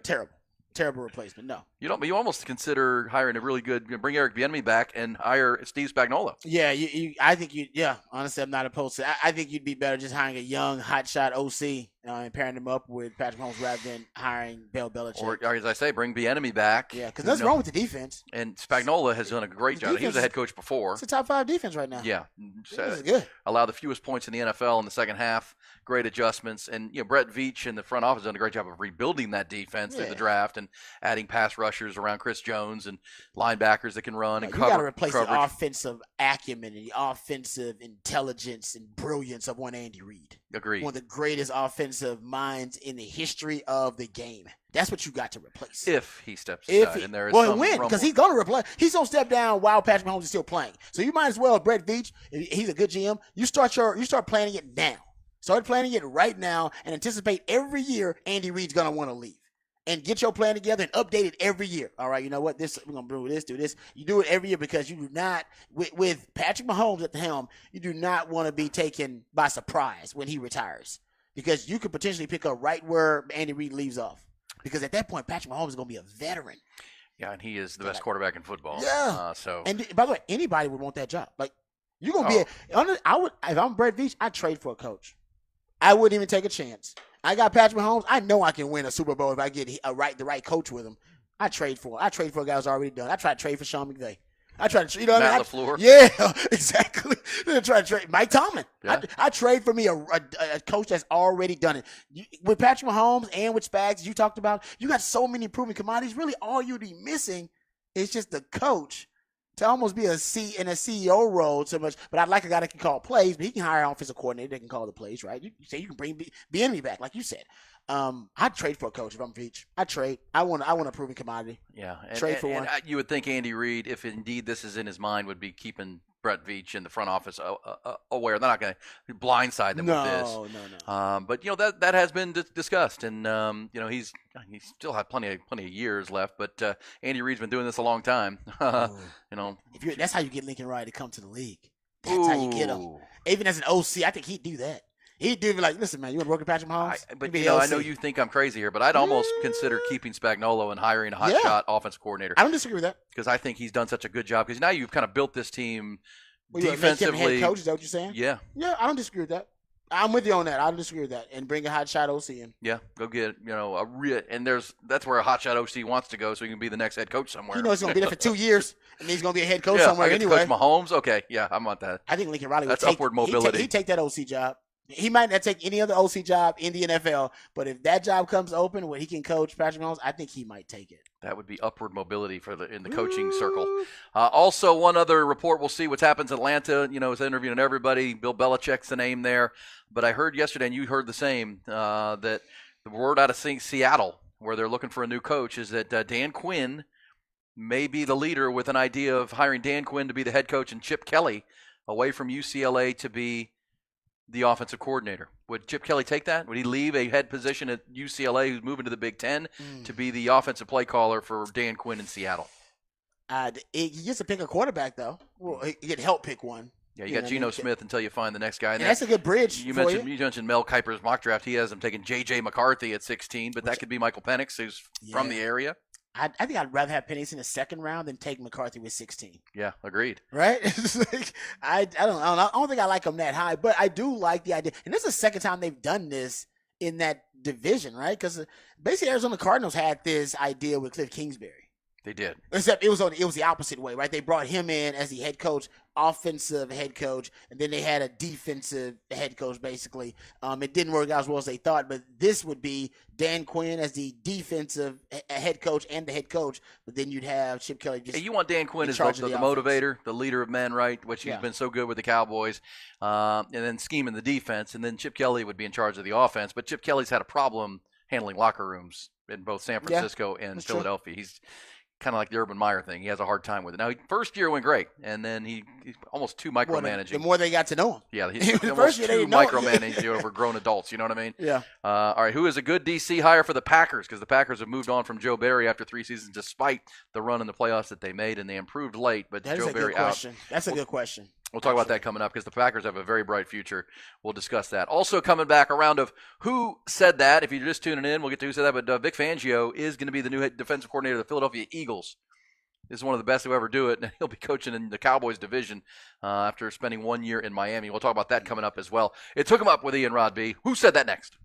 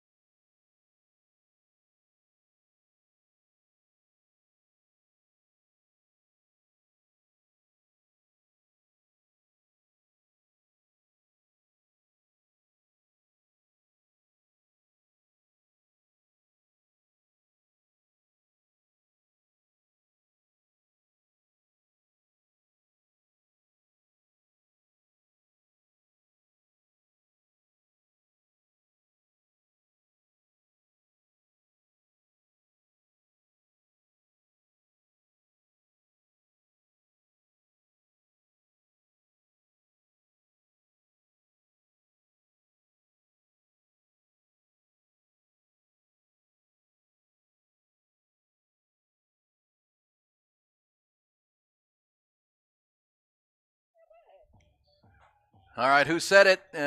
Play some audio. You decide. You guess. Rod and I and Ty. Who said what we're playing? Also leads us right into our fabulous fifth hour. I want to play this for you, Rod. Who said this? I think you will get it pretty quickly because it's pretty obvious, but it's good sound. Good audio. Good conversation about what should be a really good game. I know you're playing against the Chiefs defense, but everybody's going to talk about you and Pat Mahomes. What is it about that kind of matchup that you really like? What is it about competing against him that you really like? I don't like competing against him at all. But yeah, I mean, he's a great quarterback. Definitely a Hall of Famer. It's not even it's a no-brainer. He's definitely a Hall of Famer. But it's just, I believe it's just two up-and-coming greats just going toe-to-toe. There you go. Lamar Jackson. There you go. There you go, man. A lot of, obviously, I think we're already too borderline immortality for Patrick Mahomes. Another trip to the Super Bowl would be ridiculous. And then Lamar Jackson, we talked about, if he wins this Super Bowl, whatever people criticize him, he is on a short list of the most accomplished quarterbacks in football history, Rod, with a Heisman Trophy, 2 MVPs. And if he were to win a Super Bowl at 26, 27 years old, that's pretty damn good to do in a short amount of time. And he'd likely be a Super Bowl MVP if he won the Super Bowl. Yeah, they won because they're going to need him to be, obviously, the best version of himself for them to win the Super Bowl. But, yeah, it really is. There's a lot on the line legacy-wise for Lamar Jackson 100%. In these playoffs. If he comes up short in these playoffs, it's going to be damning. Because with this team, and you've given the defensive stats of how good they are. They're loaded. Yeah. This is his best shot to win the Super Bowl. I don't know if he'll have a better shot than this, actually. No, this team's built stacked. Yeah, because you're going to lose that defensive coordinator. Yeah, he's going to be. He's going somewhere. And maybe you can keep him one more year, but you ain't keeping him that much longer. All right, let's dial up a couple of the pieces of audio I sent you, Ty. We can play Who Said That? I got a Jim Harbaugh story. So I want to take officials. I took 3 officials. I went to Notre Dame official, I took a Michigan official, and I took a USC official. So got on a red eye to Michigan, boom, got to Michigan, became one of my best friends. We get here, Harbaugh wants to bring us in his office. So I'm like, bet. We get into his office. He sits down in the middle. Me and my friend, we sit across from him. And he's just sitting there in the middle with his legs crossed. I swear to God. 2 minutes, not saying anything, just looking around. Bro, me and my homie are like, is he about to say something? Like, I'm thinking he's going to start the conversation. Like, he wants to recruit us. Like, he wants us to come. He's not saying nothing. Bro, I swear, he's legs crossed like this. Boom, just looking around. Right. Like, hey, that's Coach Harbaugh. Bro, it was so weird. So my question to you is he really like that? Like, I heard he's just wired different. He's different for sure. Like, he does that on a regular basis. Sometimes it can get a little awkward. A little is an understatement. Boy, it was 2 minutes of silence in me. I'm just looking around, looking at Julie. This might not be the school for me. I don't know. That's hilarious. Who said that? It's probably pretty hard. I don't know who that is. That's Amon-Ra St. Brown. Oh. And he's actually doing an interview with Blake Corum, and he was talking about his recruiting visit to go see Jim Harbaugh. Sat there for 2 minutes. And, kids these days, they can't handle a minute of silence. Exactly. They don't like they don't like to be alone with their own thoughts, and you just sitting there, and that's probably why you didn't get Amon-Ra St. Brown. But that's how weird he is, though. He doesn't care. He's weird. He's like, if you don't like my vibe, then you don't need to be with me. That's crazy, man. Yeah. All right, I got some more. You got another one? I do. Let me play this for you. Alluded to it earlier, but this will be tough. But let's go. Who said this? We're just better than that, and we know we can play hard, and we shouldn't have coaching our heart the whole game, like he says. Like, he should be coaching the X's and O's, and tonight he had to coach our effort, which is on us, because that's something we can control, no matter if our shots are falling or not. Like, you're able to control your energy and your effort, so that should be 100% all the time. So I think just we need to get everyone on that page, and that'll start tomorrow in practice. That effort and energy tonight. There we go. Yeah. I'm not sure who that is. That's Shay Hawley. She Okay. plays for Texas, so she's confirming what Vic Schaefer was ranting about. And upset. Not a fun place to be today over at the Texas ladies basketball facility, women's basketball. That was probably not fun. Oh, no. Not going to be good. Not going to be fun practice. Wasn't a fun Can you fun think of film the worst session. practice you ever had? Is there one that just sticks in your, like a session on the film study or just back to the practice field? It was probably running stairs or something? No, we used to do crawl before you walk. You'd have to bear crawl 10 yards. Then you do 10 up downs whilst repeating I love Texas, or the pride and winning tradition of the Texas Longhorns cannot be entrusted to the weak, nor the timid. And you have to say that while doing 10 up downs, and then you bear crawl for another 10 yards. Then you do 10 up downs. And you do that until they stop. And after some losses, after Every loss, we'd have to crawl before we walk. But some losses, we do it for an hour plus. I mean, guys would be out there vomiting on the side, passing out, and Mad Dog would not blow that whistle. You got to keep going, and they just drag guys off the field and keep it moving. And I think the worst was after the loss to OU my sophomore year, the blowout loss. Yeah, that was. There was just so much shame and embarrassment. They took it out on us, and well, they should have. Yeah. So you didn't want to lose because you didn't want to crawl before you walk. Ask any Longhorn in my day, just say the words, crawl before you walk, and they'll go, they're like, shut up. Oh, please don't say that. All right, Ty, I sent you a couple of clips of audio. Just dial any of them up. We can play. Who said that? Jared, you guys got a lot of really good players, obviously, but maybe not viewed. What's that? I said thank you. You're welcome. Maybe not viewed, though, as the superstars like maybe the 49ers have or other people All right. have. Who said that? Jared Goff? That was Jared Goff, yeah. Okay, Jared Goff. All right. I was like, you got some great players. And then he talked about how the 49ers have even better players. He took away his thank you. I'll play you some more sound content. Did you hear what they asked Nick Sirianni yesterday at a press conference? I'll let you out. You got to hear it. I heard it. Nick's the man. But not really the man. But no, Nick Sirianni, remember he had that moment when he was first introduced as the Eagles head coach. He botched the opening press conference. He botched it, and then we all forgave him because we like, oh, he's a good coach. He went to the Super Bowl in his second year. They went to the playoffs as well, early on in his tenure. He's got to learn, though, there's some questions that are better left unanswered or at least answered in, Bill Belichickian with just one-word answers. He's a weird dude. Or keep it short and sweet. And he did not. He tried to elaborate, and sometimes elaborating. I think most people, and we've said this before, see Nick Sirianni and think that's a very punchable face. Yeah. He sounded punchable in that answer. It was a bad answer. It wasn't a dumb question. It was a dumb question, too. Yeah, okay. It was a dumb question. Very dumb. We'll play that for you coming up. We go into the fabulous fifth hour where, anything can happen. Sofia Vergara, Kenny Loggins. You just never know. Plus, Rod will take us behind the burnt orange curtain. We'll get some What's Poppin'. We roll on. Fabulous Fifth Hour is next on Hook 'em Up with E and Rod B.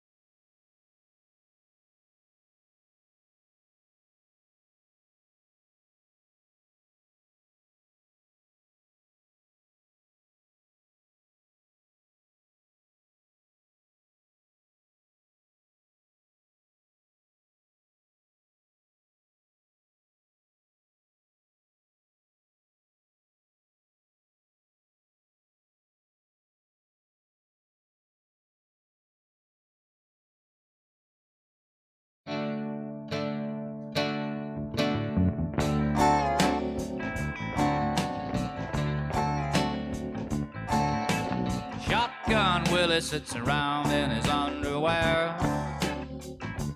Indeed, it's fabulous fifth hour, and that didn't take long as expected. News from Golf Rod. Nick Dunlap, the Alabama sophomore who just won the American Express Championship, announced today that he is indeed turning pro and accepted membership on the PGA Tour. Nice. Yep. He will not be playing collegiate golf for the Crimson Tide this season, and rightfully so. He just went head-to-head with the best in the world, or most of the best in the world, and won him at 20 years old. Only the fifth amateur to win on tour since 1950. Second youngest champion in the past 90 years. You know, John, I hadn't remembered this. Jordan Spieth turned pro when he was 19, and he won the John Deere Classic in 2013 at 19. Phenom, prodigy. Yeah, and so we know Jordan has gone on to great things. And now here comes Nick Dunlap. He is withdrawn from the University of Alabama. Sure, that was one of the easier decisions the young guy has ever had to make. He's not the only one. A lot of people leaving Alabama these days. Yeah.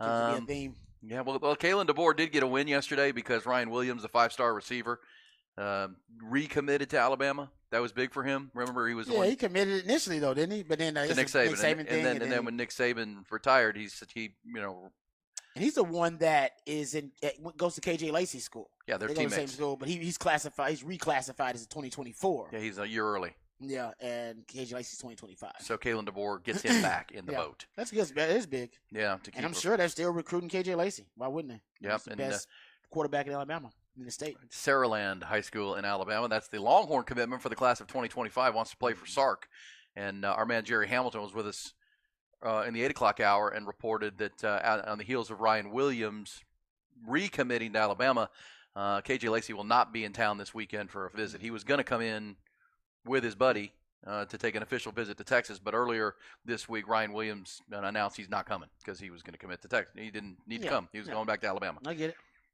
So that's all happened here today on the heels of Jim Harbaugh accepting the job with the Chargers. We're waiting on what Michigan does with Sharon Moore.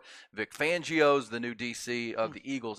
Vic Fangio's really good, Rod. I mean, he is a really good DC. Yeah, he's well respected. I mean, his system, like I said, has been one of the more popular systems to replicate and siphon from in all the NFL. I think he was the DC for the Broncos, right?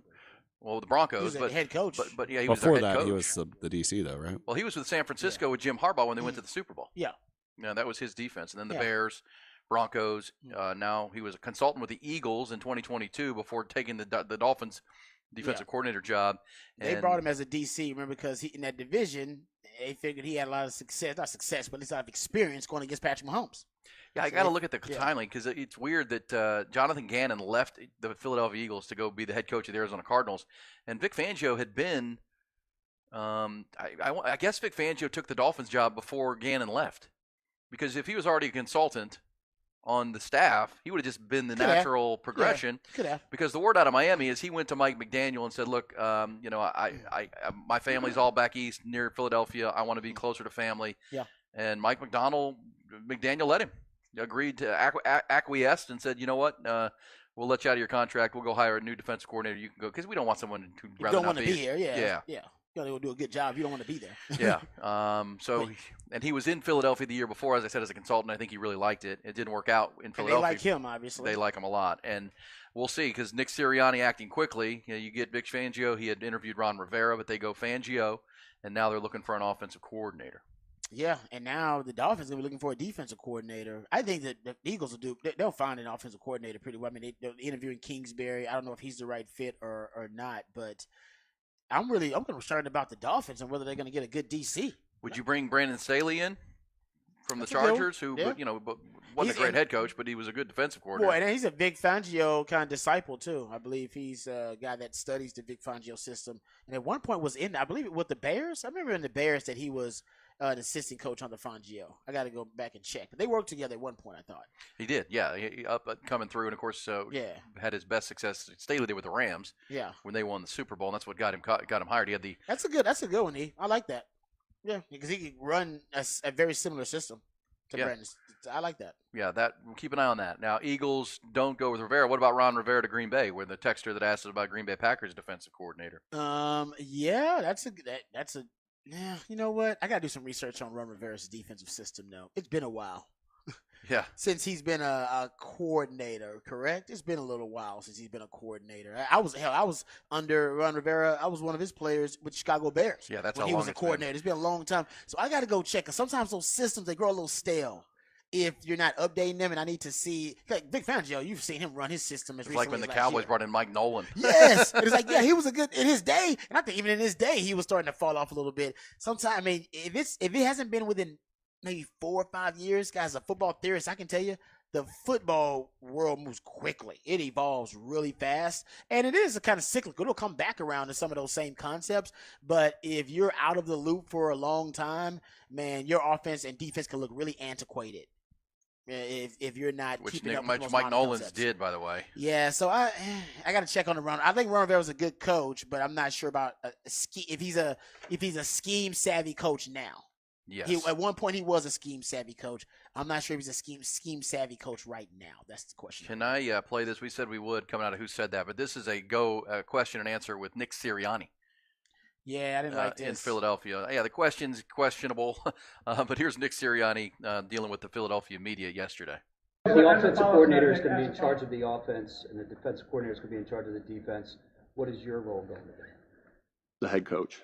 Not the head coach of the offense, not the head coach of the defense, not the head coach of the special teams, but be the head coach of the football team. There you go. Thank you very much. Oh yeah, you should have played the rest. He goes on and digs himself into a hole though. Okay, the first that part of the answer was great, and if he should have just stopped right there, but he didn't. He goes on for like another 60 to 90 seconds trying to describe what he's doing, and he didn't do himself any favors because the question sets him up for failure. Because the question is like, what do you do as head coach? What do you mean? I'm the head coach. That should be the answer. Like, I'm the head coach. That's what I do as the head coach. So what do you do here? What is it you do here? What do you do as the host of Hook 'em Up with Ian Rod B.E.? I'm the host of Hook 'em Up with Ian Rod B.E. What do you mean? You're not the producer or the intern? They set him up for failure, and he starts explaining it, and it's like, oh, man, anybody would sound, it sound a little dim trying to explain it when you don't actually know what your role is, and he tried to do that, and I think got him in trouble. Yeah, it made him look like he had no idea what his actual responsibility and role was, or like there are decisions being made above his head, which probably are. Well, and that's Philadelphia's media. They like to poke, and Andy Reid called plays, and Doug true. Peterson ran the offense when or who was the coach when they won the Super Bowl just recently? Good line. Frank Reich. No, Doug Peterson. Doug Peterson. Yeah. So But Frank Reich was the OC, right? That's right. Yeah, they're picking. Yeah.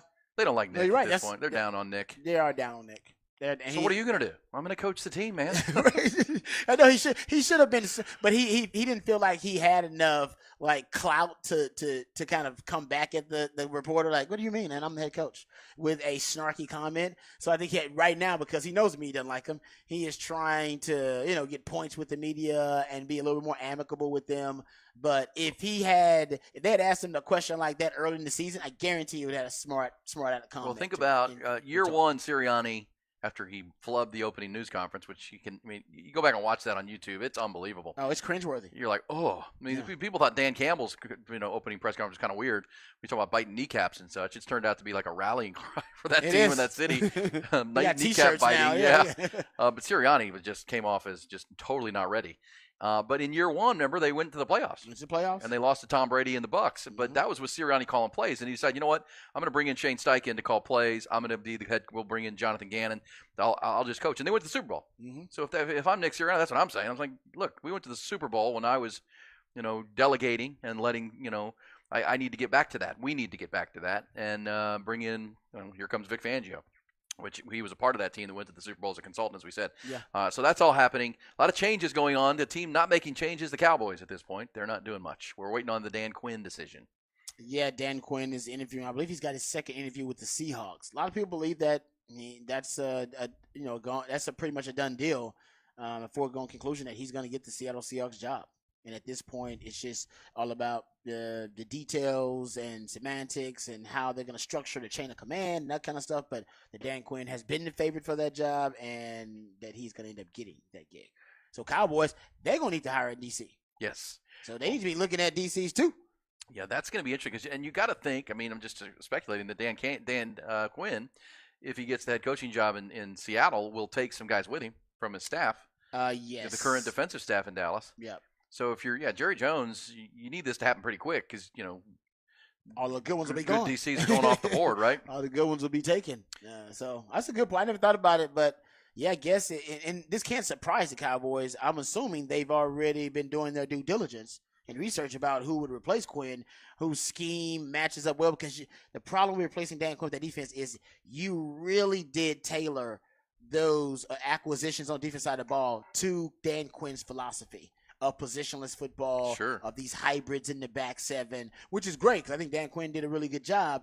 But do you want to bring a defensive coordinator who's got a totally different philosophy, a different ideology defensively? Because if so, it may take you a while to be able to find the right pieces. You bring in somebody who is going to kind of pick up where Dan Quinn left off and has a lot of the same or similar belief system in defense that he does, then maybe you don't have to overhaul the entire defense and some of the investments that you made. That's what a GM does. That's what a GM sitting down going, all right, you know what? Who's got a scheme like Dan Quinn's around the league? And that's why you study the league. And like you just said, Brandon Staley, that's a great idea to follow up Vic Fangio because they work together and they run a similar system. So the pieces all work. Yeah, that's what you got. The first name that came to my mind was Chris Richard because wasn't he a Dan Quinn guy and he's already been in Dallas? Where's he now? I think he's with the Raiders. I'll double check that. Okay. He interviewed for some head coaching jobs this offseason. That's interesting. That's a good one. That is a good one. Well, we know with Jerry, it's going to be somebody that's one of his kind of guys. You know what I'm saying? One of his kind of guys. Right. We like guys. Be somebody they know. Chris Richard is one of his guys, though, right? Because he at one point. Chris Richard is the defensive backs coach for the New Orleans Saints right now. Okay. Yeah. Okay. So there you go. Because that could be one of his guys. At least it was at one point. Well, we got to keep an eye on it because Dan Quinn does go. And I mentioned earlier, we now have Atlanta still open, Carolina is still open, Seattle until it gets filled is open, and as I mentioned, Boomer Esiason was the one that said it's a lock that Ben Johnson, the OC of the Lions, is going to get the Washington Commanders job. Now, again, I don't know what sources Boomer Esiason has, but he went to Maryland. He's got ties to DC. He's in New York doing a morning show and whatnot. So just keep an eye on that. Ben Johnson is the ultra talented young offensive mind in Detroit that has resurrected Jared Goff. He's got this run game. Amon-Ra St. Brown, 134 catches, 1,700 yards, 11 touchdowns around. This dude is awesome. Oh, yeah. That's been a top 5 offense every year since Ben Johnson been calling the plays with Campbell. So Dan Campbell, he'll lose a lot when that happens, right? This is one of those years to strike if they can. That'll be the test for him as a head coach, right? As a CEO head coach. I mean, you think Dan Campbell's never been a coordinator, guys. No, he went from assistant coach to interim and is a leader of men. He's a CEO, leader of men, inspires people. But can he hire good quality assistant coaches? That'll be the question. Because if I'm not mistaken, Ben Johnson was there before him. Was he? He just retained Ben Johnson. Well, that was smart. That was smart. Obviously. But because you have different guys. I mean, Sean McVay is ultimate X's and O's guy who can also motivate. But at the same time, he got crossed with Sean McVay with Jared Goff. Yes. They got sideways. Jared Goff has said that Dan Campbell is the best leader he's ever been around, the best leader and motivator. And we hear that from a lot of the Lions, that this guy, he believes in us sometimes more than we believe in ourselves. His biggest, I think, accomplishment is he made not only the players believe in it, the city. That city didn't want to believe in the Lions. I lived there. I've been a Lion. It's hard enough to make the players believe. Now you got the city believing that the Lions can win a championship. Guys, that guy needs to, he can be a preacher.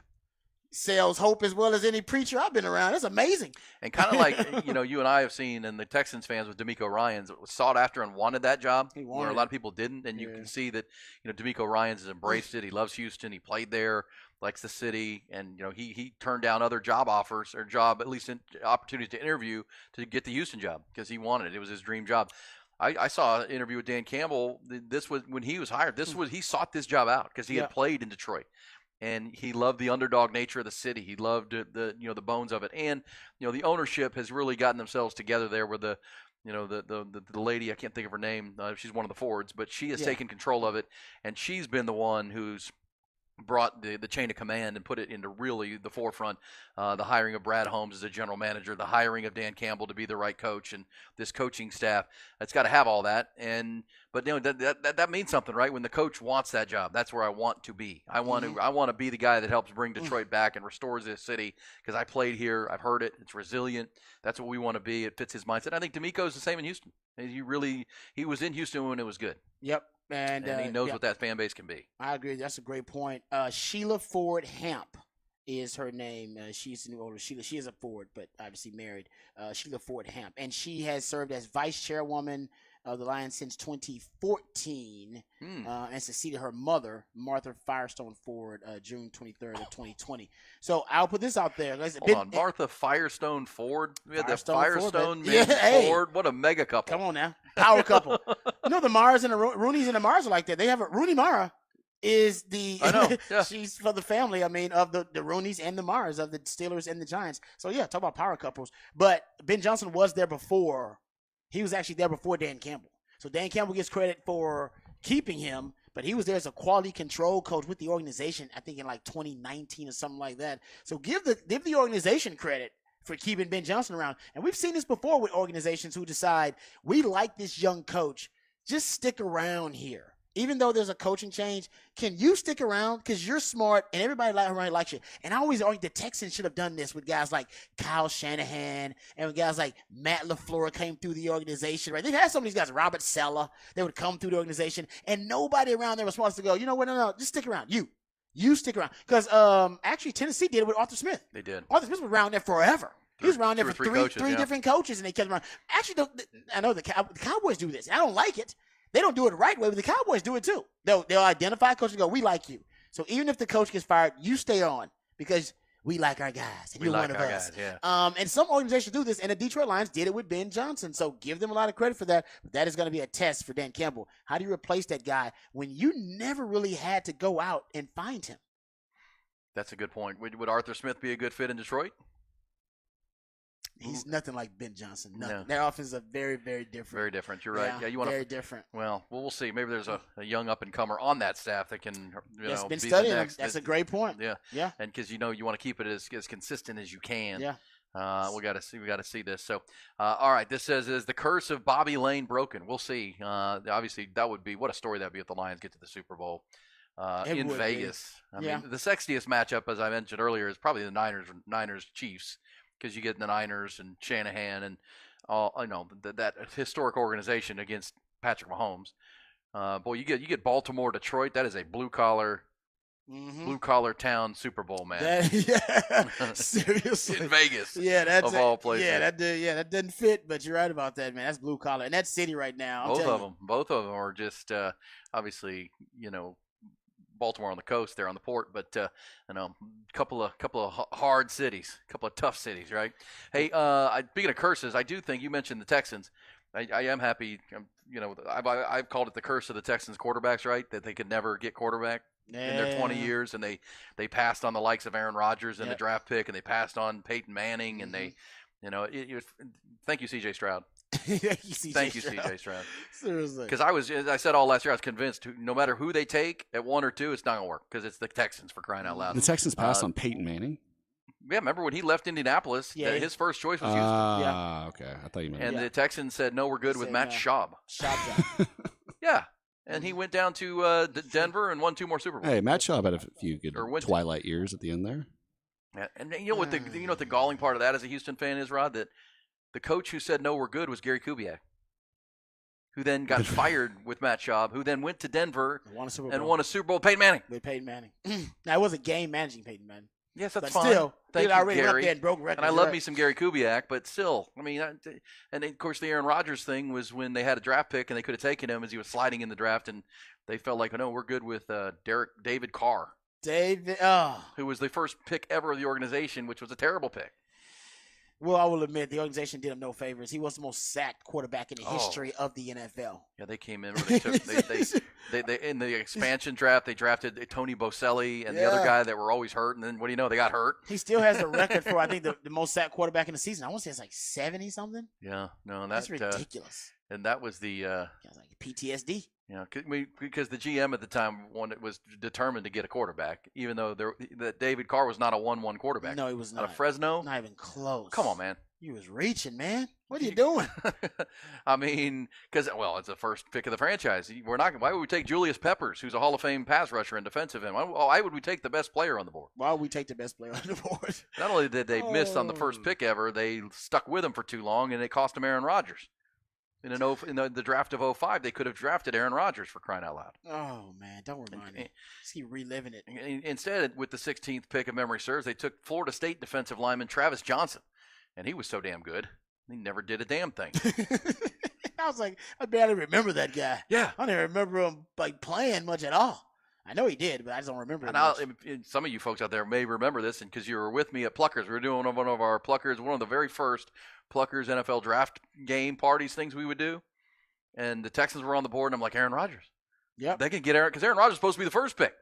And then Alex Smith got drafted, and pushed him all the way down. Yeah, every pick, I'm like, Aaron Rodgers. It's easy. Aaron Rodgers. They didn't want to do it. And, of course, everybody at Pluckers hated Aaron Rodgers because he and Mac Brown got in the big spat over the Rose Bowl. And so they all hated him. And I'm going, take Aaron Rodgers. Take Aaron Rodgers. Take a quarterback, a good one. And they didn't. They took Travis Johnson. They've been cursed at that position for a while. I was so mad. They got CJ now. It's all right. Thank you, CJ. Thank you, CJ Stroud. CJ, it's all good, baby. Thank you, CJ Stroud. Which is pretty cool. Yeah, so that was a curse. And, Cowboys are trying to break a curse of their own. So we'll see. That's a great question and great point that if Dan Quinn leaves, who the Cowboys will hire at D.C. We'll get on that right there. Yeah, because I was thinking about that the grown man, the defense coordinator from Atlanta, because he did a good job, but the Jaguars just hired him a couple of days ago. Yeah, that was under the radar, too. Ryan Nielsen, I believe is his name. He did a really good job with Atlanta. And they didn't have a lot of great players. Well, I do know Dan Quinn, because he stayed there 3 years now, has a good relationship with the Joneses. He may have someone he would advise them, hey, here's a great up-and-comer. And they have a good opinion of Dan Quinn. But, this is where Mike McCarthy has to. Do you think Mike McCarthy has any say who they hire? He should. He should. He should, but I don't know how much he will, but he should. But that's a good point about Dan Quinn. And I like Ty's, Chris Richard. Richard as a possible option. That's a good option. Well, we'll keep an eye on these. This is the coaching carousel. This says a lot of people passed on Aaron Rodgers. That's true. He didn't go all the way down to the Packers, but doesn't mean you had to pass on him when you needed a quarterback. That's what I'm saying. And I was banging tables for take Aaron Rodgers. Take him. Who knows what would have happened? Then I would have had to, as a fan, deal with the diva. Yeah, well, a diva with multiple MVPs and a Super Bowl. Yeah, I think that we'd was have been fine with that. Yeah. Yeah, thanks a lot. And, of course, Texas fans will know they passed on Vince Young in favor of Mario Williams. I still don't know how that would have turned out. I always say Vince Young at home in H-Town. Oh, no. An immature VY at home? Yes. I think now we know that probably wouldn't have worked out well. Well, it certainly didn't. It worked out in the short term. And he was a really good quarterback for the first few years in Tennessee. Well, he was, yeah. Before the wheels came off. And then, of course, Jeff Fisher never even wanted him. I think more the issue with VY would have been if the team that drafted him wanted him. If the organization was aligned, right, in the way that they wanted to develop him, and they weren't. They were all split, and then there was, obviously a lot of conflict within the organization about how they wanted to approach the quarterback position. I will say, Houston made it tough to be a fan because they did pass on Aaron Rodgers, then they passed on Vince Young, and you're like, what are y'all doing? What are we doing? Then Peyton Manning wants to go. We don't want him. We want Matt Schaub over Peyton Manning. What are we doing? But thank you. CJ's made it all better. CJ and D'Amico. Yeah, they were playing it safe as an organization. They always did. They played it safe forever, and they haven't played as safe lately. They've been taking some calculated risks, and it's been paying off for them. Yeah, well, here we go. Yeah. Thank you, Nick Casario. Thank you, CJ Stroud, D'Amico Ryans, the new brain trust in Houston. Leadership, man. Yeah. By the way, behind the burnt orange curtain, Rod has some info that maybe a lifetime Longhorn could be being promoted down there in Houston on D'Amico Ryan's defense. We'll get you details on that. Also more on the Longhorn basketball situation with Rodney Terry and company. We'll get to all of it coming up. Plus, yes, Jim Harbaugh is the coach, is now the coach of the LA Chargers. Get you the latest out of Ann Arbor. Never remember, the Longhorns play Michigan week 2 next year. And if it is indeed Sharon Moore to be the new head coach, Rod, he's got a difficult first-year schedule. I got details on that coming up. Hook 'em up with Ian Rodby.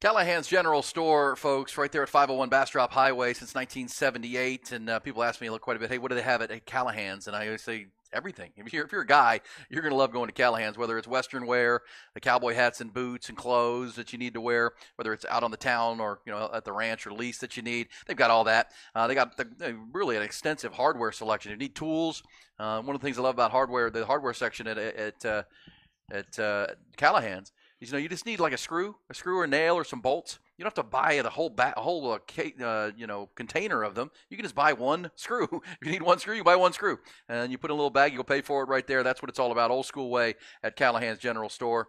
They also got the feed. They got live animals in there. You go in, they'll have the baby goats right at the front door, the baby chickens there right by the feed area. It's everything at Callahan's General Store, and it's been family run since 1978. They're open 10 to 6 every day. Get on in there and see them. And as we say, go check out their yard section where they keep your yard looking great with the fertilizers, organic and conventional, the pre-emergence and the weed eliminators and things of that nature.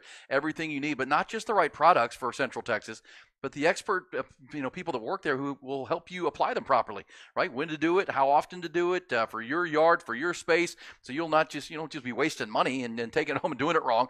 Callahan's will not leave you hanging on that. They're going to help you out. So the products you need and the people to help you with, and that's in every department at Callahan's General Store. The people are really what separates it from anybody else.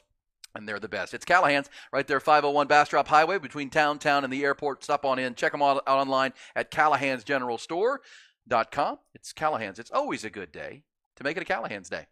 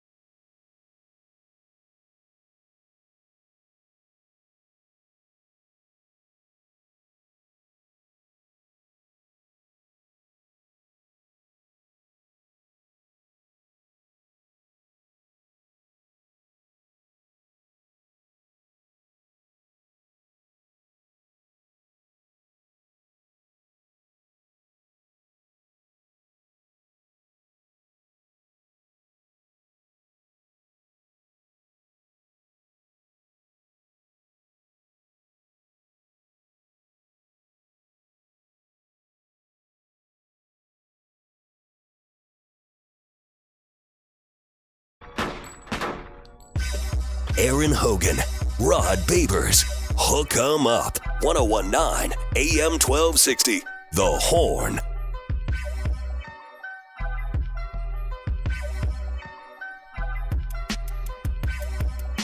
Hook 'em Up with Ian Rod B rolls on. We're going to go behind the burnt orange curtain coming up. And we're talking coaching carousel. Who's going where after the latest massive fish to land is Jim Harbaugh. Maybe the best hire of any organization this offseason to land the one-time Super Bowl reaching coach, of course, with the San Francisco 49ers, but great college coach as well at Stanford and Michigan. Wherever he goes, he wins. He's controversial.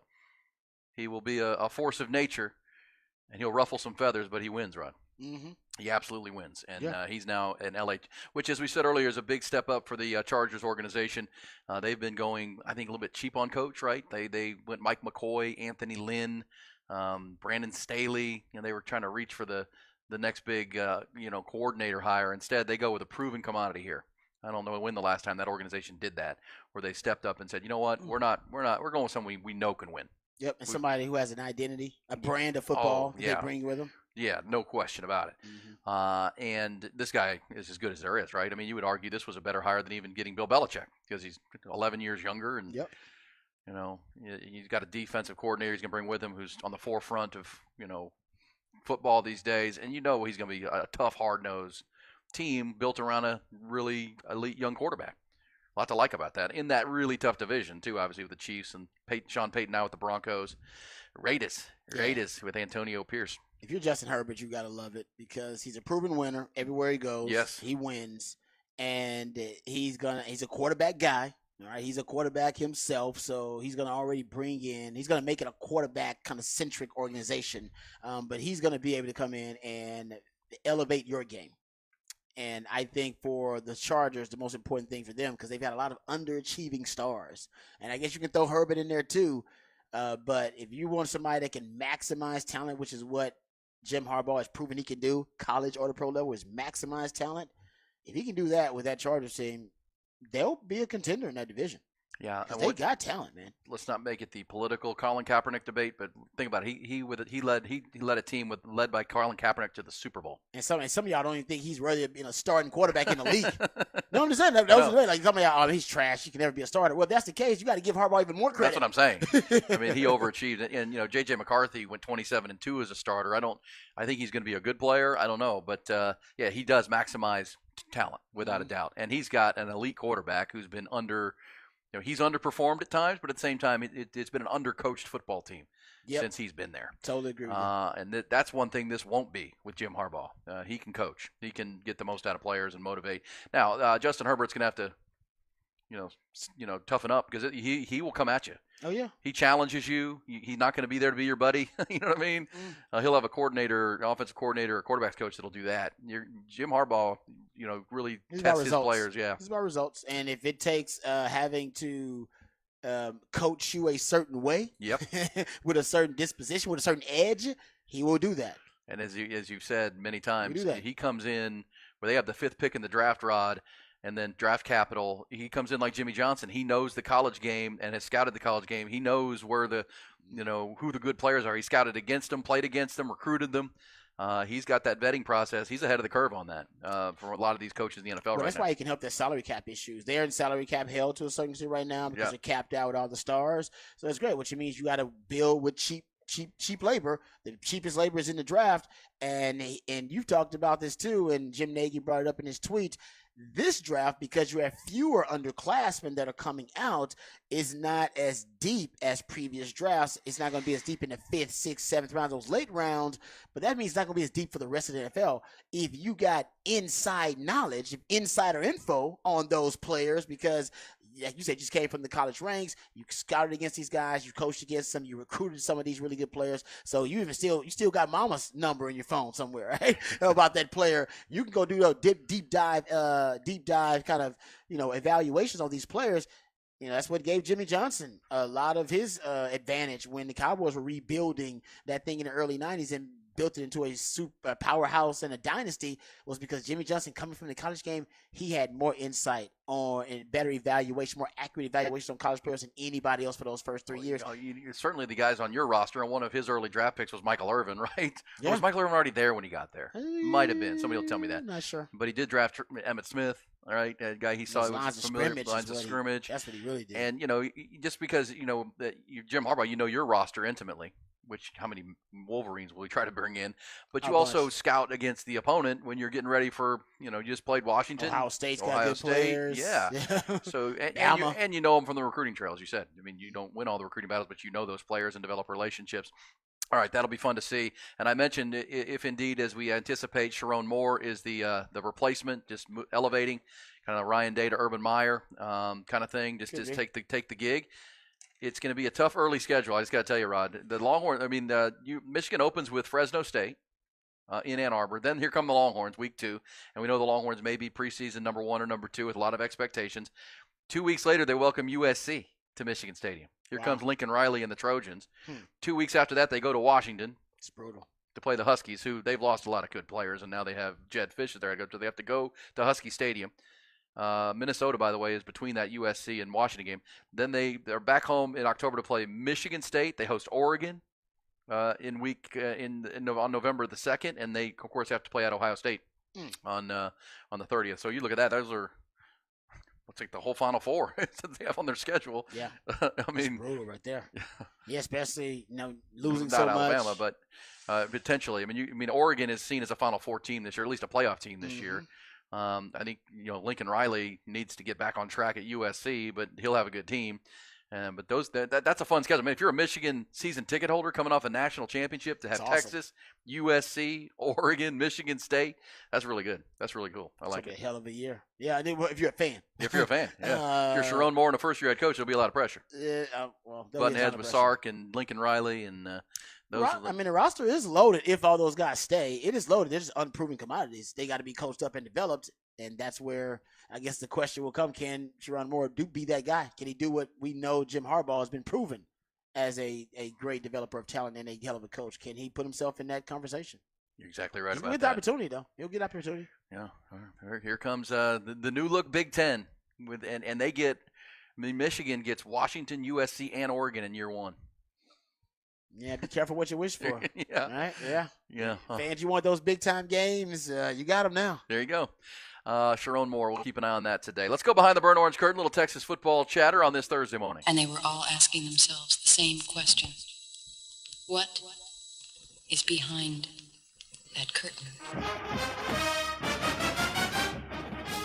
All right, let's talk some Texas football. We got a couple of topics here, a couple of them actually related to Michigan and the coaching vacancy that they have now. We talked to Jerry Hamilton early on the show today, and we talked to him about the D-line coach position for Texas, talked to him about a number of different topics. One of the things that we brought up, at least I brought up with him, was the possibility if there was hypothetically, if there were some guys that would enter the transfer portal from Michigan, who would Texas be interested in? And he brought up D-line. That they got some really good D-linemen there for Michigan right now that are some of the best D-linemen in the country, young D-linemen. Guys expect to be first-round picks in 2025. But Texas did get themselves an interior D-lineman, even if they can't necessarily poach from Michigan's roster. They did get Sevilla, who was the defensive lineman from Arizona. We talked about him yesterday. There are a number of different ways that he can help Texas. You need a veteran in that room. He's a veteran, got experience in that room. You also, need somebody that can play multiple shades. You can move around. He's a guy that's played multiple shades for Texas. Talked about that yesterday as well. And talked about the fact that you need a run stuffer. You need guys who can be run force defenders for you, because I believe that is probably going to be the biggest vulnerability of this defense next season is can they stop the run? Now, they won't face a lot of teams that specialize in the power run game, but when they do, and Michigan will be one of them, by the way, speaking of Michigan, they'll have to be stout. In the interior, the central nervous system of the defense that I always talk about all the time. And Sevilla is one of those guys that can provide you experience and some quality reps there. So that was big news for the Longhorns. D-line coach, something still that Longhorn fans, Longhorn Nation, still a little bit concerned about. There's not necessarily been any movement that we've heard, any substantive movement and in the D-line coaching candidacy right now. But I will say that the Texans, they have chosen not to extend their defensive line coach. They're going to let his contract expire and let him walk. That does affect Texas because one of the front runners for the defensive line coach vacancy for Texas was Rod Wright. He was the assistant D-line coach, or is the assistant D-line coach for the Texans, and he is one of the top candidates for the defensive line coaching job for the Texans. My man Chip Brown reported that at Horns 24/7. So if he does indeed get that job, he would obviously take the Texans D-line coach job over the Texas D-line coach job, and he'd probably prefer to be an NFL coach rather than a college coach. If E's right, what you brought up yesterday, E, that recruiting is not necessarily something that he enjoys or something he's looking forward to. He's been a college recruiter before at UTSA in Miami, and maybe now the NFL provides him with kind of a coaching experience that he prefers over the college coaching experience. So still right now, we have no idea what a D-line coach is going to be. It could be an NFL guy. I still think it's going to be an NFL guy the way the timeline's working out. I do. I just think And it could easily be a college guy with some NFL ties. I think Sark wants NFL ties. I think he wants that as really kind of a resume builder, if you will, for some of his coaches. I think he wants to try to start developing that pipeline to the NFL at certain positions, and I think he wants the NFL theme to be a part of his recruiting pitch. And I think having an NFL guy with NFL experience, whether a player like Tashard Choice or as a coach like him or Kyle Flood, I think it's starting to matter more and more to Sark. So that's something I still think it might be an NFL guy. Yeah, I think it helps in recruiting, Rod. I mean, it really does. When you're Sark or Kyle Flood, who have been there, when you're Bo Davis or Chris Jackson, who have coached at that level, Tashard Choice played and coached at that level, it sells. It really does. It's that's what the kids want. Yep. Right. Yeah, I agree. And I would say with Bo Davis, I mean, the bar is high here. You're looking to replace maybe the best D-line coach in the business. So it benefits you, I think, to take your time to make, because what you don't want is to get the wrong guy and you see a slide, a little bit of a slip at the development of that position, because we've seen it before here. Very true. And I mean, the thing about it is, for Sark, he's big on fit too, right? He wants to get the right fit with the coaches. I mean, and I'll say Chris Jackson wasn't a big name when Sark hired him. He was the right guy for the job. He's done a good job with the wide receivers, but he wasn't a big name. He was the Jacksonville Jaguars wide receiving coach. I don't necessarily know if he was a hot name or a big name, but Sark found the right guy. So it could just be someone who is not necessarily a well-known commodity in the coaching ranks, and Sark has, vetted him and done his due diligence and knows that he's a good coach like he did with Chris Jackson. So at this point, I don't think anybody knows exactly who Sark and the administration have zeroed in on for the D-line coach. I expect it to be, announced or him to be hired sooner rather than later, but I think we've said that for the last week. So we wait on the D-line coaching position. One other nugget, I was watching NFL Live. Mel Kiper has come out with his latest mock draft. He's got only one Longhorn being drafted in the first round. It's A.D. Mitchell. He's got A.D. Mitchell going to Buffalo, with, I think it's a 28th pick overall for Buffalo. I'll go back and check it, but he's got them going to Buffalo. That's the only only Longhorn he's got taken in the first round. I believe it's the 7th wide receiver that's going in the first round. So he's got 5 receivers going in top 15 picks, and he's got 7 receivers taken in the first round, A.D. Mitchell being the last of those. The reason I bring up the wide receiver position is because he was asked about what receivers. He was asked about the receiver position, which he thinks is the deepest in the draft. He was asked about what receivers are most underrated toward the end of the first round, second round. Who are the hidden gems in this wide receiving class? And he said the Texas wide receivers. He said A.D. Mitchell and Xavier Worthy were kind of the underrated wide receivers of this group, and that makes sense because he's got A.D. Mitchell as the second to last wide receiver taken. He's got, this would be just mean for A.D. Mitchell. He's got A.D. Mitchell going 28th in his mock draft, and the next pick is Kansas City at 29, and he's got them taking a wide receiver at Troy Franklin. So, from Oregon? Yeah. Oh, that would suck. If I was A.D. Mitchell, I'd be like, oh, man, I'd love to be drafted a pick later so I could go to Patrick Mahomes and Andy Reid's offense with Kansas City rather than go to Buffalo. And man, you go to Kansas, because Buffalo's wide receiver position, I'm sure they're losing a lot too, but there's no way Buffalo's wide receiver position is weaker than Kansas City's. Hey, if you're A.D. Mitchell or X-Man, you go to Kansas City, there's a chance you can start immediately. You might be able to start as a rookie with that group, or at least be in the rotation as a rookie. I don't think Stephon Diggs is going to be in Buffalo next year. It's probably the main reason. I think that's right. I mean, he's going to be a cap casualty. I don't think they can afford him at this point. I still say I'd rather be playing for Patrick Mahomes and Josh Allen. Oh, most definitely. So, well, especially and Andy Reid rather than Joe Brady or whoever the hell else are going to bring back. Well, it's going to be interesting to see, and we keep hearing these rumors about the Chiefs and Kelsey and even Andy Reid, but there are also the reports that they want to target T. Higgins in free agency. From Cincinnati to be the one. Well, how about Patrick Mahomes throwing to T. Higgins at 6'5"? They're gonna draft one too, though. I know. Well, can you imagine? I was going to say, if you can, they need to clean house there. You can build around Rashee Rice too, but T. Higgins and then draft Xavier Worthy to take the top off of defense with that speed. Because T. Higgins is he a free agent? Or they got to trade for him? I believe He's so. a free I got agent. to look at that. Free agent? Yeah, Okay. I mean, he, Kirk Cousins, and I don't know that the Bengals can afford to franchise tag him. Because they just can't afford it. Yeah. I mean, you can't have – this is the NFL. You can't have 2 number 1 receivers making number 1 receiver money. I agree with that. It's just not – you got to pick one. You can maybe if your quarterback's on a rookie deal, but the Joe Burrow deal is kicking in. No, that's year. right. The Burrow, you just signed Burrow, and he's the highest paid player in football right now moving forward. By the way, he needs to stay healthy. But I would say that, that would be a great spot for either one of those two guys. And I think for them, X-Man could be kind of a new version of Tyreek Hill a little bit with the speed, right? He's not Tyreek Hill, nobody is, but with that kind of electric speed, that's exactly what they need on that team right now. Yeah, no, like I said, I think the Chiefs are probably going to overhaul the entire wide receiver position this offseason. And Xavier Worthy fits their scheme, in my opinion, probably a little bit better than A.D. Mitchell. But either way, anybody will be lucky. Any of those guys will be lucky to end up with Patrick Mahomes. The other thing that I wanted to bring up that Mel Kiper brought up, and he's asked about it on NFL Live. He was asked about off-ball linebackers, and I thought he may bring up Jalen Ford. He pointed out that he doesn't believe any off-ball linebacker is going to be drafted in the first round either. And as I pointed out, he's got no running backs drafted in the first round. So Jay Brooks, even though he is still the top running back on Mel Kiper's big board, he's got no running backs in the first round, no off-ball linebackers in the first round.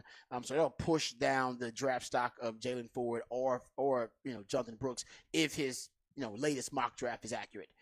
And honestly, I think it'll be good for Xavier Worthy, though, because if 7 wide receivers go in the first round, there's a good chance he's taken early in the second round, like really early in the second round. So there you go. A couple of mock draft notes from Mel Kiper's mock draft. Didn't see any Byron Murphy or Tavondre Sweat in the first round. So the only Longhorn he had drafted was A.D. Mitchell early on. So Mel Kiper, just a note. Mel Kiper's his mock drafts almost always suck. So let's not take it too I'm a heavily. big fan of Dane Brugman. I love Daniel Jeremiah. Those are my two favorite these days. And I think Matt Miller's pushing to be one of my like top him. guys. He came from Bleacher Report, right? Or is he still? Remember, he had his own service, yeah. NFL Draft Scout, that he did so well with it. It was a subscription-based thing that ESPN just hired him. I think initially he was with Bleacher Report. I think he was. You're right.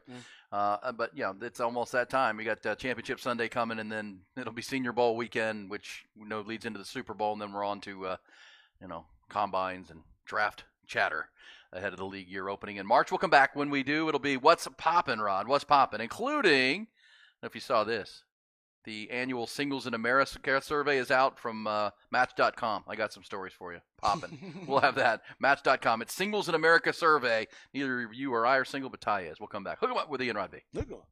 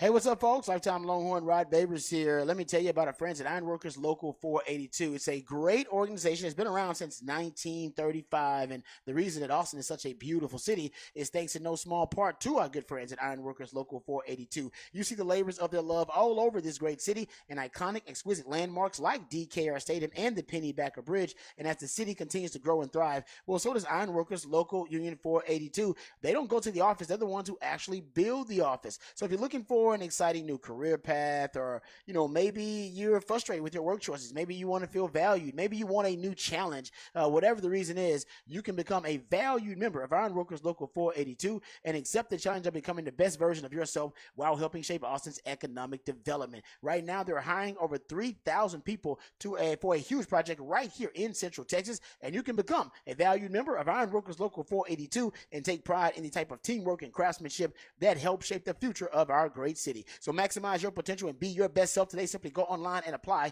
at ironworkers482.org. That's ironworkers482.org.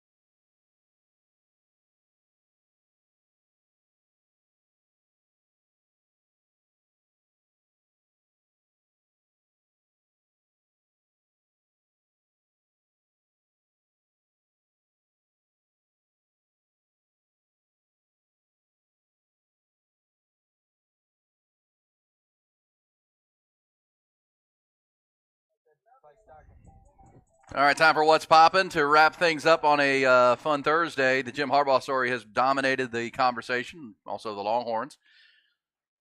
We were just talking about top free agents in 2024. Chris Jones of the Chiefs, Kirk Cousins, Josh Allen, the edge rusher from Jacksonville, can be a free agent if they don't franchise tag him. We probably will. T. Higgins, Brian Burns of Carolina, Justin Madubuike of the Baltimore Ravens, Christian Wilkins of the Dolphins, Antoine Winfield of Tampa, and Jared Goff can be a free agent when this season is over. Nah, he won't make it. I know. They're working on a long-term deal. Yeah. He's now the toast of Detroit. Chris Jones shouldn't make it either. Honestly, Junk Jones shouldn't get there either. I don't know what the hell the chance the Chiefs. Remember, signed that 1 year deal after the holdout, and Junk Jones. I love that name. That makes me laugh. Speaking of junk, Rod, this is people using their junk. I said Match.com had their annual Singles in America study. Looked at the state of dating in 2004. 13th consecutive year they've done it. This will make you feel a little bit good. It said 79% of singles and 83% of Gen Zers still think they can have a lifelong marriage. Yeah, it's not completed. 83% of Gen Z. Oh, that's crazy. Still believe in a long-term marriage. That's insane. Yeah, that's not possible. You're like, the divorce rate's like over 50%. And as I've said, if you think about all those that are just kind of sticking it together exactly. with the kids, it's like 70%. Yeah, leading lives of quiet desperation. That's crazy. Also, watch too much TV is what that is. 57% want a partner who wants kids too, right? They want a partner and they want kids. That's only a little over half. So, and how about this? People are using the online daters using artificial intelligence. 43% of singles have used AI to write their dating profile. 37% have used to write their first text response to someone. And then coming up with conversation topics on dates is also a popular use of AI. So people are just too lazy to come up with their own text responses now? Well, I got to think, Rod. If you grow up, lazy. if you grow up, well, that's what like our grandparents thought of us and parents. If you grow up in the state of in the age of AI, I mean, there's so much that's going to be different. Like you're never going to look anything up. I mean, go look it up in a book somewhere. I mean, yeah, but AI lies. You're right. I know. They literally have documented and tracked scientifically that the AI, the artificial intelligence, is so much like us. It lies like us. I'm not making it up. They call it hallucinating. It just makes up stuff. It'll take stuff on the internet and just compile it and make it up. That's hilarious. Yeah. So people, you still have to fact check the AI. Yeah. It's just like us. It lies. It's racist like us. It literally is. It's as human as it gets. All of our frailty, it replicates it. All of our faults. Okay, well. It's mean like us. Well, and these are young people. They're growing up in the age of artificial intelligence, so they'll be. And know nothing about it. All they know is that it can type my text for me and do my papers for me. Maybe that Chat GPT. They know nothing about it, though. It's amazing. But so we mentioned the ones that got married, but those who are single, these are the 4 types of relationships. They have monogamish. Not totally open, but you sometimes can get it on with other people. Monogamish. Oh, I kind of like that. Okay. You like monogamish? I kind of like that, yeah. That's like friends with benefits kind of thing. Polyamory, where you have a relationship involves 3 people. or more people. Yeah, that's not bad. Open relationships, committed primarily, but, we can see other people. Hanky on the side. Yeah, we can bang other people. And then, of course, swingers. Swingers is old school. That's what you do together. That's still in there. That's still a deal. Okay. It's kind of old school these days. But, yeah, still down for the old school swinging. Just make sure what is the upside down pineapple? Is that what it is? What's the sign? Is that what it is? Yeah.